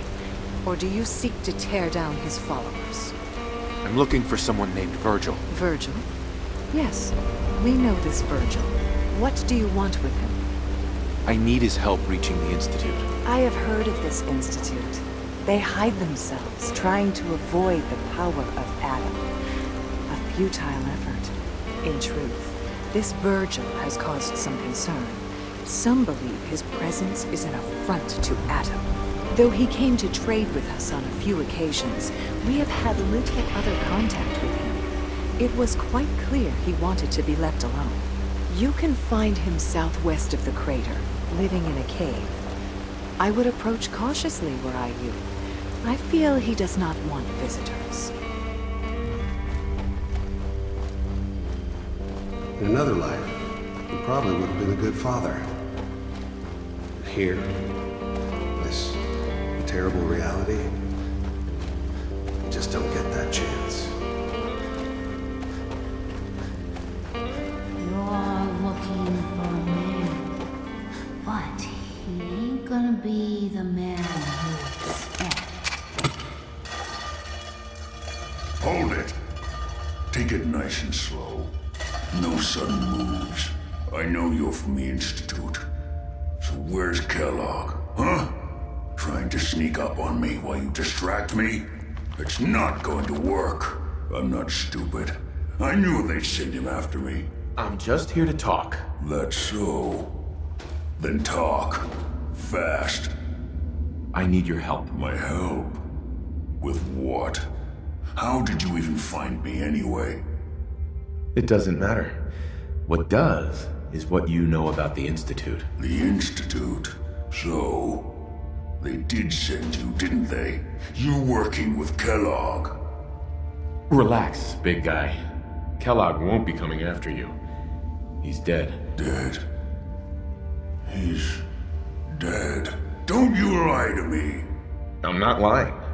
I killed him myself. Did you? Kellogg was ruthless.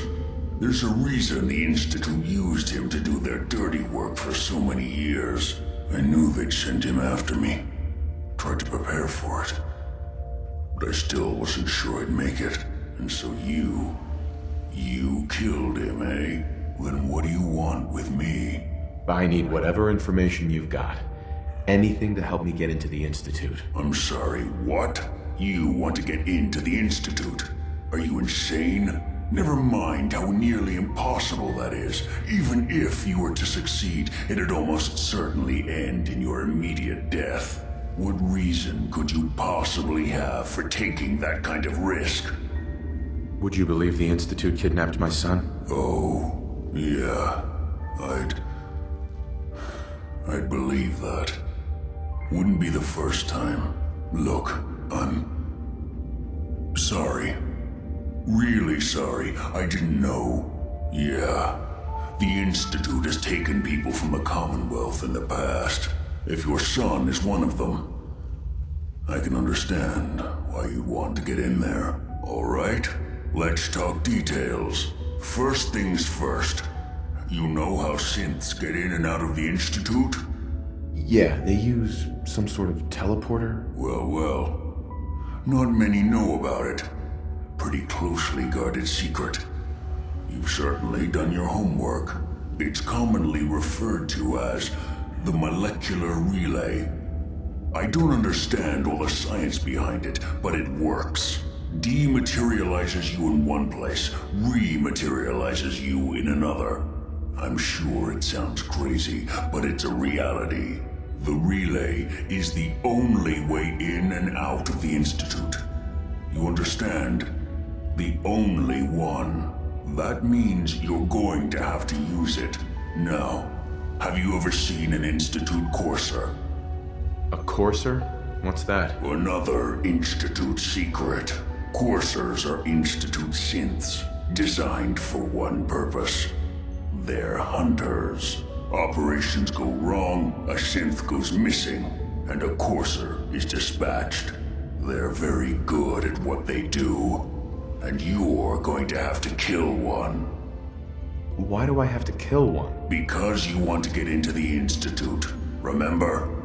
They're your ticket in. Every Courser has special hardware that gives them a direct connection to the relay in the Institute. It's embedded in a chip in their heads. You need that chip. But to get it, you'll have to find a Courser. Now, I don't know exactly where you can find one. They haven't sent any after me. And sitting here waiting doesn't seem like a good plan. You're going to have to hunt one down. I can tell you where to start and give you some help finding one. But you'll have to do the dirty work. Okay, let's get to work. Right. The primary insertion point for coursers is in the ruins of CIT, directly above the Institute. So you'll want to head there. Now, the relay causes some pretty heavy interference all across the EM spectrum. You've got a radio on that Pip-Boy, right? When you get to the ruins, tune it to the lower end of the band and listen in. You'll be able to hear the interference. Follow the signal, and it'll lead you to a courser. Then, you just have to not get killed. Not gonna lie, the odds aren't in your favor here. I really do hope you find what you're looking for.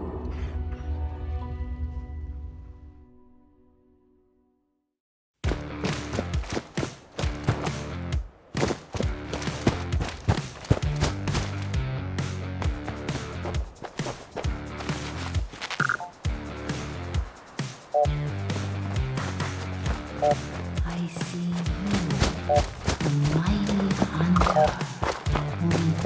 Hunting ain't narrow or man. Something different. Maybe something more than human.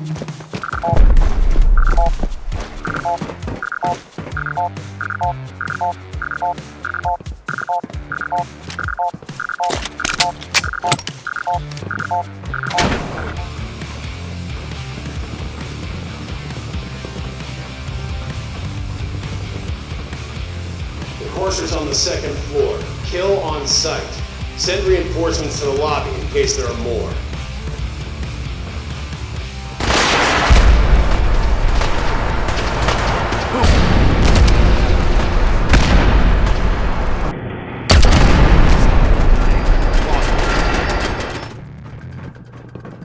The Courser is now on the third floor. Reports of the second intruder in the east wing near the courtyard. I could have sworn I heard something.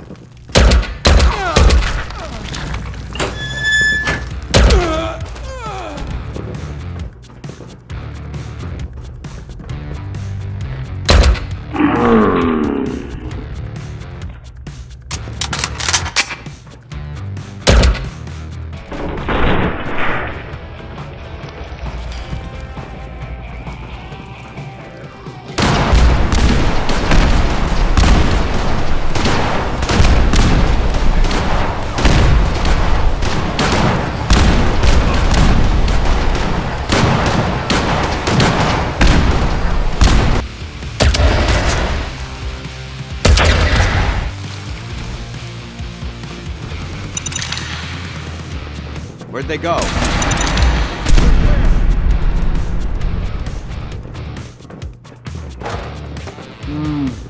Get some!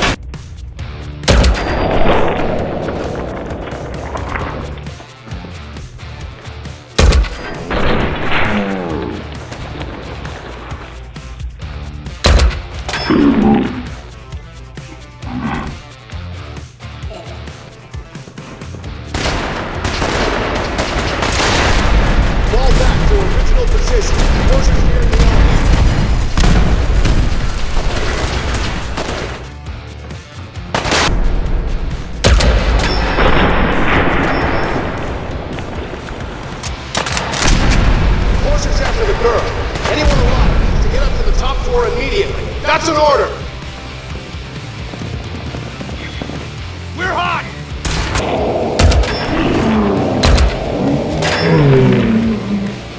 Get him!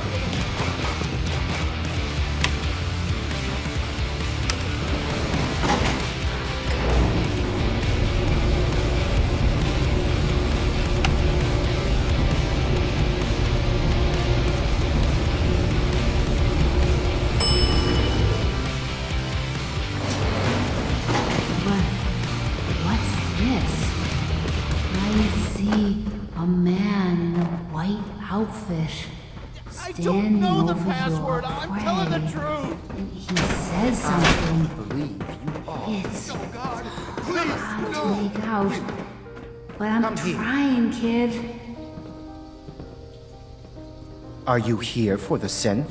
He says Z247 initialized factory reset. Authorization code Zeta 53 Kilo. How did you? And then he falls, and he's still. I could use a little help over here.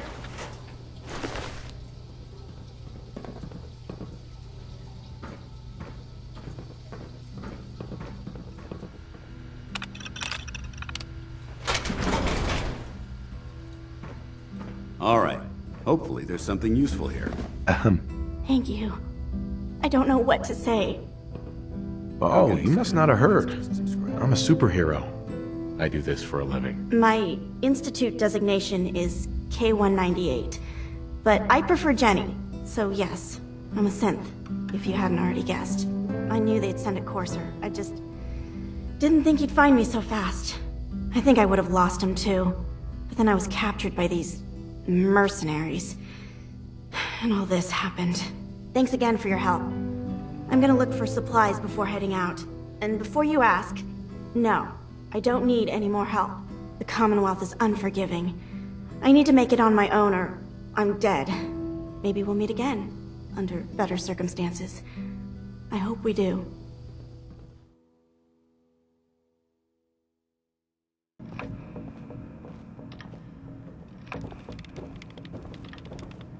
Amari. You're back. The glowing sea. Virgil. What happened? Oh, you know, took a radiation bath, hung out with a big green guy, then I pulled this encoded chip out of a courser's neck. He was not happy. A courser chip? You fought a courser? Oh my god. Unfortunately, I can't help you. I've worked on a lot of synths, but never a courser. I don't know what that chip does, let alone how to decode it. But there are people who might.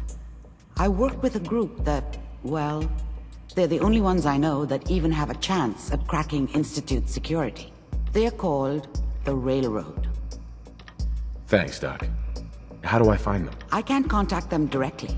They usually come to me when they have a synth that's escaped the Institute and wants new memories. But I do have a code phrase, some kind of clue if I ever needed to find them on my own. Follow the Freedom Trail. Any idea what the code phrase means? I'm not sure, but I remember there was a pre-war landmark with a similar name. I'd start there. Hopefully they've placed other clues to tell you where to go after that, hidden somewhere in plain sight. That's how they think. All right. I'll find them. Good luck. I'm sorry what I have is so cryptic, but hopefully you can figure things out as you go.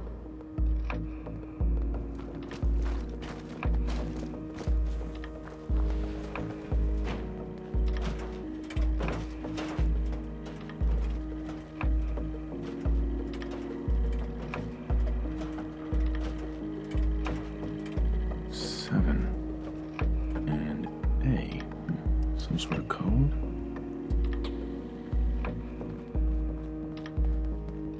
4 L. That's definitely a code.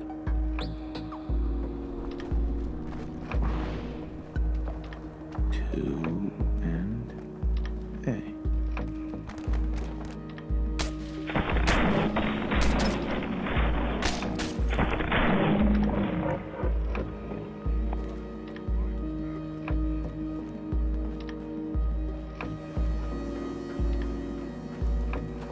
Now a 6 and an O.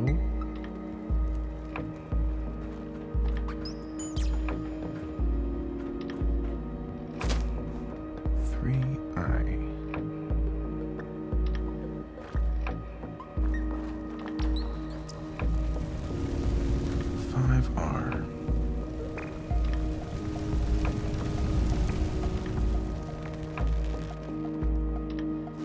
8D next.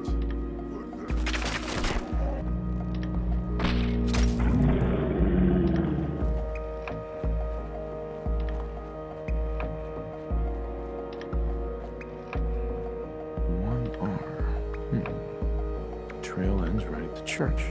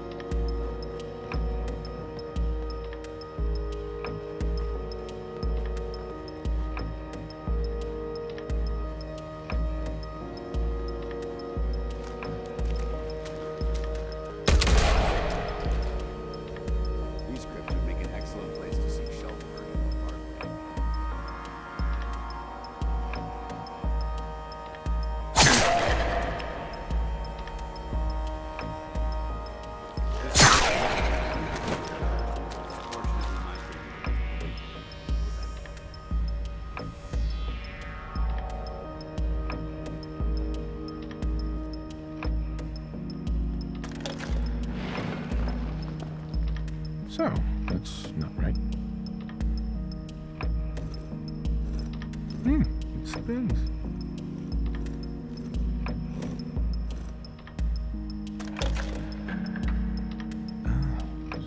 So it starts with R, 2, N, A, 3, I, 4,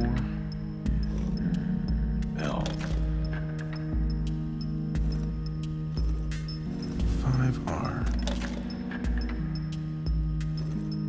Now a 6 and an L.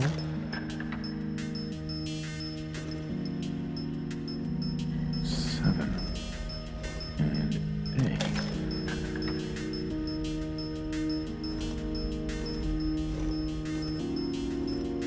8D next.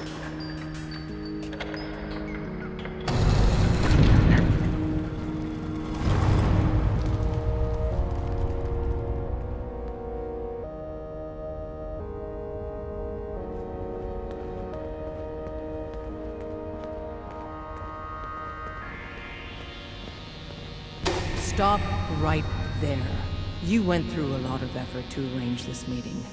But before we go any further, answer my questions. Who the hell are you? I followed the Freedom Trail looking for the railroad. I'm not your enemy. If that's true, you have nothing to fear. Who told you how to contact us?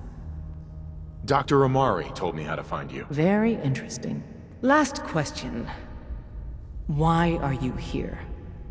Let's say, hypothetically, I've come into possession of a Courser chip. Would you be able to help? You have what? This is not a joking matter. I didn't know we were having a party. What gives with my invitation? Oh, I see you invited the Courser killer. Nice. Deacon, you're late. You're saying this intruder actually killed a Courser? Single-handedly? Oh, that'd give even Gloria a run for her money. Newsflash, boss. This guy is kind of a big deal. If you're done interrogating him, you might want to show this Courser murdering machine a little courtesy, Just a thought. I owe you an apology. Anyone who kills a Courser is good in my book. I'm Desdemona, and I'm the leader of the railroad. Hopefully we can work something out. What you're asking for puts us in a tricky position. Des, we need to let him in. He's got an intact Courser chip, for God's sake. That violates our security protocols. To hell with that. He killed a Courser. There's no way he's working for the Institute. We're letting you into our headquarters. You're the first outsider ever to be given this privilege. We'll discuss the details about your chip inside.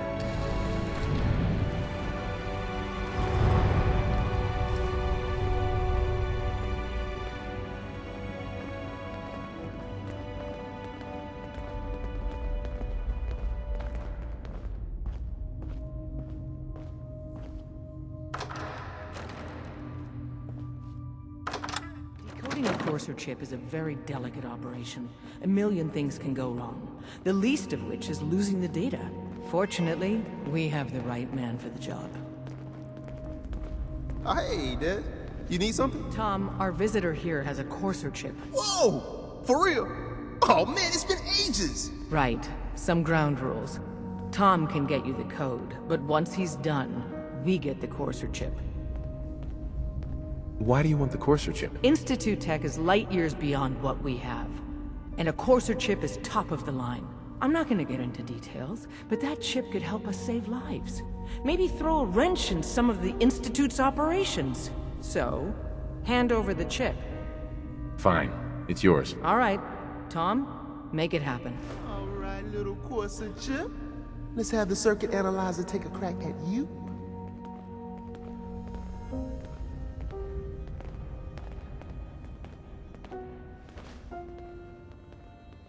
We're in. Chip accessed. Show me that sweet base number. Come on, baby. Yeah, we got it. We got the code. Let me load that onto the holotape for ya. Good work, Tom. Yeah, but I'm not sure our luck will hold up next time, does? Start working on the rest of the chip. And you, I'd love to work with you more. Let me know if you're interested. But to be crystal clear, if you use that data and discover anything involving the Institute, you share it with us first. Otherwise, our relationship will be in jeopardy.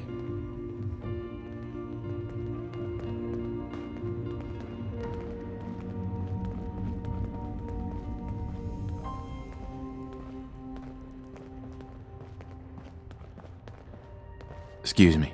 If we're going to be dealing more with each other, I need to make sure that we're on the same page. You know what a synth is, right? Yeah, I know all about them. Good. The Institute treats synths as property, as tools. That sounds like slavery. Exactly. So we seek to free the synths from their bondage. Give them a chance at a real life. I have a question. The only question that matters. Would you risk your life for your fellow man? Even if that man is a synth? Once, I pledged my life to protect my countrymen. I don't see this as any different. Well said. Someone with your skills, your beliefs. Normally, we'd try and recruit you. But right now, we don't have the time to train up a new agent. There are, however, other valuable ways you can contribute. And in turn, we can help you. See Deacon for details. You're free to go.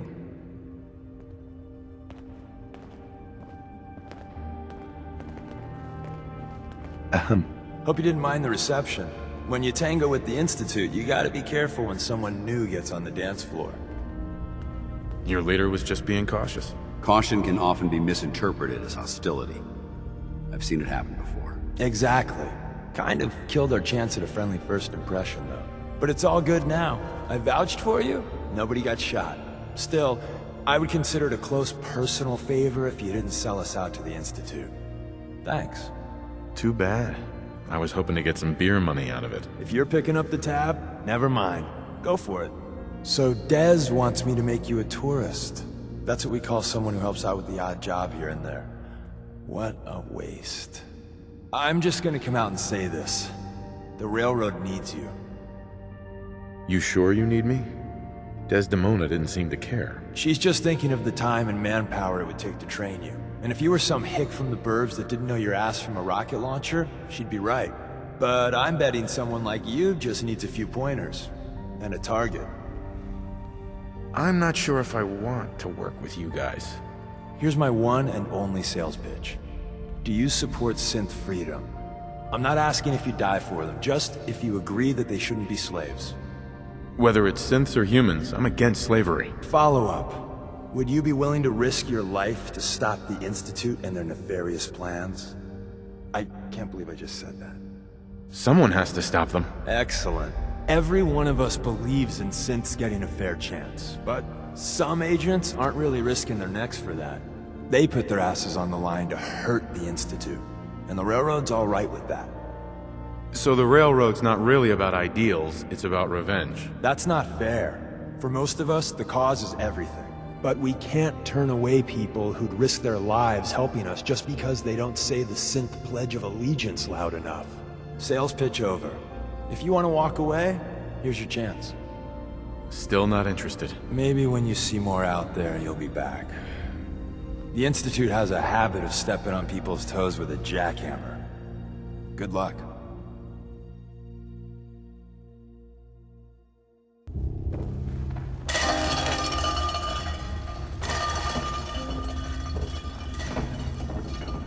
Hey. Wasn't sure I'd see you again. You managed to get what you need? I have the code.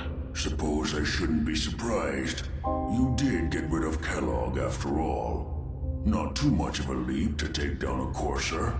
How'd you manage to get it decoded? The railroad helped me. Oh God, those kooks. I would have expected they'd be too busy trying to liberate vending machines or setting computer terminals free or... Sorry. They just have something of a reputation. You're not the only one who's been busy. I did the best I could. From memory and things I've overheard through the years. Came up with some schematics for you. Wasn't easy. These hands are ridiculous.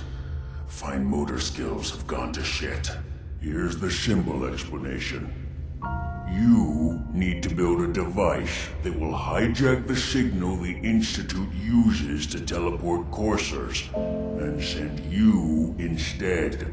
If you can build this device, and make use of that code, you should be able to override the signal from the Institute's relay.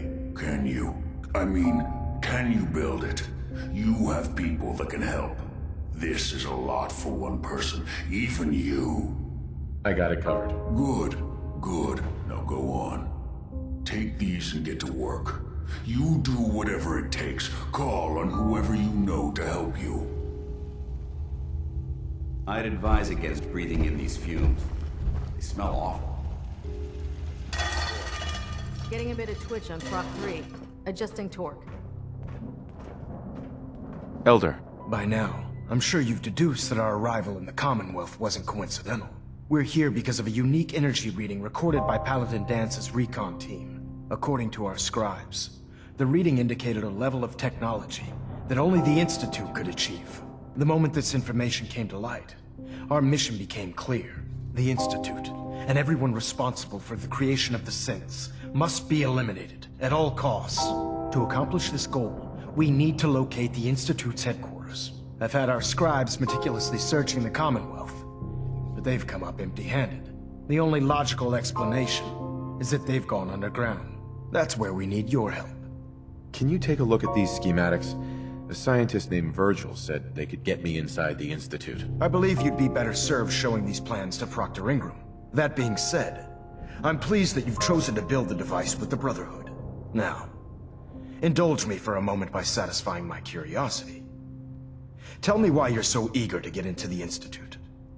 I think they're the ones who kidnapped my son. The Institute preys on the weak to further their own ends. Together, we'll make them pay for their crimes. I'll call ahead and brief Proctor Ingram. Report to the airport, and get to work on your project right away.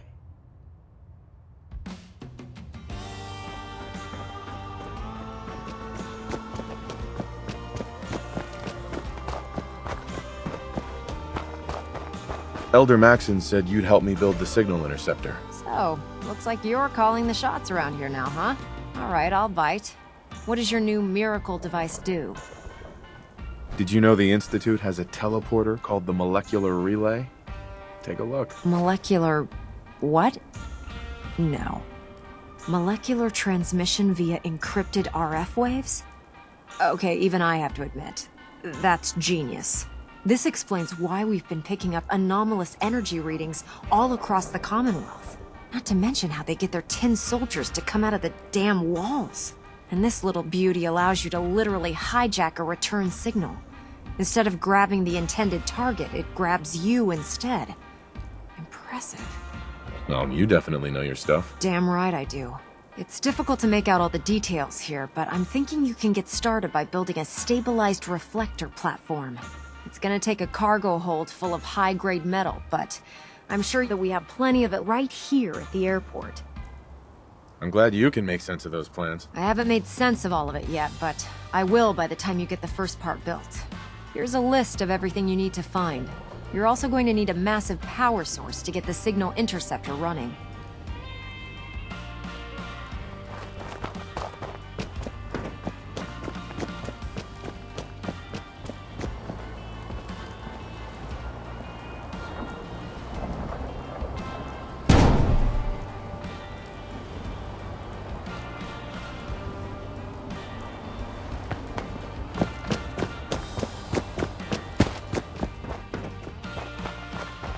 Proctor Ingram?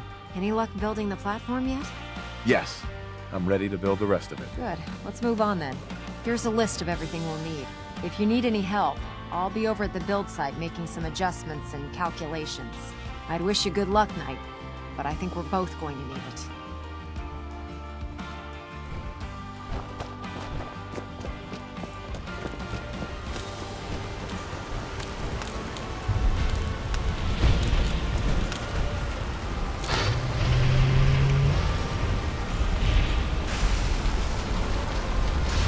Elder. Remarkable work, Knight. The signal interceptor appears to be complete.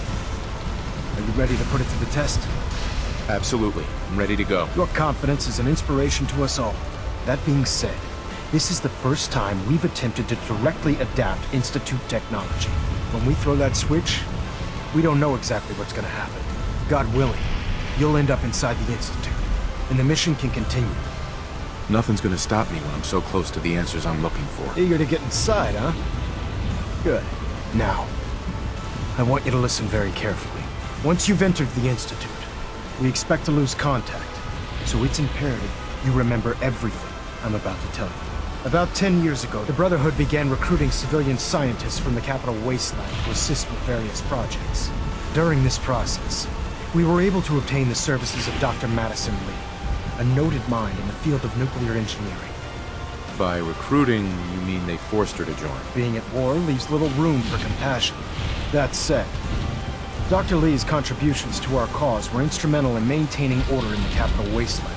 After some time, she developed differences with the Brotherhood and exiled herself to the Commonwealth. We're fairly certain that her intent was to make contact with the Institute.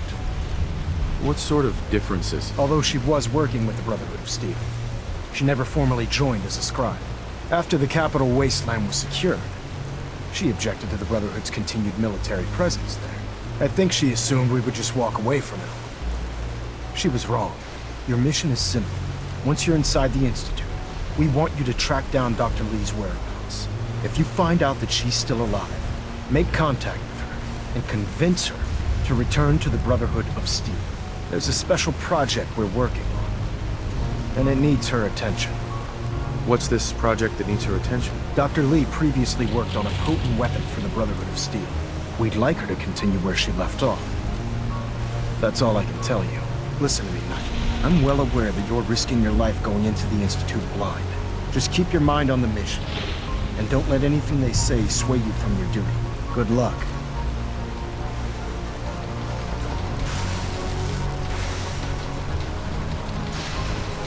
Proctor. I've checked and rechecked everything. I think the signal interceptor's ready to go. Are you? Let's do this. All right. Head up onto the platform and we'll see if I can find a signal to lock onto.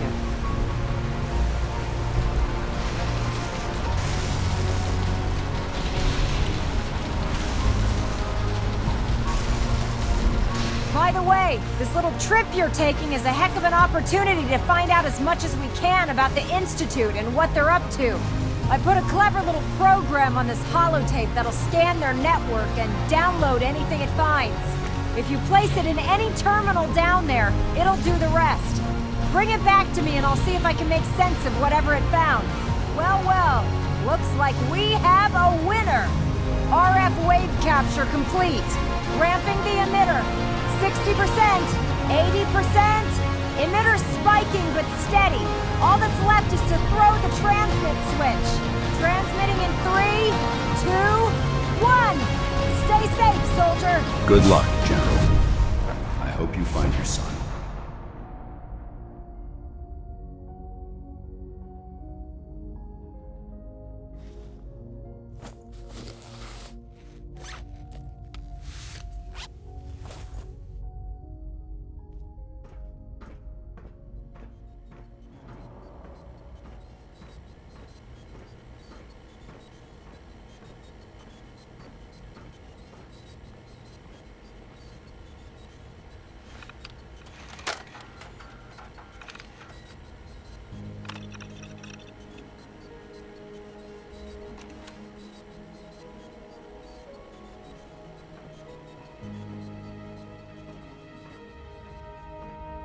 Hello. I wondered if you might make it here. You're quite resourceful. I'm known as Father. The Institute is under my guidance. I know why you're here. I'd like to discuss things with you face to face. Please, step into the elevator.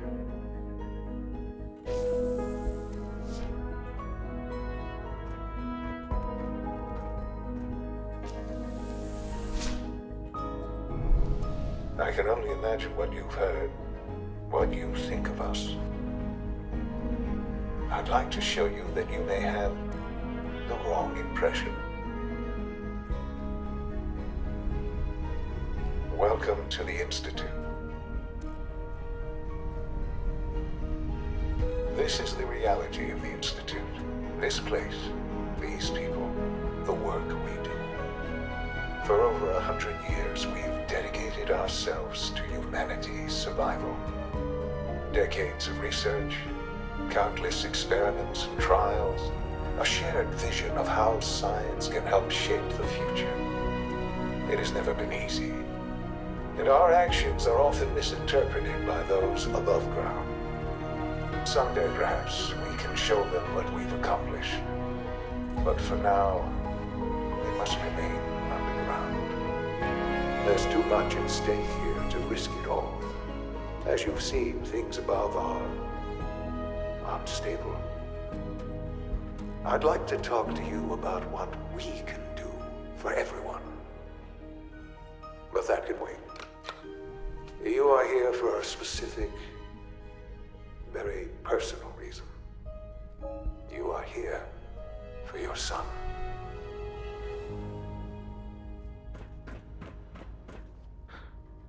Sean? Huh? Yes, I'm Sean. Sean?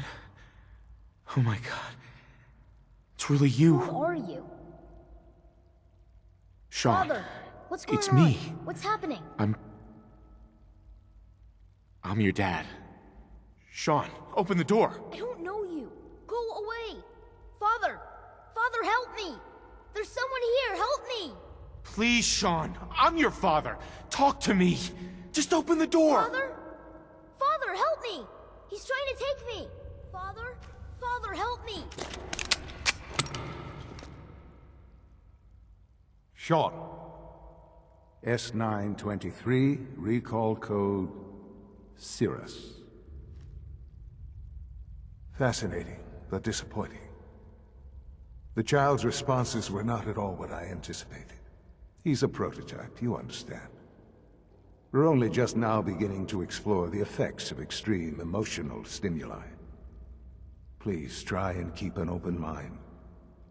I recognize that you are emotional, and that your journey here has been fraught with challenges. Let's start anew.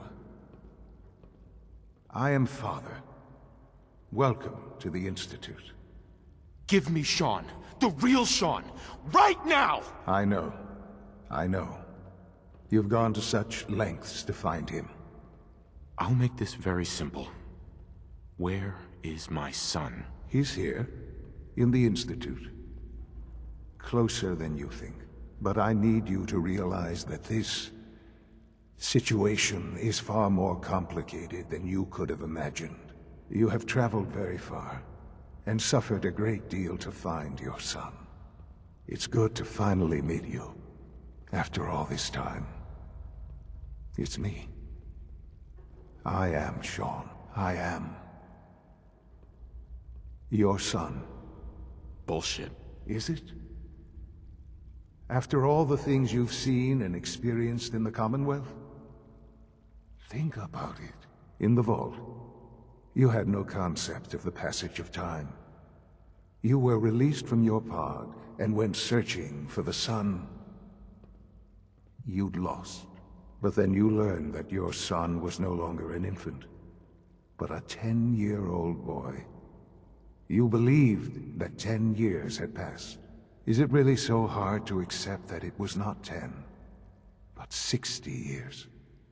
That is the reality. And here I am, raised by the Institute, and now its leader. They stole you. Kidnapped you. Wasn't right. Right, wrong, irrelevant. It was necessary. The Institute believed humanity's future depended on it. At that time, the year 2227, the Institute had made great strides in synth production. But it was never enough. Scientific curiosity and the goal of perfection drove them ever onward. What they wanted was the perfect machine. So they followed the best example thus far. The human being. Walking, talking, fully articulate, capable of anything. So the weird science experiments needed specimens. That's why they took you. In a manner of speaking. Yes. The Institute endeavored to create synthetic organics. The most logical starting point, of course, was human DNA. Plenty of that was available, of course. But it had all become corrupted. In this wasteland, radiation affected everyone. Even in their attempts to shield themselves from the world above, members of the Institute had been exposed. Another source was necessary. But then the Institute found me, after discovering records from Vault 111.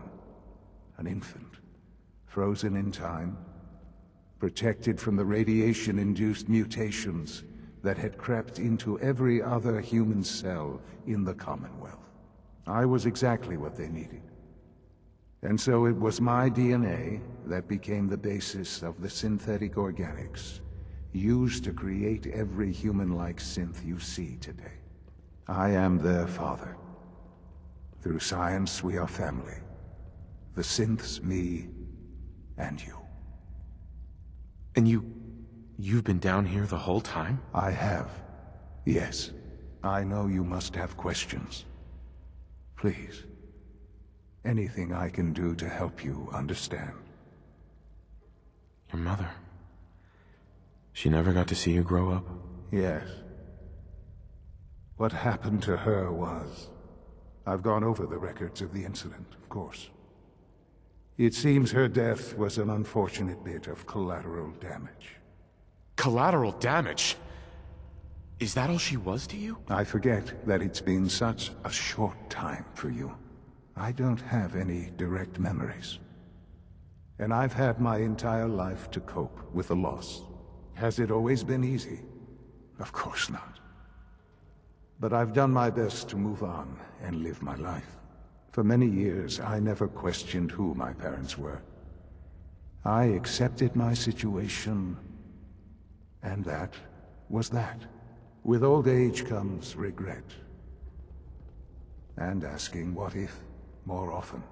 But what matters now is that you and I have a chance to begin again.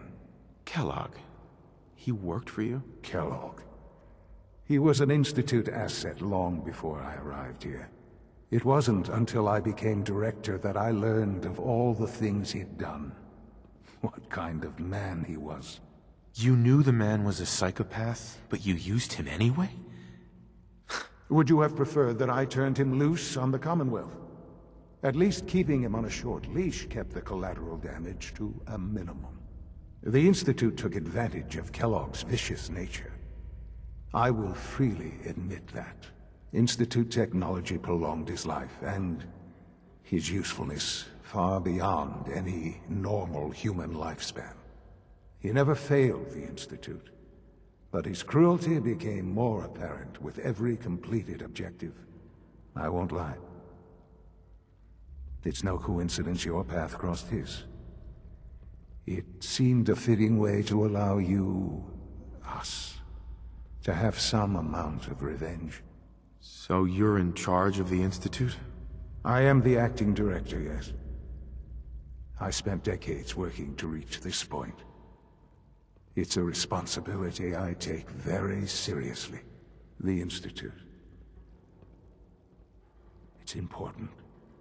It really is humanity's best hope for the future, no matter what those above ground might think of us. They're scared of you, Sean. Scared of the Institute. People are always frightened by what they don't understand. Ultimately, the Commonwealth has nothing to fear from us. Whatever you've seen or heard, I know I can convince you of that. Just give me time. I know there's more for us to discuss. But the Institute is on the verge of some important breakthroughs. Your presence would be appreciated as we approach them. I've been a part of something amazing here. I've helped to build a life for myself and the people of the Institute. And now, after all these years, you have an opportunity to help with that. Doesn't that intrigue you? Isn't that what you want? You want me to stay here? In the Institute? Yes, that is what I propose. Is it so hard to imagine? The Institute can provide a better life than anything above ground. You've been in the Commonwealth. You've seen what it's like. I assure you that you are better off with us. Your Institute has done some horrible things. Yes, well, the world is not what it used to be. What about the people you've aided in order to get here? What atrocities have they committed? The Brotherhood of Steel. They believe they're the only ones fit to control technology and destroy anyone who opposes them. And you would side with them. None have any true claim to nobility in this world. Those days are gone. I simply ask that you give the Institute, me, a chance. A chance to show you what I've been telling you. We really do have humanity's best interest at heart. Will you take that chance? Are you sure you want this? Yes, I am. It would benefit us both to work together. I just don't know. Just give it time. Give the Institute a chance. The Institute is now your home as much as it is mine. Please take some time, get to know it. Meet the people you'll be working with. Almost done. Just need to tighten up this primary drive servo. That's the third primary drive breakdown this month. As far as I'm concerned, the phase-out on these older models can't come soon enough. Oh, I don't know. Most of them have lasted long past their projected lifespans. If you ask me, they were built pretty well. I can't argue with that. Even so, I'm ready to see the full Gen 3. There we go. All set.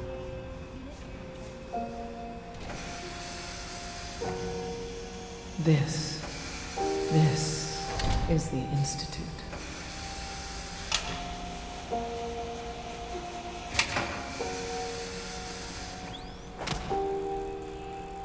They're playing God, thinking things they don't fully understand.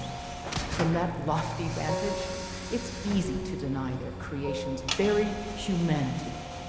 The Institute treats synths as property, as tools.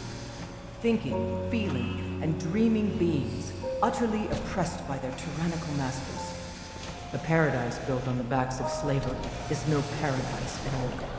Under your son's watch, the Institute has committed many atrocities. If he learned you were trying to free synths, he could do something drastic. The Institute will never let their slaves go without a fight. Answer with your gut on this, your heart. If you had to put yourself in danger to save a synth, would you do it? There are great wrongs that need righting. It's not an easy road you've chosen. Doctor, you've requested another synth memory reset. May I ask for what reason? You want a reason? She's been at it for over 2 hours. What is she even testing? Nothing. At this point, she's just doing it for fun.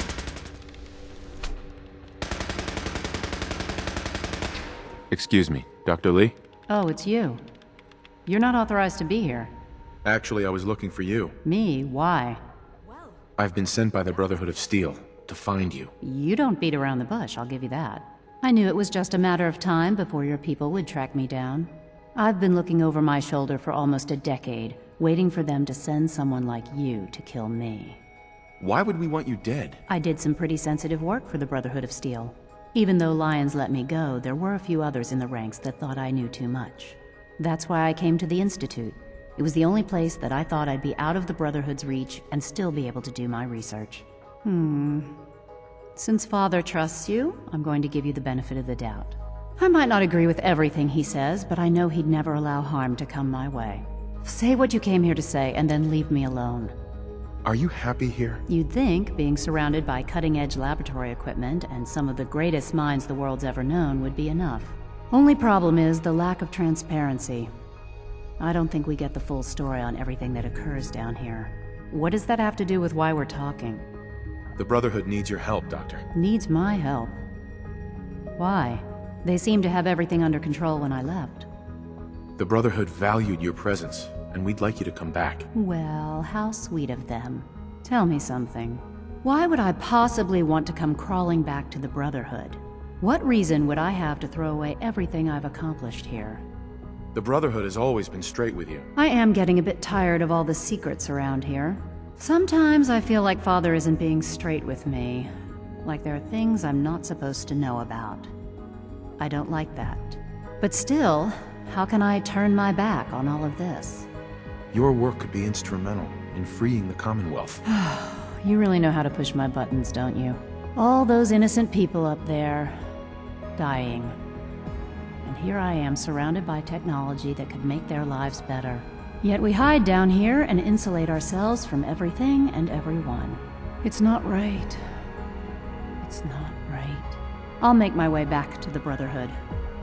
But I'm going to have to do it on my own. I can't take any chances being seen with you. Tell whoever sent you that they've just regained the services of Dr. Madison Lee.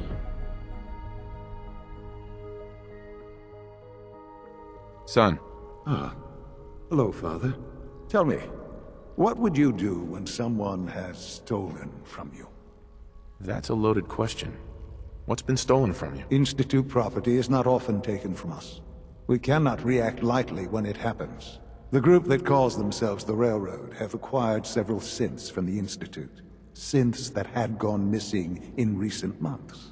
They no doubt mean to free these synths, in their delusion that synths are somehow sentient beings. You've been in contact with the Railroad, so you're aware of their misguided beliefs. Railroad? Never heard of them. Oh, come now. Let's not play games. I know full well they were instrumental in your reaching the Institute. Don't worry. I don't hold it against you. Usually they are a minor nuisance, but lately they have become more emboldened. I'm afraid we've reached the point where a response is necessary. We have learned the current location of these synths, and need to reacquire them before the Railroad can hide them. Where are the synths located? A small settlement at the old Bunker Hill Monument. But it's important that we act on this soon, before the Railroad has any indication we've tracked them. We also don't want the Brotherhood of Steel getting wind of the presence of the synths. That would only complicate matters. I'll act quickly. You can count on me. You'll have a contact waiting for you just outside Bunker Hill. Good luck.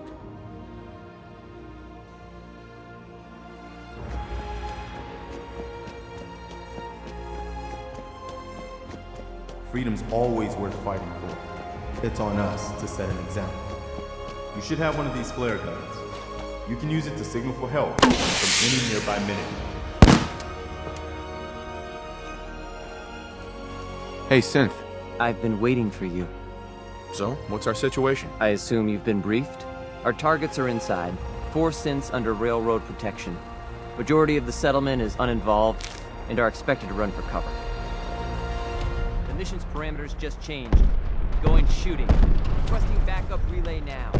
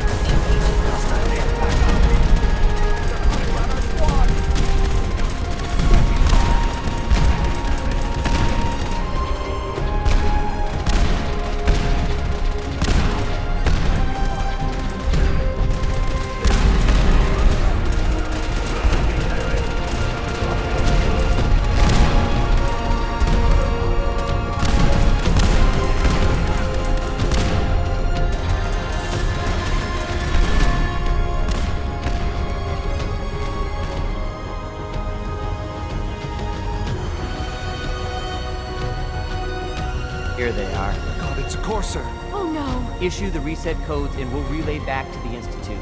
Time is critical. All right, Synth. Please! You're safe. Calm down. You're not going to send me back? I cannot allow you to set these synths free. You will be terminated and your actions will be reported.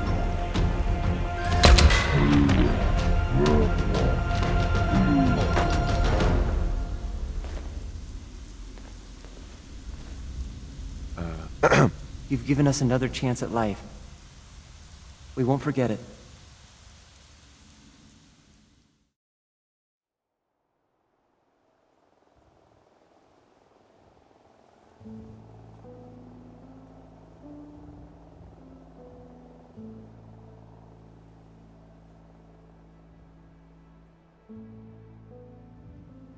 Sean. You know, in all my years, I've never set foot outside the Institute. Not once. Since the day they brought me here. I've never had a reason.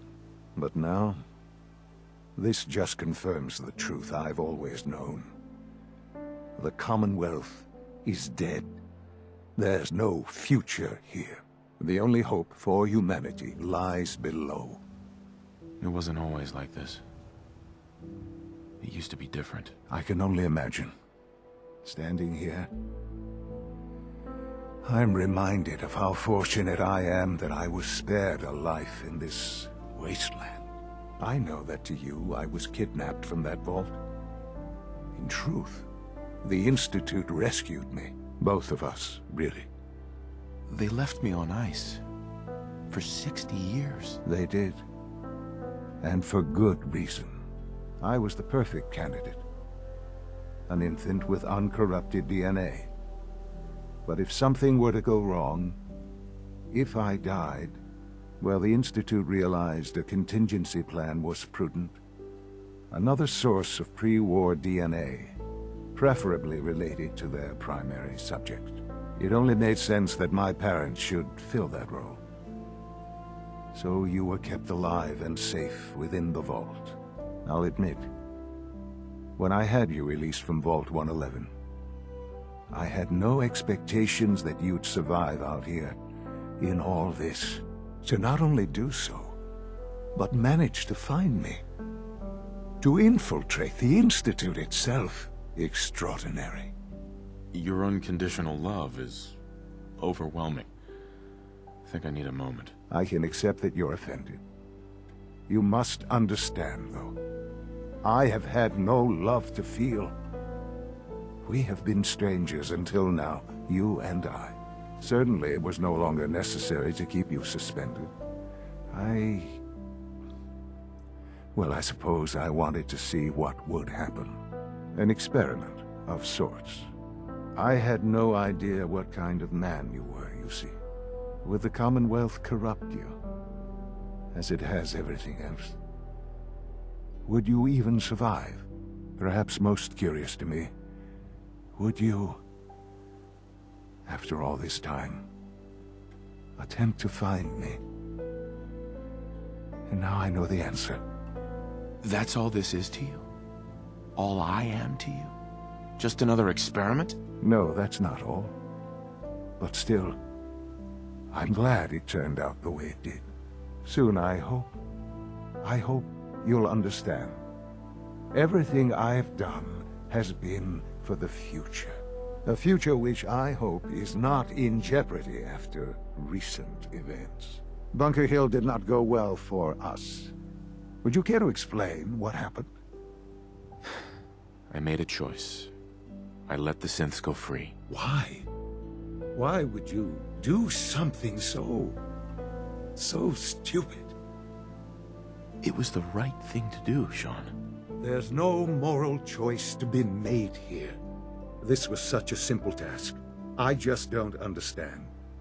I know you're capable of handling yourself. How can I expect you to represent the Institute if this sort of thing continues? Let's not forget our roles here, son. At the end of the day, I'm still your father. I am acutely aware of our positions. I am also not a child. And I have a tremendous amount of responsibility for the Institute. You may actually be completely crazy. Well, I suppose that makes your position quite clear, doesn't it? I had hoped we could be something like a family again. I hoped you shared our vision for the future. I'm afraid there's no room for sentimentality, Father. If you are not with us, then you are against us. Whatever you do going forward, do not interfere with the Institute's plans. I hope you can find some amount of peace. I dreamed of you as an adult for so long. Here you are. And I'm so disappointed. Goodbye, Father.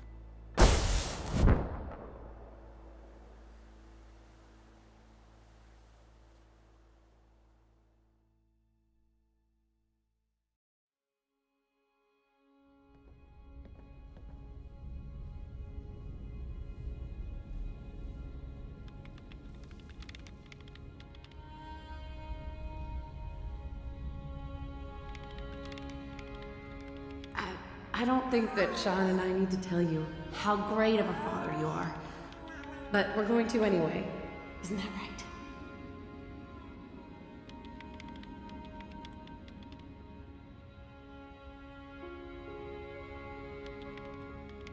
I hope you find him.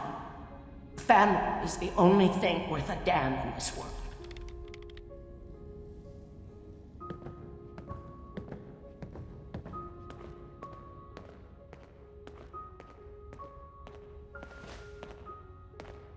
I know this may sound like a strange question, but tell me, what do you think about Scribe Halen?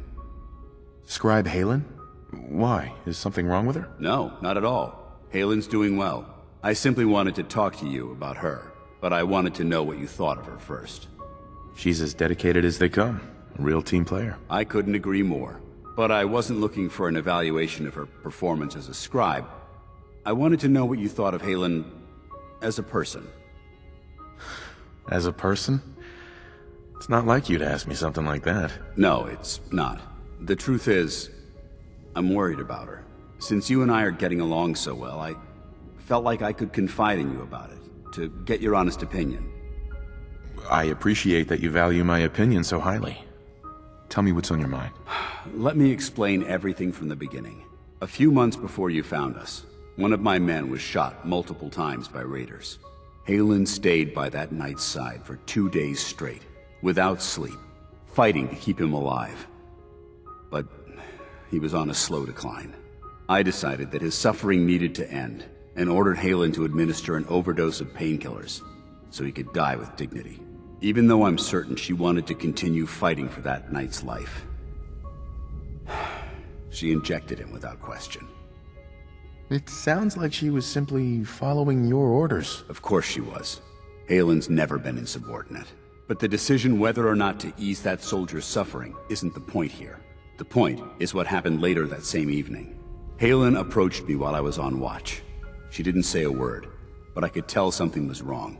After what felt like an eternity, she collapsed into my arms, crying. I didn't know what to do, so I just held her for a while. A few minutes later, she stopped, kissed me on the cheek, and simply said, "Thank you," before heading back into the police station. Right then it hit me. Maybe I pushed her too hard. I ordered her to ignore her instincts, to do something her medical training told her was wrong. That's why I'm worried about her, and for that matter, everyone under my command. Halen will be fine. It's you that I'm worried about. Me? I see what you're getting at. I guess I never thought of it that way. Look, 4 soldiers. Over half of my team are gone. Each one of them died because of decisions that I made. I understand the risks that come with the job. We all do. But how can anyone have confidence in me anymore? Hell, how can I have confidence in myself? Would it make you feel better if I told you that I believed in you? Actually, it does. Well, it looks like things have taken a turn. I signed up to be your sponsor, so I teach you everything that I know. But it looks like I'm the one that needed the lesson today. All joking aside, I'm pleased that we had this discussion. And with all the problems you're facing, you still took the time to listen. It's comforting to know that I can speak to you as more than just your commanding officer. Does this mean you'd be there to hold me if I ever needed it? I don't know. I never thought you'd ask me something like that. It would depend on the circumstances, but I suppose we'll just have to see what happens when the time comes. Anyway, thanks for letting me get that off my shoulders. I think it's been weighing on me more than I realized. I'm only sorry you had to see me at my worst, instead of at my best.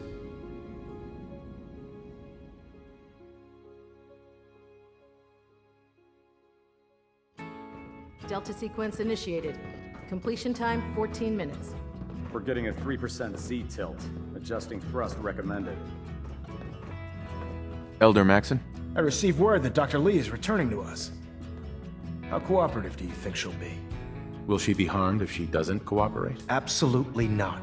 We have big plans for Dr. Lee, including the resurrection of one of her greatest creations. The last thing we'd want to do is kill the Golden Goose. As soon as Dr. Lee arrives, we'll interrogate her aboard the Prydwen. She's been under the Institute's influence for the last decade, and we can't afford to take any chances. Now, I believe you still possess an important piece of data that Proctor Ingram is eagerly awaiting. I want you to bring it to her immediately. Once again, Knight, you don't fail to impress. Dismissed.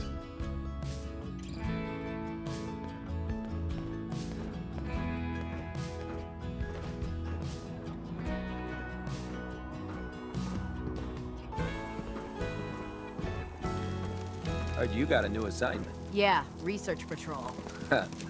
Babysitting field scribes. Prestigious. Beats guard duty. Why? What'd you get? Vanguard. You're kidding. Here's your holotape, Proctor. Hope the data on that thing was worth it. Thanks. You know, it's good to see you're still in one piece. I wasn't sure what the interceptor would do to you. You didn't expect me to survive the trip? A device like the signal interceptor is way out of my league.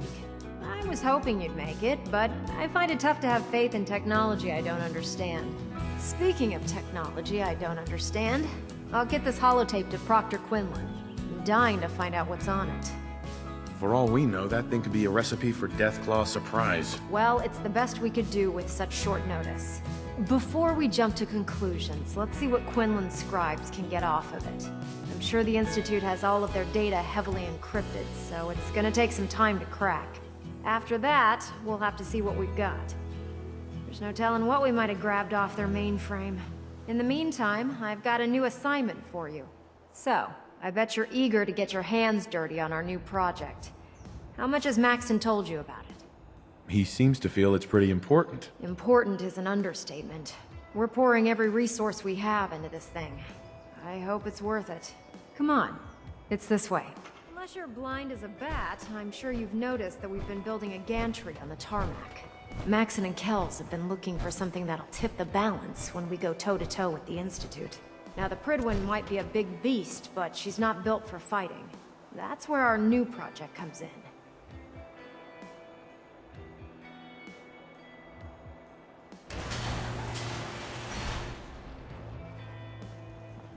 This storage bay full of parts is what's left of Liberty Prime. The Brotherhood used it in the capital wasteland as a weapon against the Enclave. It's the most advanced robot the Brotherhood has ever had at its disposal. Unfortunately, Liberty Prime was destroyed in the line of duty. I've spent the better part of the last few years piecing him back together. And if you think that was easy, try rebuilding a Protectron while you're blindfolded. In order to get Liberty Prime fully operational, we're going to need your help. No problem. I'm sure this only looks worse than it actually is. I wish I had your confidence, because this is not going to be easy. Now, the good news is that we've got most of Prime's parts fully assembled. The bad news is that it's going to take more than a few rivets and some spot welding to get them working again. The first problem is his CPU. It's fragile, and every time we try to feed power to it, it blows itself out. There's gotta be a way to solve that. I do all the maintenance on the Prydwen, so you'd think it'd be a snap. As much as I hate to admit it, Prime's power systems are out of my league. Luckily, you were able to convince Dr. Madison Lee to return to the Brotherhood. She was on the original build team for Liberty Prime a little over a decade ago. I've already spoken to her, but she's reluctant to work on Prime for some reason. If you could get her down here to lend a hand with his power system, we can get the big guy moving.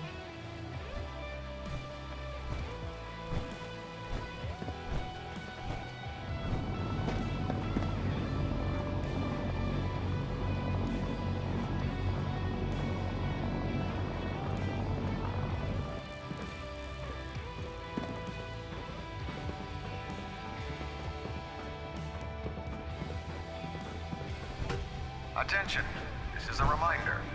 Any recovered historical, technological, or social documentation should be delivered directly to Proctor Quinlan. That is all.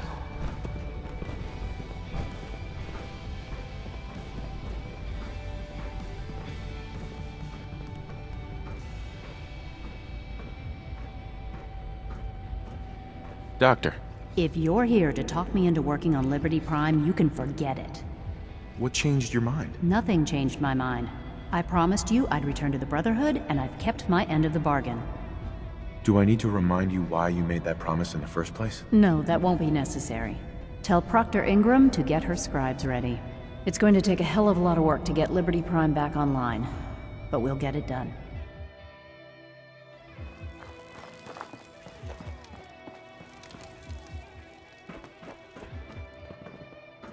Excuse me, Proctor Ingram. Wow, things are off to a good start. Isn't that right, Doctor? I hope so. Prime suffered some significant damage to his memory core. I wish your people would have been a bit more careful, Proctor. The good news is that the damage isn't irreversible, and I should be able to get the power flowing into his CPU core without overloading. If your people stay out of my way, that is. Charming, isn't she?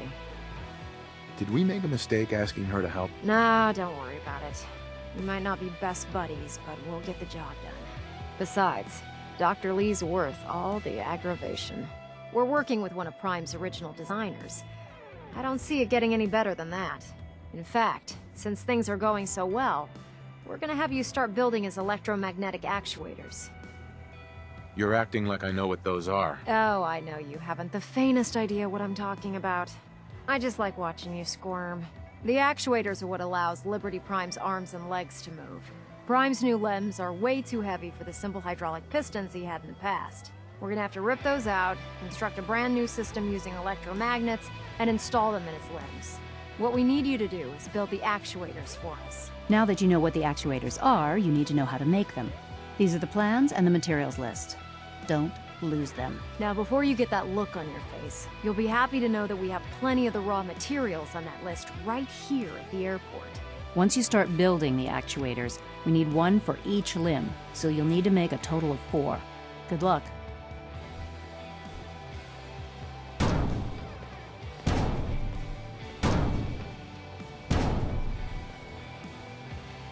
Proctor.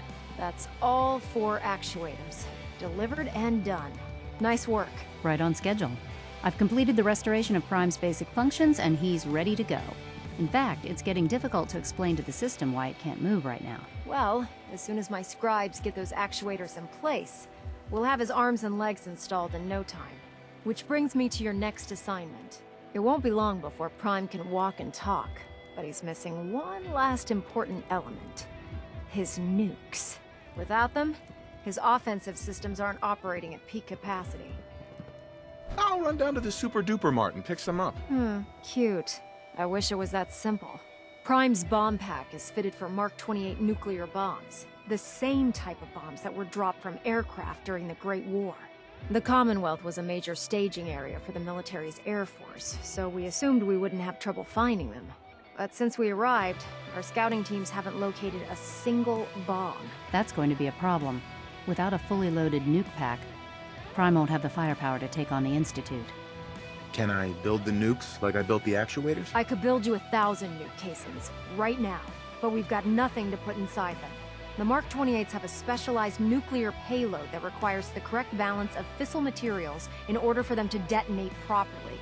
In other words, I'd love to mix you a cocktail, but I'm all out of liquor. But before you give up hope, there's actually a silver lining. Proctor Quinlan has located some records regarding a military installation, which was used as a nuclear weapons storage facility. We're fairly certain this included a stockpile of the Mark 28s. The catch is that the installation is located somewhere within the glowing sea.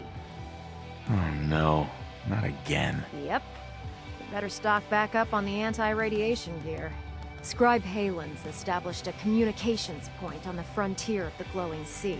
I suggest you head out there first, and establish a signal protocol with her so that the nukes can be airlifted out once you've located them.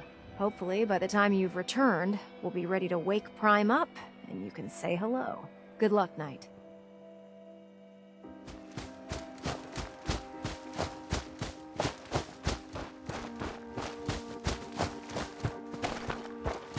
Excuse me, Scribe Halen. It's good to see you again, Knight.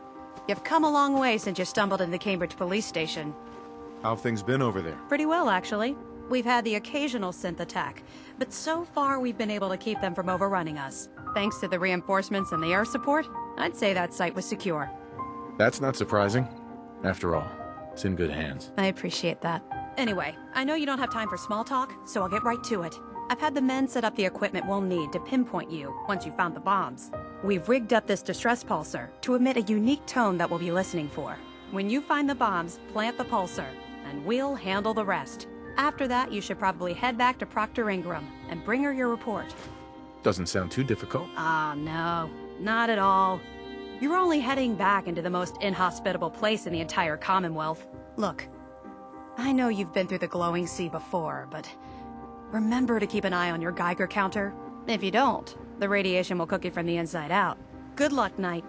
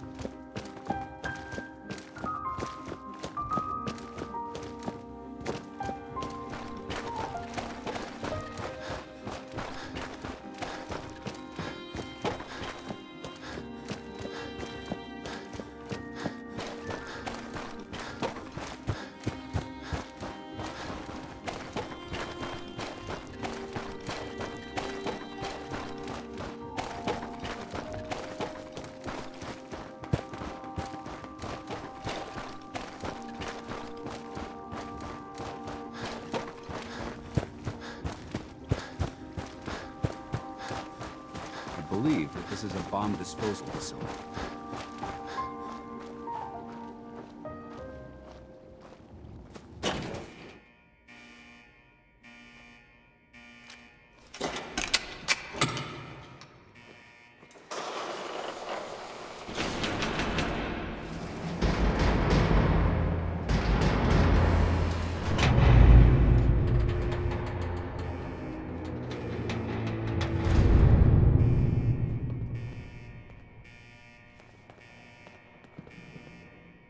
It appears that this facility is more than just bomb disposal. It's been converted into a launching silo as well.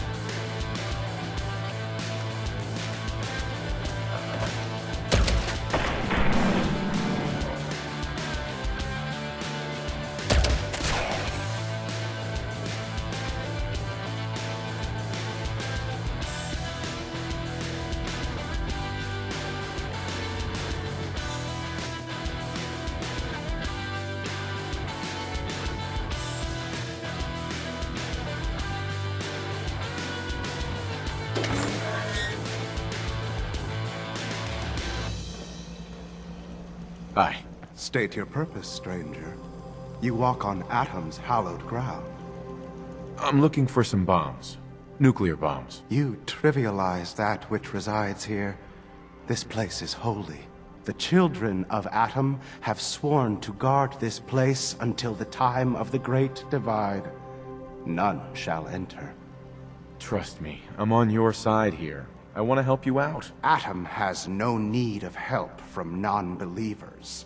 When he returns to us, these relics will carry his word and his glory to all corners of the earth.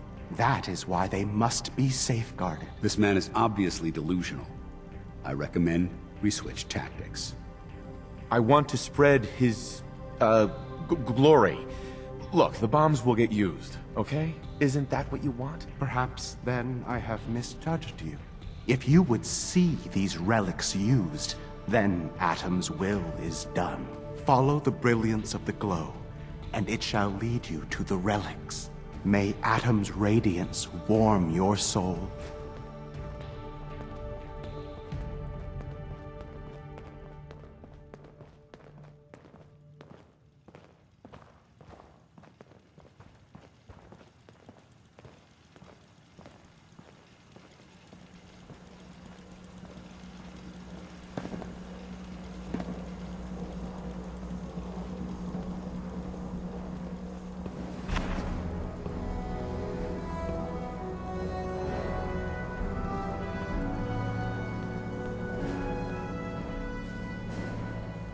Paladin. Now that this site's been secured, you should return to the airport immediately. I'll remain on watch until the vertebrates arrive. Was it something I said? Not at all. I just don't have a choice. Elder Maxon's orders were quite clear. I'm not to take my eyes off these bombs until every one of them has been counted, tested, and loaded. If we want Liberty Prime to reach peak fighting efficiency, we can't afford to lose this stockpile. Dismissed, Knight.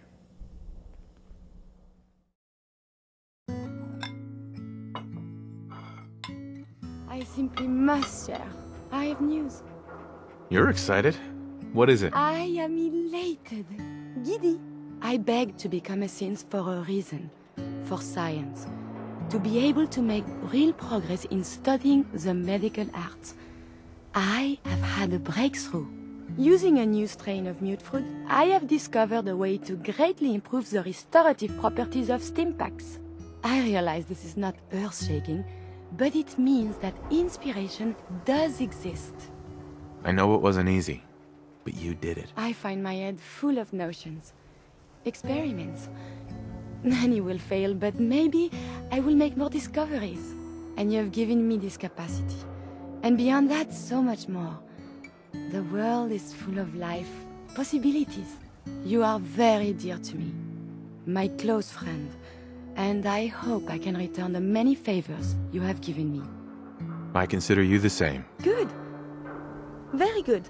Here is a sample of my new stim pack. Now I must share it with the world. Hold on, Sullivan. Just to make God wait a little longer. You gotta listen. Mayor McDonough. I saw him with one of those Institute synths. Piper was right. He's one of them. McDonough's a synth. Oh, God.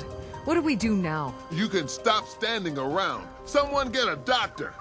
Danny. 2 slugs in the gut, plus the fall from the elevator. I ain't gonna make it. Hold on. My friend here can help. I will administer first aid and trauma stabilizers. Thank you, miss. Pardon me if I don't get up for a while.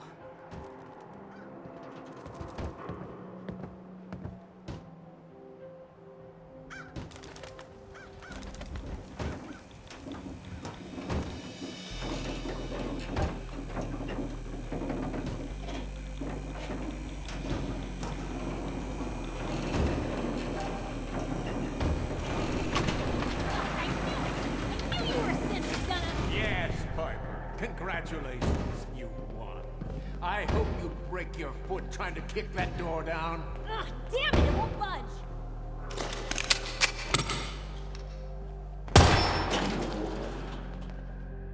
That's far enough. Help me! He's crazy! I am not just going to be discarded and tossed to the wolves. I'm the mayor, goddammit!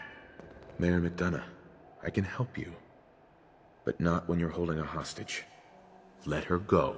Oh, all right. She can go. Now, I'll tell you what's going to happen next. I'm walking out of this city, unharmed, with my dignity intact. You're not getting off the hook that easy, McDonough. You have to answer for what you've done. I'm either walking out of the city a free man, or I'm killing as many of you disgusting, filthy savages as I can. What are you gonna do then, McDonough? I can't go back to the Institute. I can't stay here, but I'm a man of resourcefulness. I'll make my way. Just let me go. Hasn't there been enough bloodshed? Think about poor Mr. Sullivan. Fine. Get out of here, and don't come back. And if I were you, I'd run. Far. I'd say I'll miss this rust bucket of a city, but I won't. So the big fat liar gets to walk free. Another depressing story to add to the pile. Without a mayor, the city council will be next in line to pick up the pieces. Let's hope they do a better job. I don't know when people are gonna be ready for another mayoral election. Not gonna be soon, that's for sure. But at least now, Diamond City will finally have the truth. Killing a mayor is the most foul crime. I am glad he's unarmed.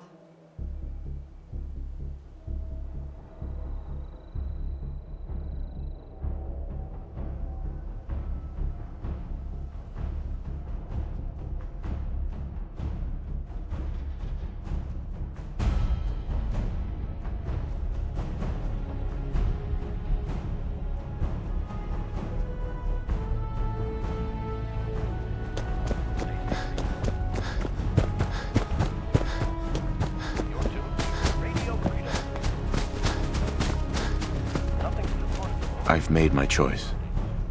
The Institute is now our enemy. I always knew that day was coming. The question now is, what are we gonna do about it? I say we attack. Take the fight to the Institute. No half measures. This time, when we attack, we finish the job, once and for all.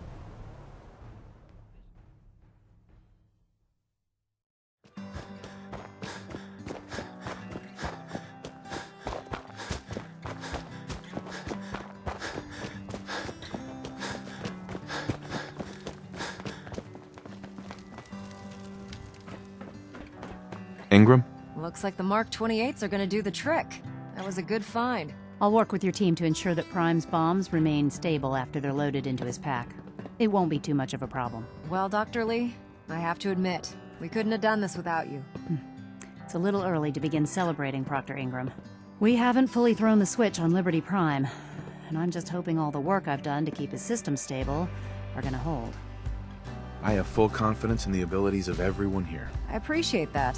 Proctor, all the readouts look green. I think it's time for you to perform the power shunt. Actually, I think I'm gonna let you press the button. After all, without your help, we'd still be staring at a pile of disassembled parts. It would be better if a trained technician performed that task, but I suppose you deserve to be the one to do it.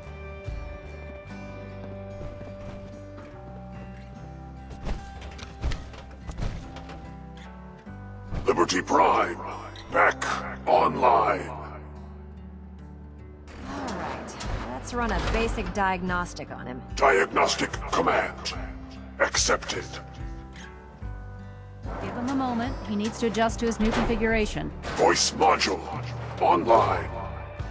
Audio functionality test initialized. Designation Liberty Prime Mark II. Mission the liberation of Anchorage, Alaska. Primary targets any and all red Chinese invaders. Now let me run a system analysis and battle readiness check. Liberty Prime, full system analysis. All systems, nominal. Weapons, hot. Warning, nuclear weapon payload depleted. Reload required. Warning, Power core offline. Running on external power only. Core restart. Recommended. Ability to repel red Chinese invaders. Compromised. Got green lights across the board here. He's looking good from where I'm sitting. Doctor, if you wouldn't mind keeping an eye on the big guy here, I'd appreciate it. Well, I have to admit, I wasn't sure we'd be able to pull it off, but Liberty Prime's looking pretty good. What was that he said about his power core? Prime's in top shape, but his nuclear engine needs to be restarted. Right now, we have him running off of the Prydwen's engines. Once I get that sorted out, we'll send him off to kick in the Institute's front door. Before you head off to your next assignment, I have something for you. I came up with this little beauty myself. I think it'll add a bit more punch to your power armor. Damn. I didn't get anything for you. Oh, sure you did. It's that big metal behemoth standing over there. Anyway, that's enough of that. You better hightail it up to the Prydwen. Elder Maxson said he needed to speak to you as soon as you were done here. And thank you, Knight. Without you, none of this would have been possible.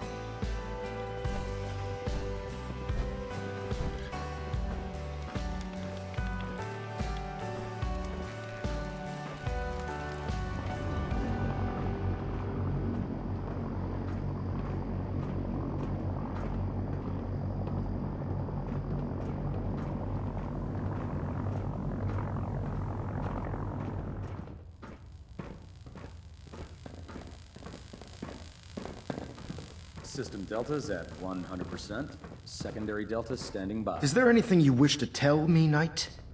I'm not sure I like how you're asking me that. And I don't appreciate being betrayed by my own soldiers. Proctor Quinlan completed the decryption of the data you retrieved from the Institute. A portion of his findings included a list of synths that went missing or escaped from their underground facility. After careful analysis of the information, we've discovered something unprecedented. Paladin Danse is a perfect match for one of the synths on that list.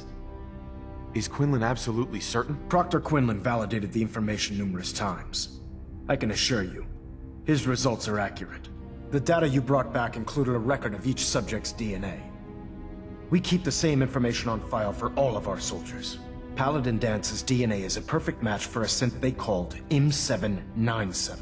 To make matters worse, he's gone AWOL, disappeared without a trace. His sudden absence simply reinforces our conclusion that M797 and Paladin Danse are one and the same. I'm finding it difficult to believe that he never confided in you, and then swore you to secrecy. After everything I've done for the Brotherhood, you have some nerve accusing me of lying. Your outburst leads me to believe I've misjudged you, which means I've decided to take you at your word. However, that doesn't absolve you of your duty. Danse is a synth. He represents everything we hate, a monstrosity of technology. Our mission in the Commonwealth is clear. The Institute and its creations need to be destroyed in order to preserve our future, which leaves me facing the most difficult order I've ever given. I'm ordering you to hunt down Danse and execute him. What he asks is just wrong. Monsieur Danse is our friend. You will do it. This is not up for judgment or debate. I'm giving you a direct order, Knight, and I expect you to follow it without question. Listen, I'm not blind to the fact that Danse was your mentor, and this isn't an easy burden to bear. But if we're to remain strong, we can't afford to make exceptions. Even when it means executing one of our own. Find Proctor Quinlan. He's been analyzing the data and should be able to provide you with a starting point. And Knight, there's a promotion for you riding on the results of these orders. So don't disappoint me. You're dismissed. Bellonet Alpha at 93%. Compensating.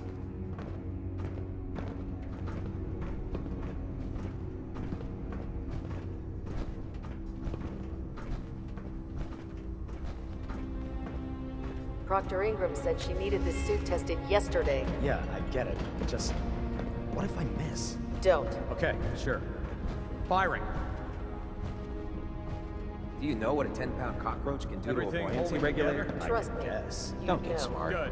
You want to see the Brotherhood's greatest warship brought down by bugs? All right. Just don't tell Ingram, okay? Fine. But there's a reason food's not allowed near the instrumentation.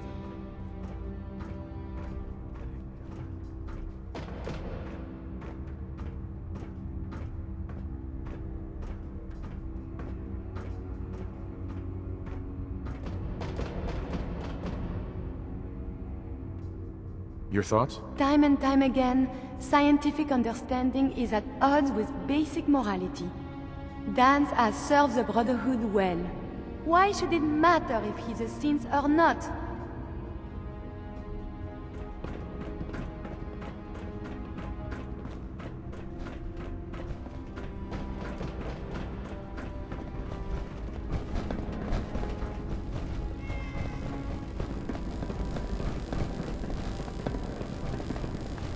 Quinlan? Oh, Knight. I was told you were coming. Sorry about this business with Danse. I don't need apologies. I need to know where he is. Yes, you're quite right. I've been poring over Dance's duty reports, and unfortunately, I haven't found any concrete information. As you're well aware, Danse had intimate knowledge of the Commonwealth, and I'm afraid he could be seeking refuge anywhere. I think our best approach would be to identify every location he's ever visited and eliminate them as possibilities one by one. You may want to get comfortable. This could take quite a bit of... What the hell is this crap about Danse being a synth? I assume your outburst was a reference to some doubt regarding Dance's identity. I can assure you that my findings are quite accurate, Scribe. So he sets Danse up, and then you knock him down. Is that it? I don't like your tone, Halen. My tone. Who cares about protocol at a time like this? I can't believe that after everything Paladin Danse did for you, you're just gonna turn your back on him like this. There's obviously been a mistake, and we need to get to the bottom of it. Scribe Halen! You're addressing a senior officer, and you will show him the respect that he's due. Or so help me, I'll have you brought up on charges. Now, unless you're here with information that can assist us, I suggest you return to the police station immediately. Of course.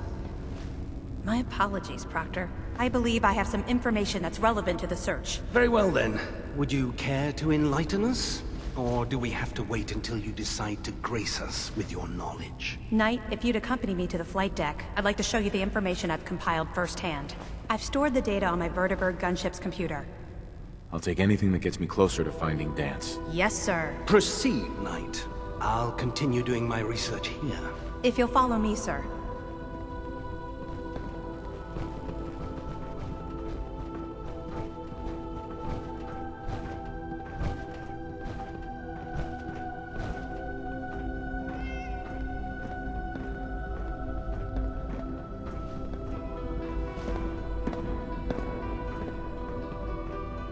Do you actually plan on killing Paladin Danse? That's a risky question, Halen. I know it is, but I need you to listen to me for a minute. I've known Paladin Danse ever since I was an initiate. He trained me, showed me the ropes, and when I screwed up, he taught me to dust myself off and move on. He's earned my admiration, my respect, and my friendship. I don't care what Quinlan's report says. I don't care if he's a machine or not. He's still Danse. Why are you telling me all of this? Because someone has to before you rush off and carry out Maxon's orders without thinking about what you're doing. That's why I'm asking you. Not just as a member of the Brotherhood, but as a human being. Give him a chance. Let him tell his side of the story. If you're not convinced by what he says, or somehow he's become truly lost to us, then you do what you have to do.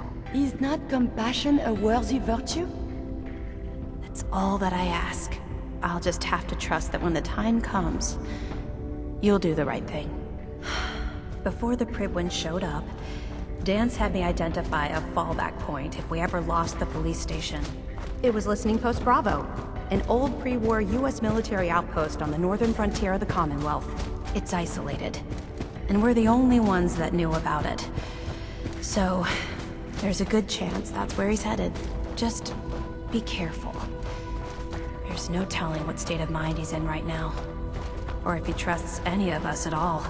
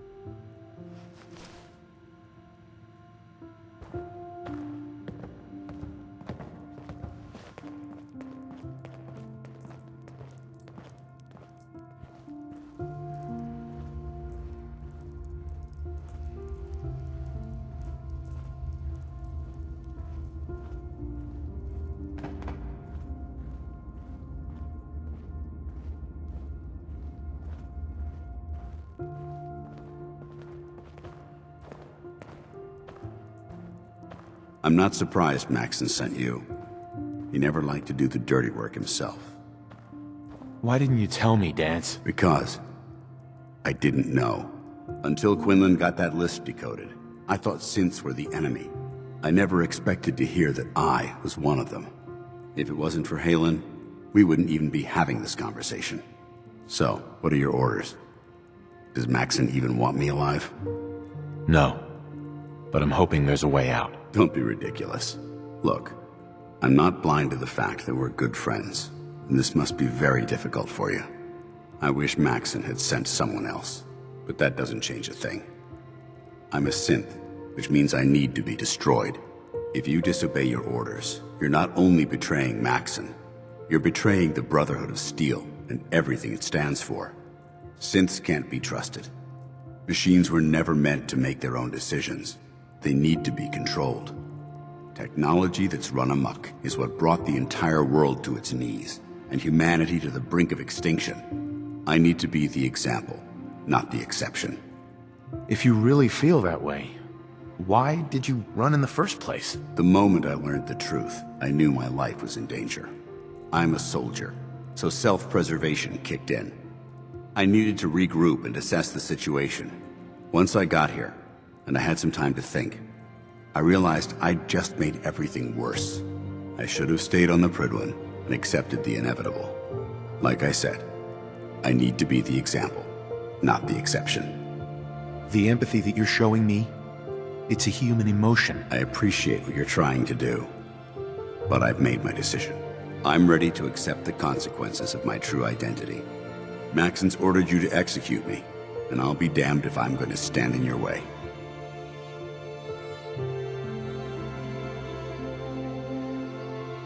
No. I won't do it, Danse. I can't believe you'd risk your life just to keep me alive. Why would you do that for me? I've already lost my family. I don't want to lose my friend. You're right. How could I have been so blind? I should consider how my death might affect the people that care about me. People like you and Halen. Perhaps now that you've opened my eyes, I can consider my next move. Hunt down Danse and execute him. Yeah, there is that little problem to deal with. If you're referring to Maxon, you're right. He's still going to be a problem. But I might have a way out. When Halen warned me about Quinlan's discovery, she begged me to confront Maxon.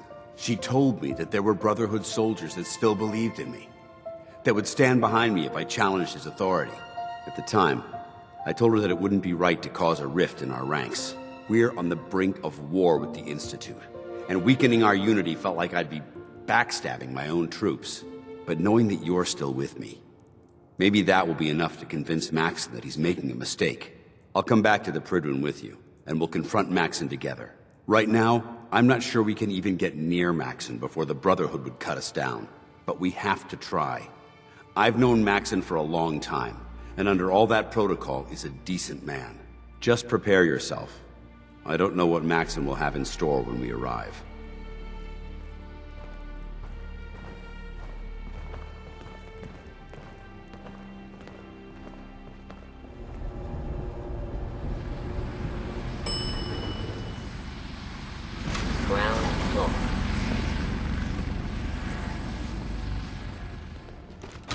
How dare you betray the Brotherhood?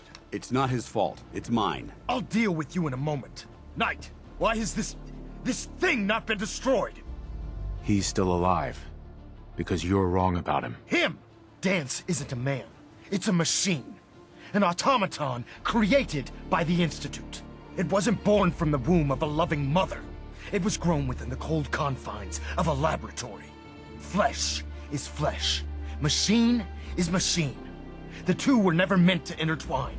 By attempting to play God, the Institute has taken the sanctity of human life and corrupted it beyond measure. After all I've done for the Brotherhood, all the blood I've spilled in our name, how can you say that about me? You're the physical embodiment of what we hate most. Technology that's gone too far. Look around you, Danse. Look at the scorched earth and the bones that litter the wasteland. Millions, perhaps even billions, died because science outpaced man's restraint. They called it a new frontier and pushing the envelope, completely disregarding the repercussions. Can't you see the same thing is happening again? You're a single bomb in an arsenal of thousands, preparing to lay waste to what's left of mankind. That's insane. He dedicated his life to protecting mankind. Is that what it told you? How can you trust the word of a machine that thinks it's alive? A machine that's had its mind erased, its thoughts programmed, its very soul manufactured. Those ethics that it's striving to champion aren't even its own. They were artificially inserted in an attempt to have it blend into society. It's true. I was built within the confines of a laboratory, and some of my memories aren't my own. But when I saw my brothers dying at my feet, I felt sorrow. When I defeated an enemy of the Brotherhood, I felt pride. And when I heard your speech about saving the Commonwealth, I felt hope. Don't you understand? I thought I was human, Arthur. From the moment I was taken in by the Brotherhood, I've done absolutely nothing to betray your trust, and I never will. It's too late for that now. The Institute has foolishly chosen to grant you life. You simply should not exist. I don't intend to debate this any longer. My orders stand. It's all right. We did our best. You convinced me that I was wrong to be ashamed of my true identity, and I thank you for it. Whatever you decide, know that I'm going to my grave with no anger and no regrets. Touching. Either you execute Danse, or I will, Knight. The choice is yours. Whether he's human or not, Danse saved the lives of countless Brotherhood soldiers. Now it's time you saved his. Over my dead body? I see you've made your decision, Knight. How very disappointing. And I don't appreciate being betrayed by my own soldiers. How dare you betray the Brotherhood? As a Brotherhood of Steel Paladin, I'm issuing a formal challenge against your authority as Elder. We'll settle this matter as it was written in the litany. In combat. You sure about this? Yes. I'll make this easy for you. Surrender now and leave. I'll be surprised if he surrenders peacefully. I think it's time to leave this place to its fate.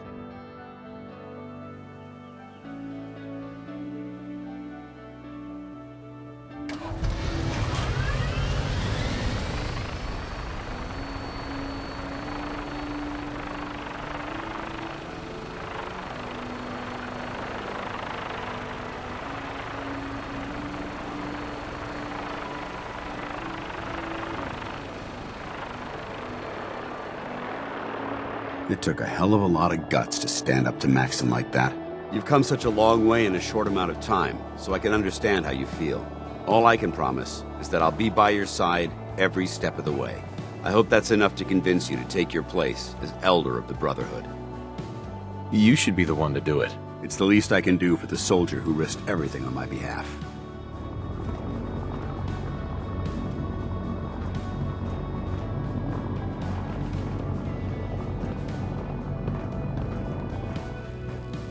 We're getting a 3% Z-tilt. Adjusting thrust recommended. Getting a bit of a twitch on prop 3. Adjusting torque.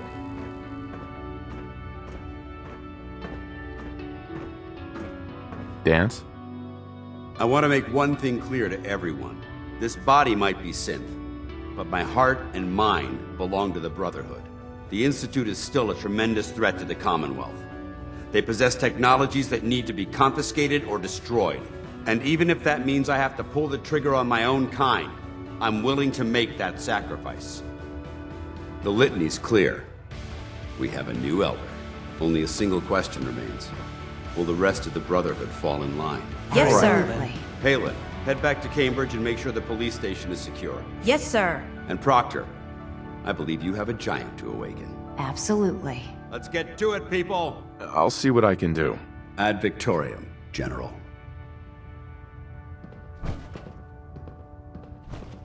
Ah, Paladin. Good. Now that the unfortunate matter regarding Danse has been settled, we can return to our primary mission.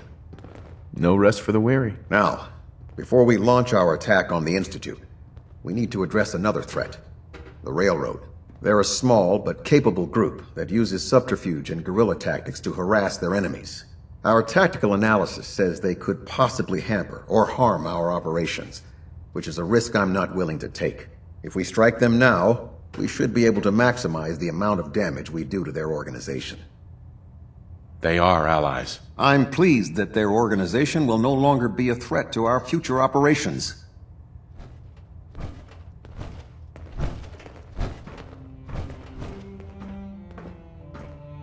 Communications array Elder, calibration test ready to successful. continue our mission, All bands soldier? nominal. That depends. How are you feeling? I'm locked and loaded and ready to take on the enemy. When you're ready to go, I'm right behind you. Ready. Roger that. Oh, it is Monsieur Danse. One day soon we must talk of the technological marvels of the Brotherhood. Sharing technological information isn't permitted.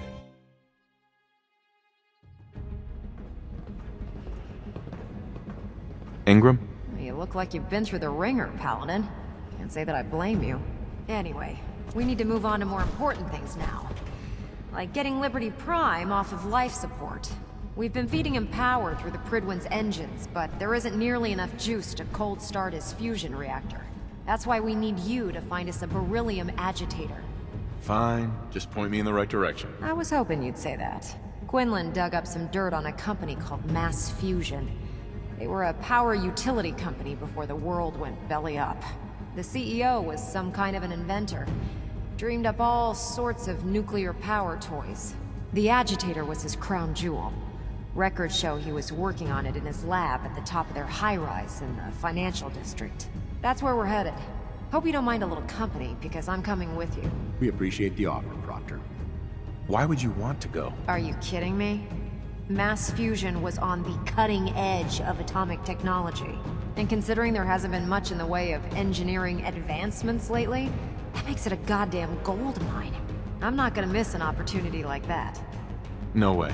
You're staying here. Hey, I might be walking around with metal rods shoved into my spine, but I can still take care of myself. Fair enough. It would be helpful to have you along. I knew you'd see it my way. Kells has a vertibird on standby, waiting to drop us off on the roof of the Mass Fusion Tower. Grab whatever gear you need and meet me on the flight deck. But don't take too long. If the Institute finds out the agitator's there, they'll do everything they can to keep it out of our hands.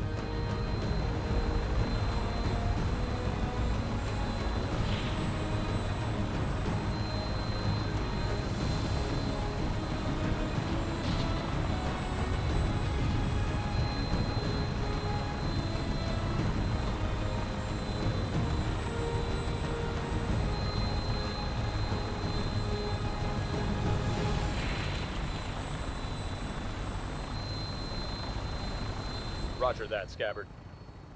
We have clearance for release. You might want to hang on, sir. The drop can be a little rough. Never could get used to flying in these things.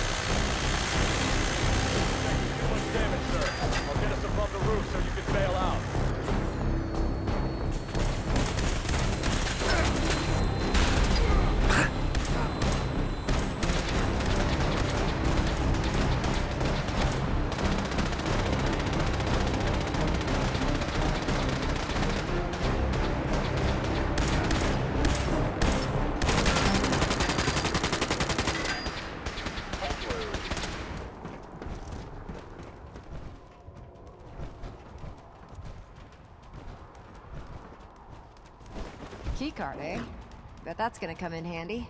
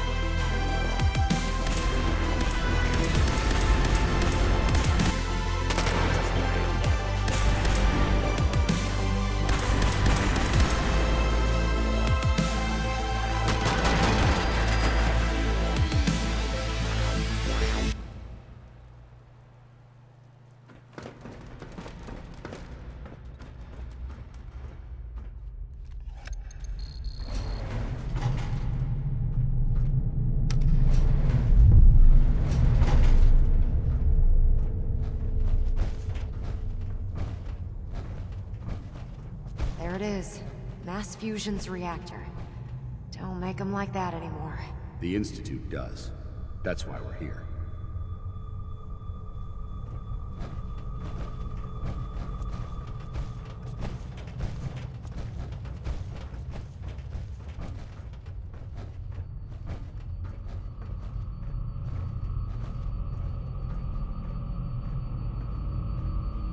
Radiation levels are dangerously high in there. Let me know if you need any radiation protection. I'll communicate with you through their intercom system, while I monitor everything from out here. Don't worry. If the radiation turns you feral, I'll put you out of your misery.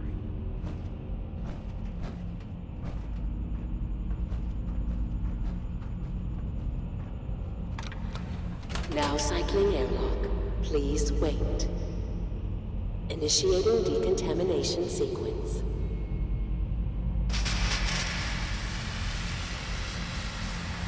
Decontamination complete. You may proceed.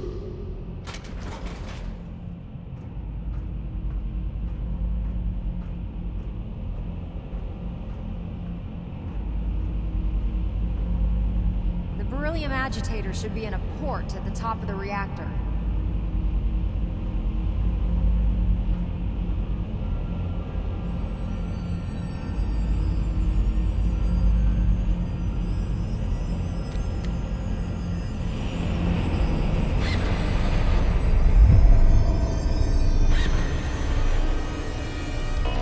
Security alert in the reactor chamber.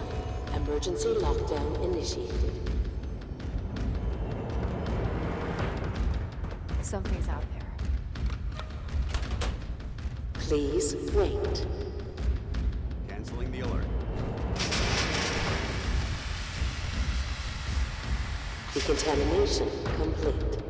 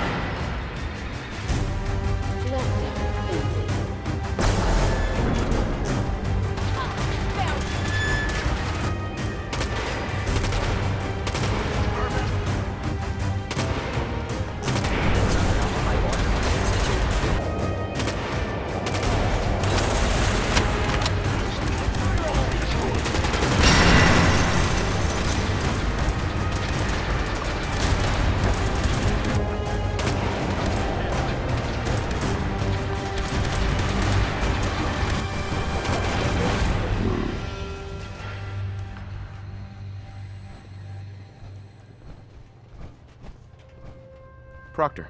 I can't wait to see Prime in action. Let's hurry and get the agitator out of here.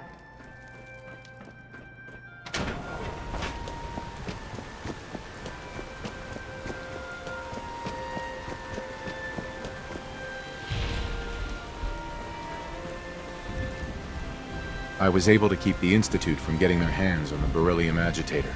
Glad to see you're still in one piece. This better be it, Ingram. I'm getting tired of filling your grocery list. Yeah? Well, wait until you see what we're serving for chow. Then maybe you'll be a little more appreciative. Anyway, we shouldn't stand around here talking. We've got a lot of work to do.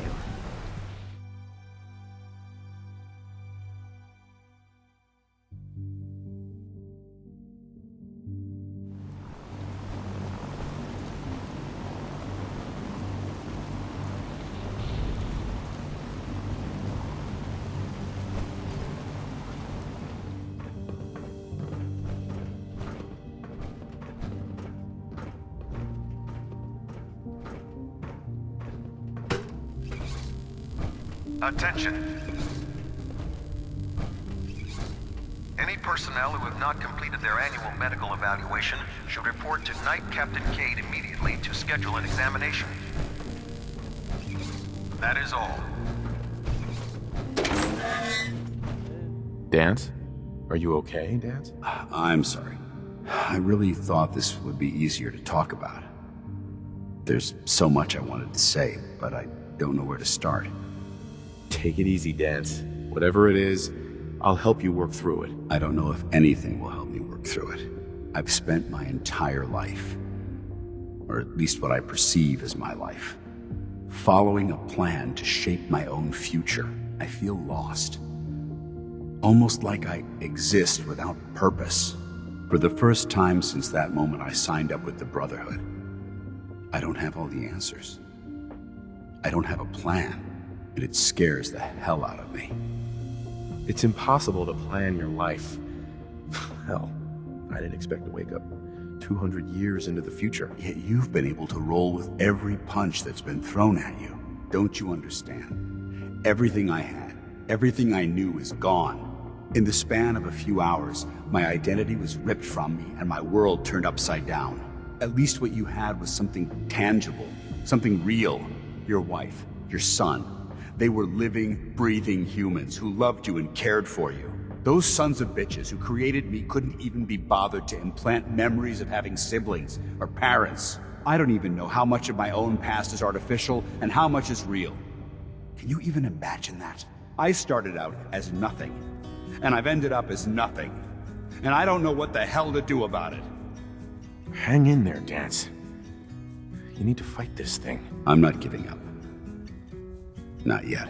I suppose you're right. Maybe I'm just missing the point. My life's starting over. And I need to come to terms with everything I've lost and everything I've gained, which includes something important you've made me realize. I don't know if it's friendship or an anomaly in my programming. After all, I'm not really human. But whatever it is, I can't deny that I'm feeling closer to you than anyone else I've ever met. I feel the same way, Danse.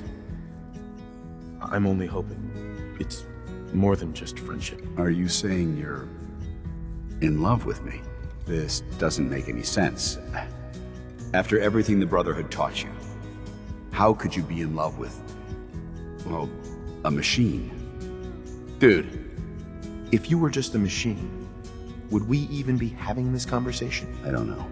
I'm not certain what the Institute embedded into my brain to handle things like this. If I was human, wouldn't this be a hell of a lot easier? You're not a machine, Danse. In fact, you're more human than most people could ever hope to be. You don't know how much it means to me to hear you say that. Look, I'm not gonna lie to you. You're going to have to be patient with me. Coming to terms with these, well, human feelings is gonna be a very difficult journey. But if we can tackle those obstacles together, I think that this relationship could last a very long time. Give me a reason, give me a change, give me something to love, at least something I can make sense of. Give me freedom, give me faith, to ease my heavy heart, just some energy to feed up. I never thought there was room for anything in my life besides the Brotherhood. I'm glad I was wrong.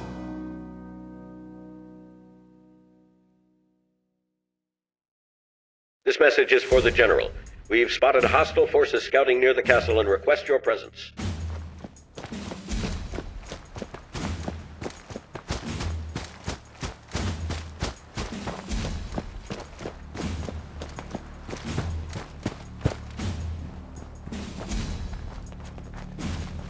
Glad you made it in time, General. I guess we're about to find out if these new Minutemen really have what it takes. We've seen a lot of those Institute crow things sniffing around. Looks like they're getting ready to try to take us out. We've called in volunteers, so we aren't short of people. We'll see how these greenhorns do in a real battle. But our defenses could use some beefing up before it's too late.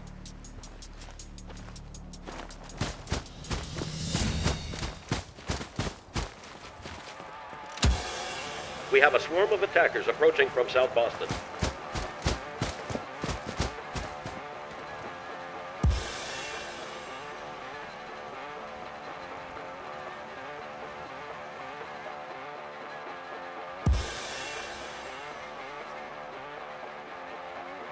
Institute synths are moving on our position. This is not a drill.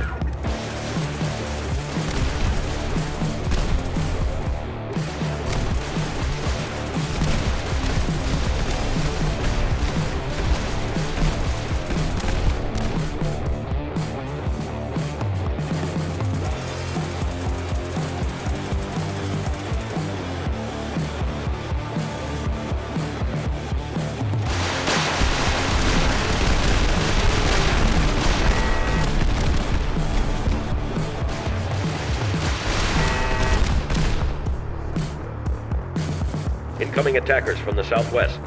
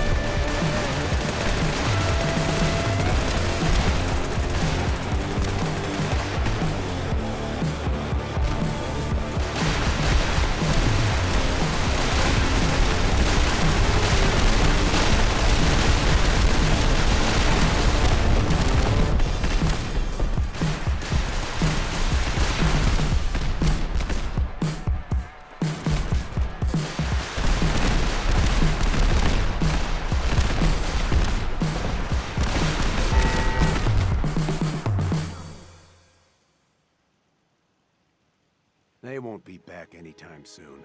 It was a tough fight, but I knew the Minutemen were up to the challenge.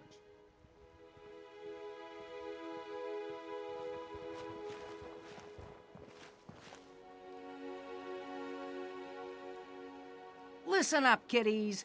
The Institute thought they could push us around, and we showed them different. Next time, we're gonna be taking the fight to them, and we'll see how they'll like it. But we don't have time to sit around congratulating ourselves. We're the Minutemen Gold, darn it! And that means we've always got to be ready for the next fight. Let's get back to it, people.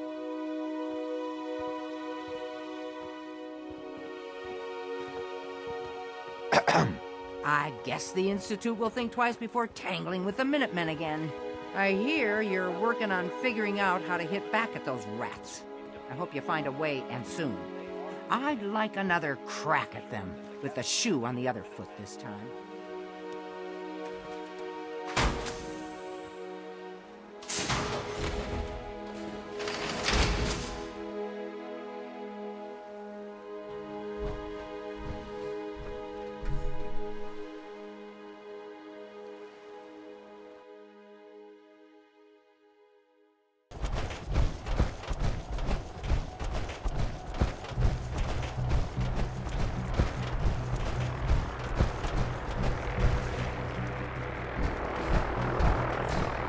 Proctor.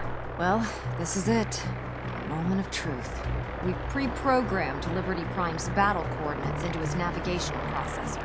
As soon as he's under his own power, he'll head straight for the Institute. I've checked every wire and every bolt on the big guy. All we need to do is plug in the agitator, start Prime's reactor, and cross our fingers. We don't need luck, Ingram. We've got you. I didn't do it alone. Just plug the beryllium agitator into his reactor port, then head back down here and press the transfer button. Good luck, Paladin. Add Victoriam.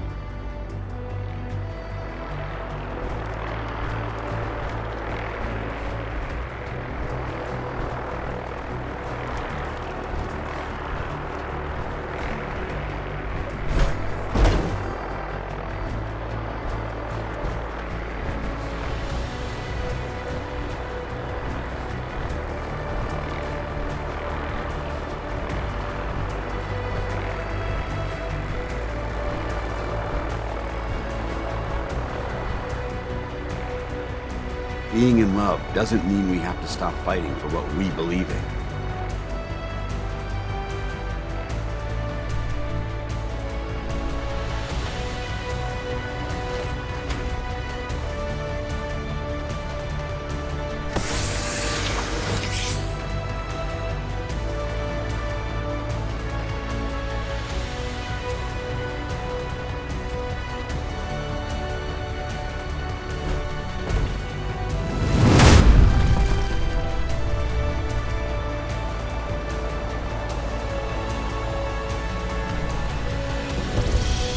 Fusion core reinitialized. Liberty Prime. Full system analysis.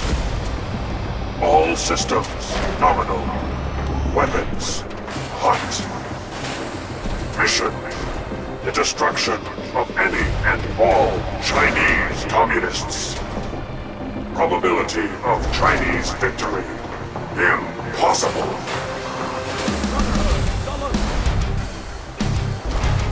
At Victoriam! Proceeding to target coordinates. Freedom is the sovereign right of every American. Democracy is non-negotiable.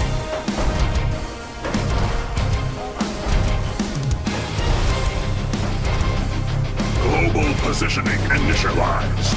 Location: the Commonwealth of Massachusetts. Birthplace of American freedom.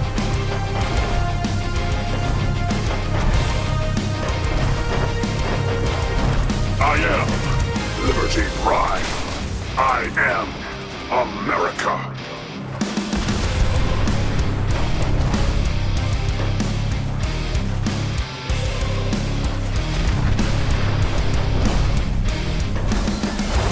I hold these truths to be self-evident, that all Americans are created equal and are endowed with certain unalienable rights.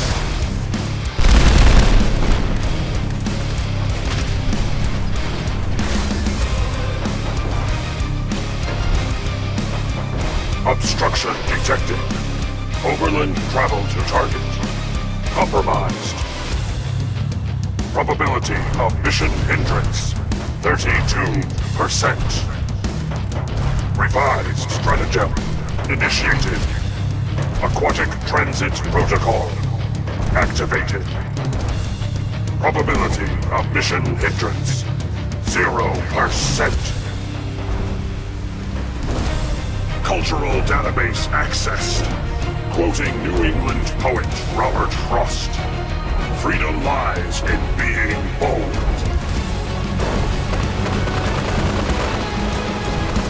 America will never fall to communist invasion. Engaging Red Chinese aggressors.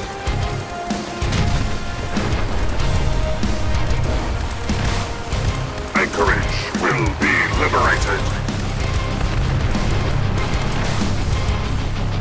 The last domino falls here.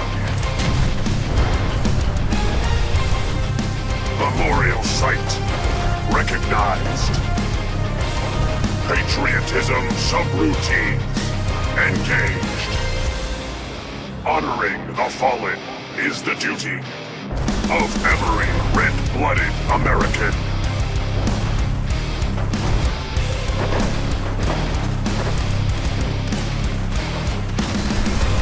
Embrace democracy, or you will be eradicated.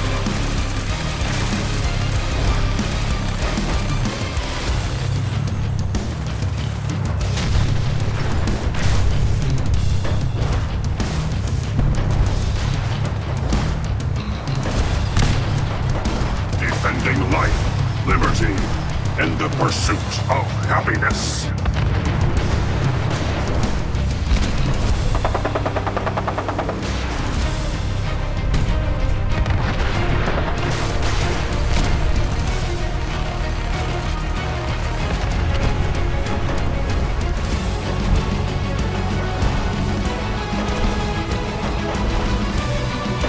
American casualties unacceptable. Overkill protocols authorized.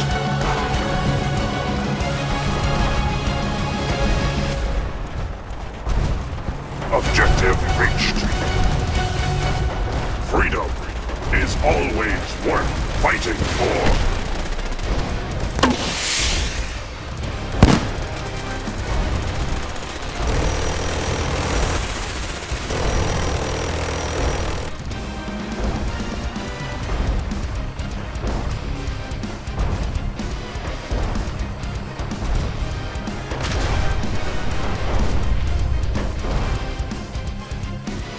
Scanning defenses.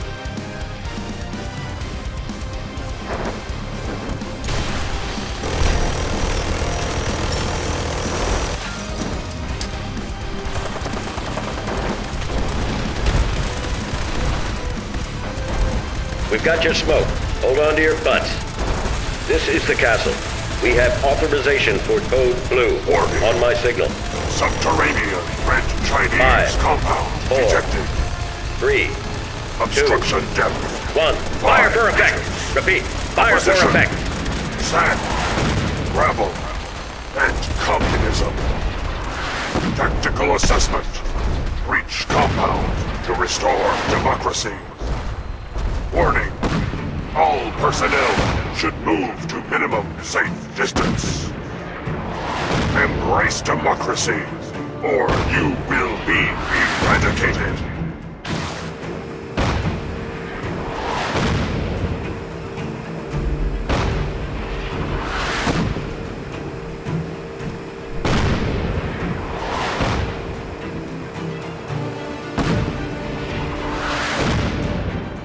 Ceasing fire. Good luck. Ground units, initiate Directive 7395. Destroy all communists.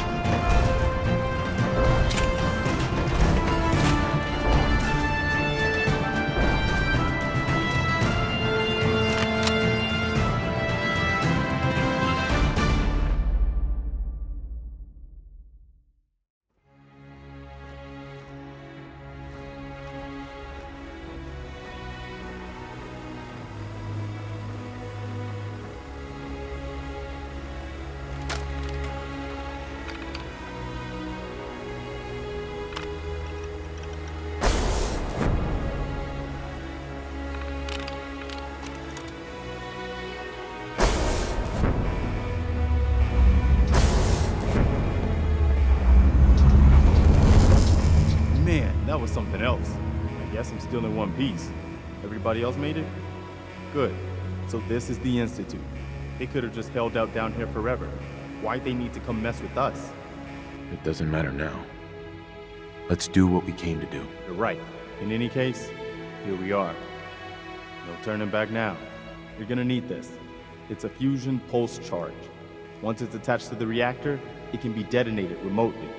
You get that on the reactor, and we can trigger an explosion that'll destroy everything the Institute has ever built. Just make sure we give the civilians a chance to escape before we blow the place. We're not here to commit mass murder. We better hurry. They're gonna realize what's going on before too long. Sturgis, you better get to work on this teleporter of theirs. We need that thing running as soon as possible. You pull us back up as soon as we give the signal. And anyone from the Institute who wants out, you let them go, so long as they ain't shooting at you. You got it, boss.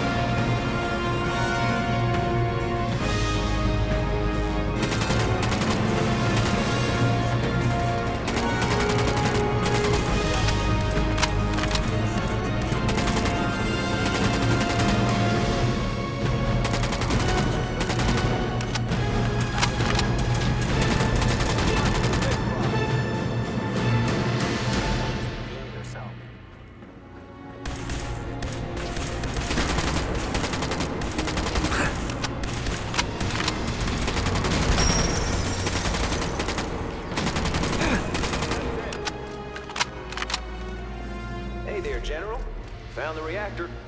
Looks like you need to get yourself to the advanced systems area. Only, well, it's locked. Can't override it from here. Looks like the command can only come from the director's personal terminal. You're gonna need to get access to it somehow.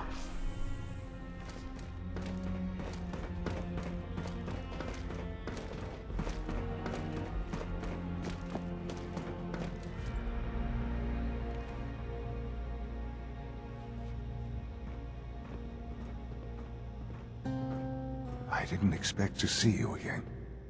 Come to see the reactor, have you? We got it working without you. What's happened to you? Are you sick? Oh, don't pretend to care now. You had your chance to help me, and cast me aside instead. It's not enough that I lay here dying. Now you plan on what? Destroying everything? Tell me then. Under what righteous pretense have you justified this atrocity? All the enemies you've created? You can't imagine why I'd be standing here? Perhaps I didn't think to count you among them. Well, none of it matters now, I suppose. You'll accomplish your task and ruin humanity's best hope for the future. The only question left then is why you're standing here. Is it regret? Or did you just come to gloat? Sean, if you help me, fewer people will die. Will you? Why would I ever consider helping you? Help me. And I promise I'll protect any survivors to the best of my ability. Very well. The terminal behind me. Enter access code 9003. That will disable some of the synths. Now go. Just leave me.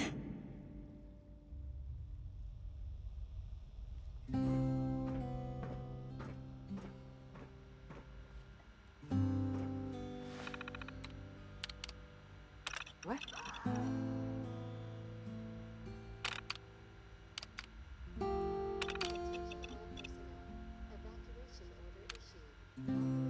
All right. Good job. Looks like that's opened things up enough for you to reach the reactor. Some other good news. I've almost got the teleporter working. Should be ready to pull you out whenever you need.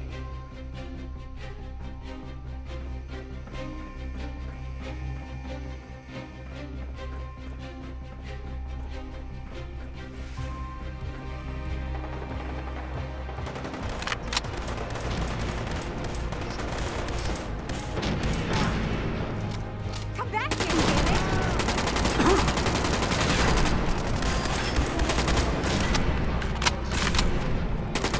I have no choice.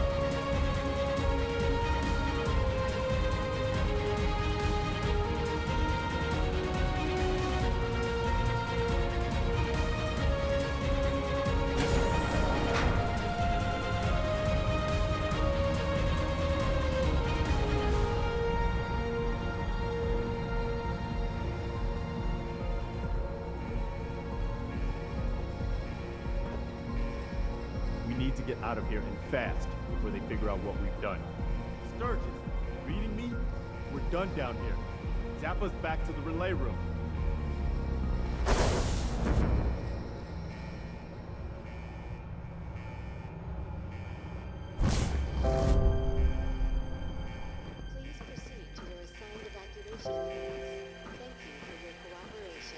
Hi there.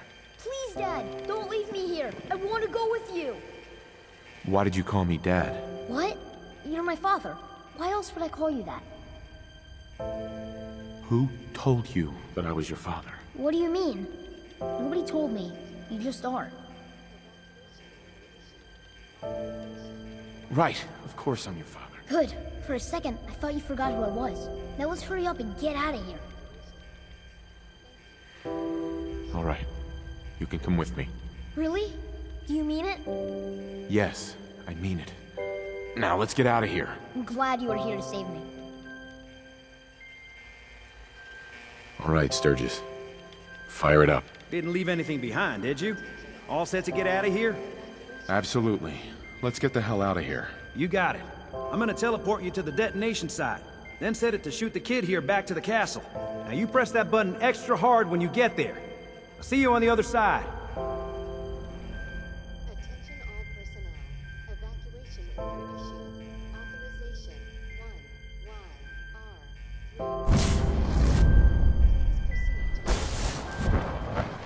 Sturgis figured this was a safe distance outside the blast radius.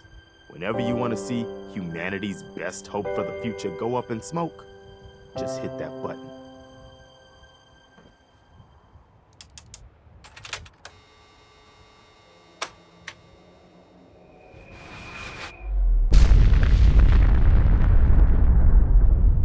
Holy shit.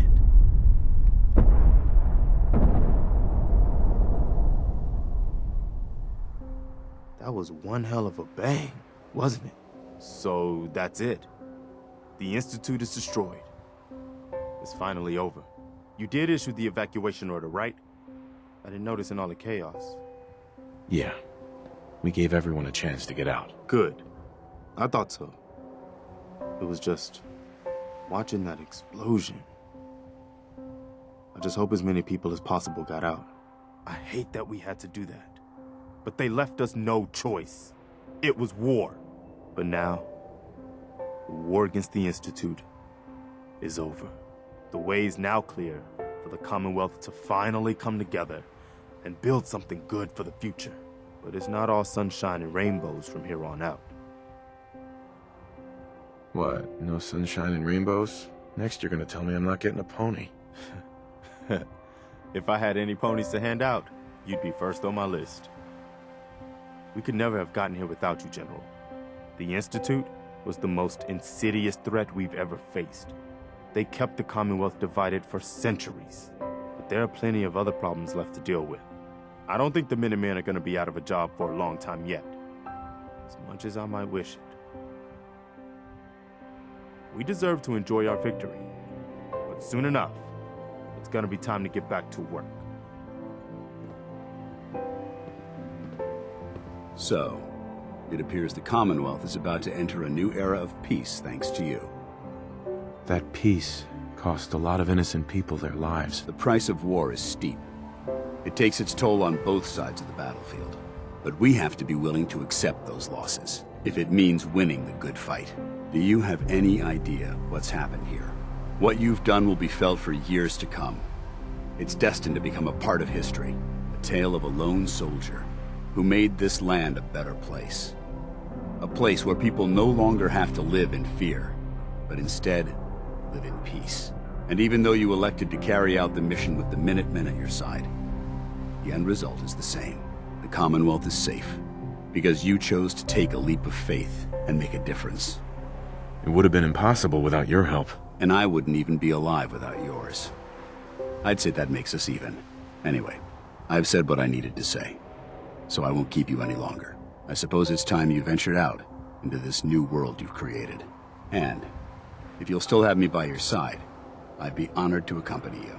Ad Victoriam, Sentinel.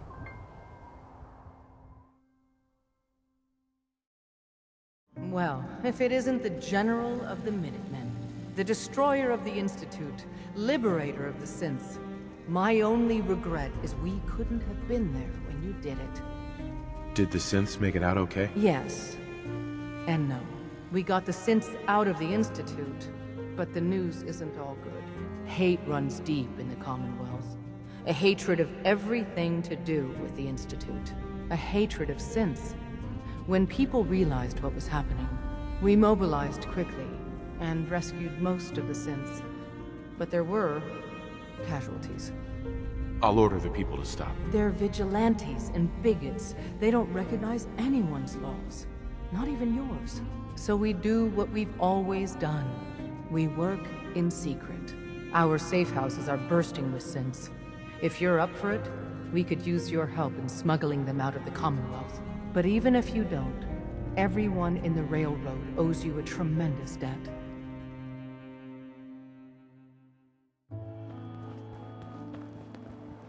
Hey, Sean. Dad, I was so worried. I thought I'd never see you again. Is it true? Did you really blow up the Institute? Why would you do that? They were dangerous, Sean. To everyone in the Commonwealth. Yeah, that's what Sturgis said. As long as you don't leave me, it'll be okay. You're not gonna leave me, right? Oh, Sean. Where would I go? I don't know. You're busy and lots of people need you. Just make sure you don't forget about me. Oh, before I forget, Father, he told me to give this to you. I didn't listen to it, so I don't know what it says. But I think it's important.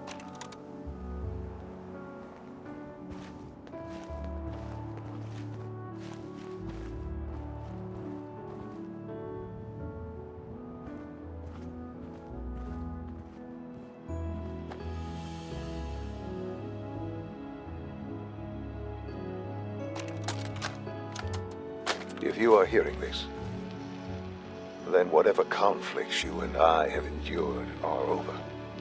I have no reason to believe that you'll honor the request I'm about to make.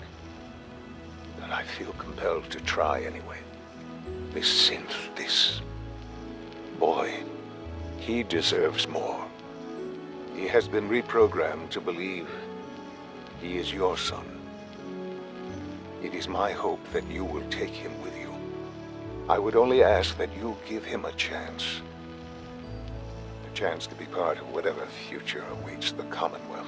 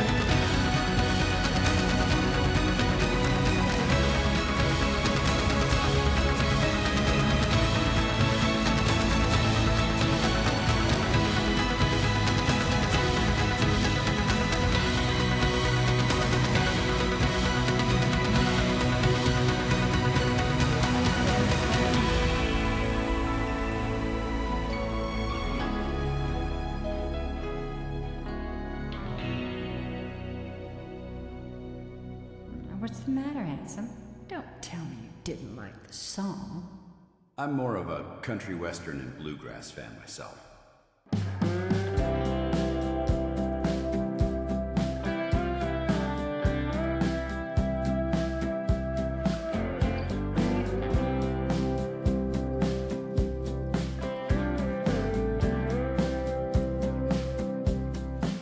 I see you running out of reason. Don't try to blame it on the seasons. Why you wanna walk away? When we began, swear we had something that would last. Baby, has the feeling passed. Falling in was easy. How do I make it stay? I'll never let go of you. Tried and true. Oh, I'll never let go of you. Tried and true.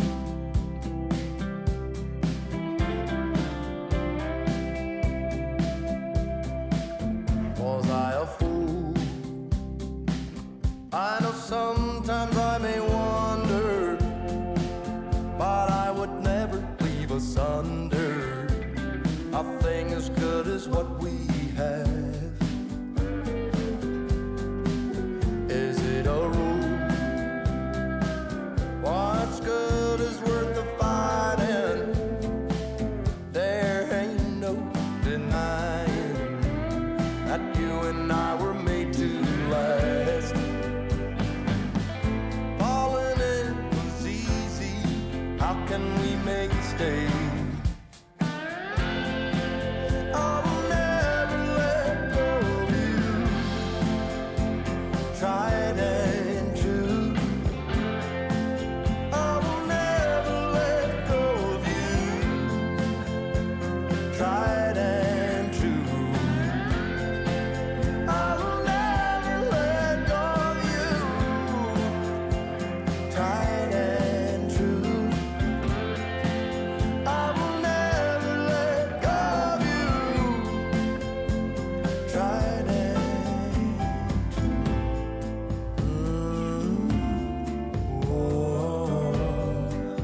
Have you had a change of heart?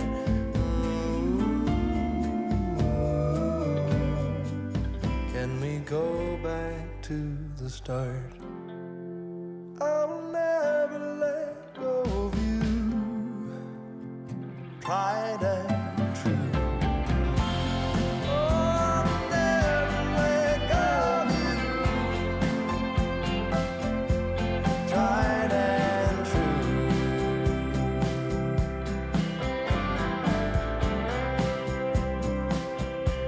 Tried and true.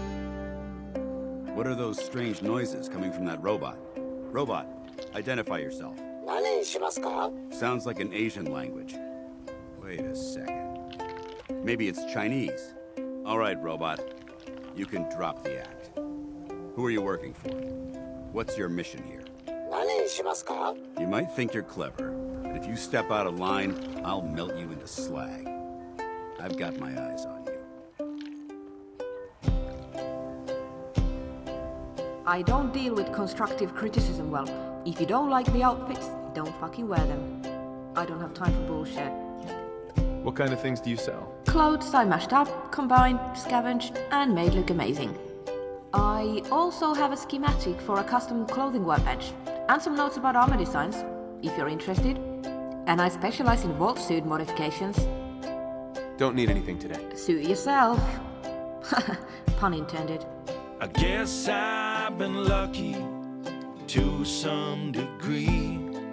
For someone who ate all the fruit from the tree. Stars been aligned and my goose hanging high.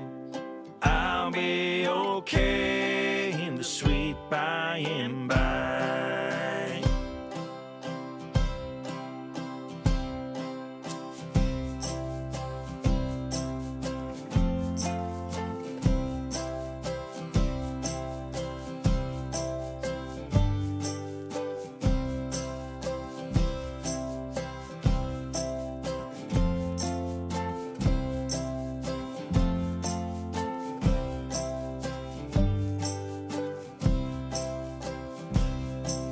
I guess I've been lucky to some degree. For someone who ate all the fruit from the tree. Stars been aligned and my goose hanging high. I'll be okay in the sweet by and by. I'll be okay in the sweet by and by. Made in Georgia.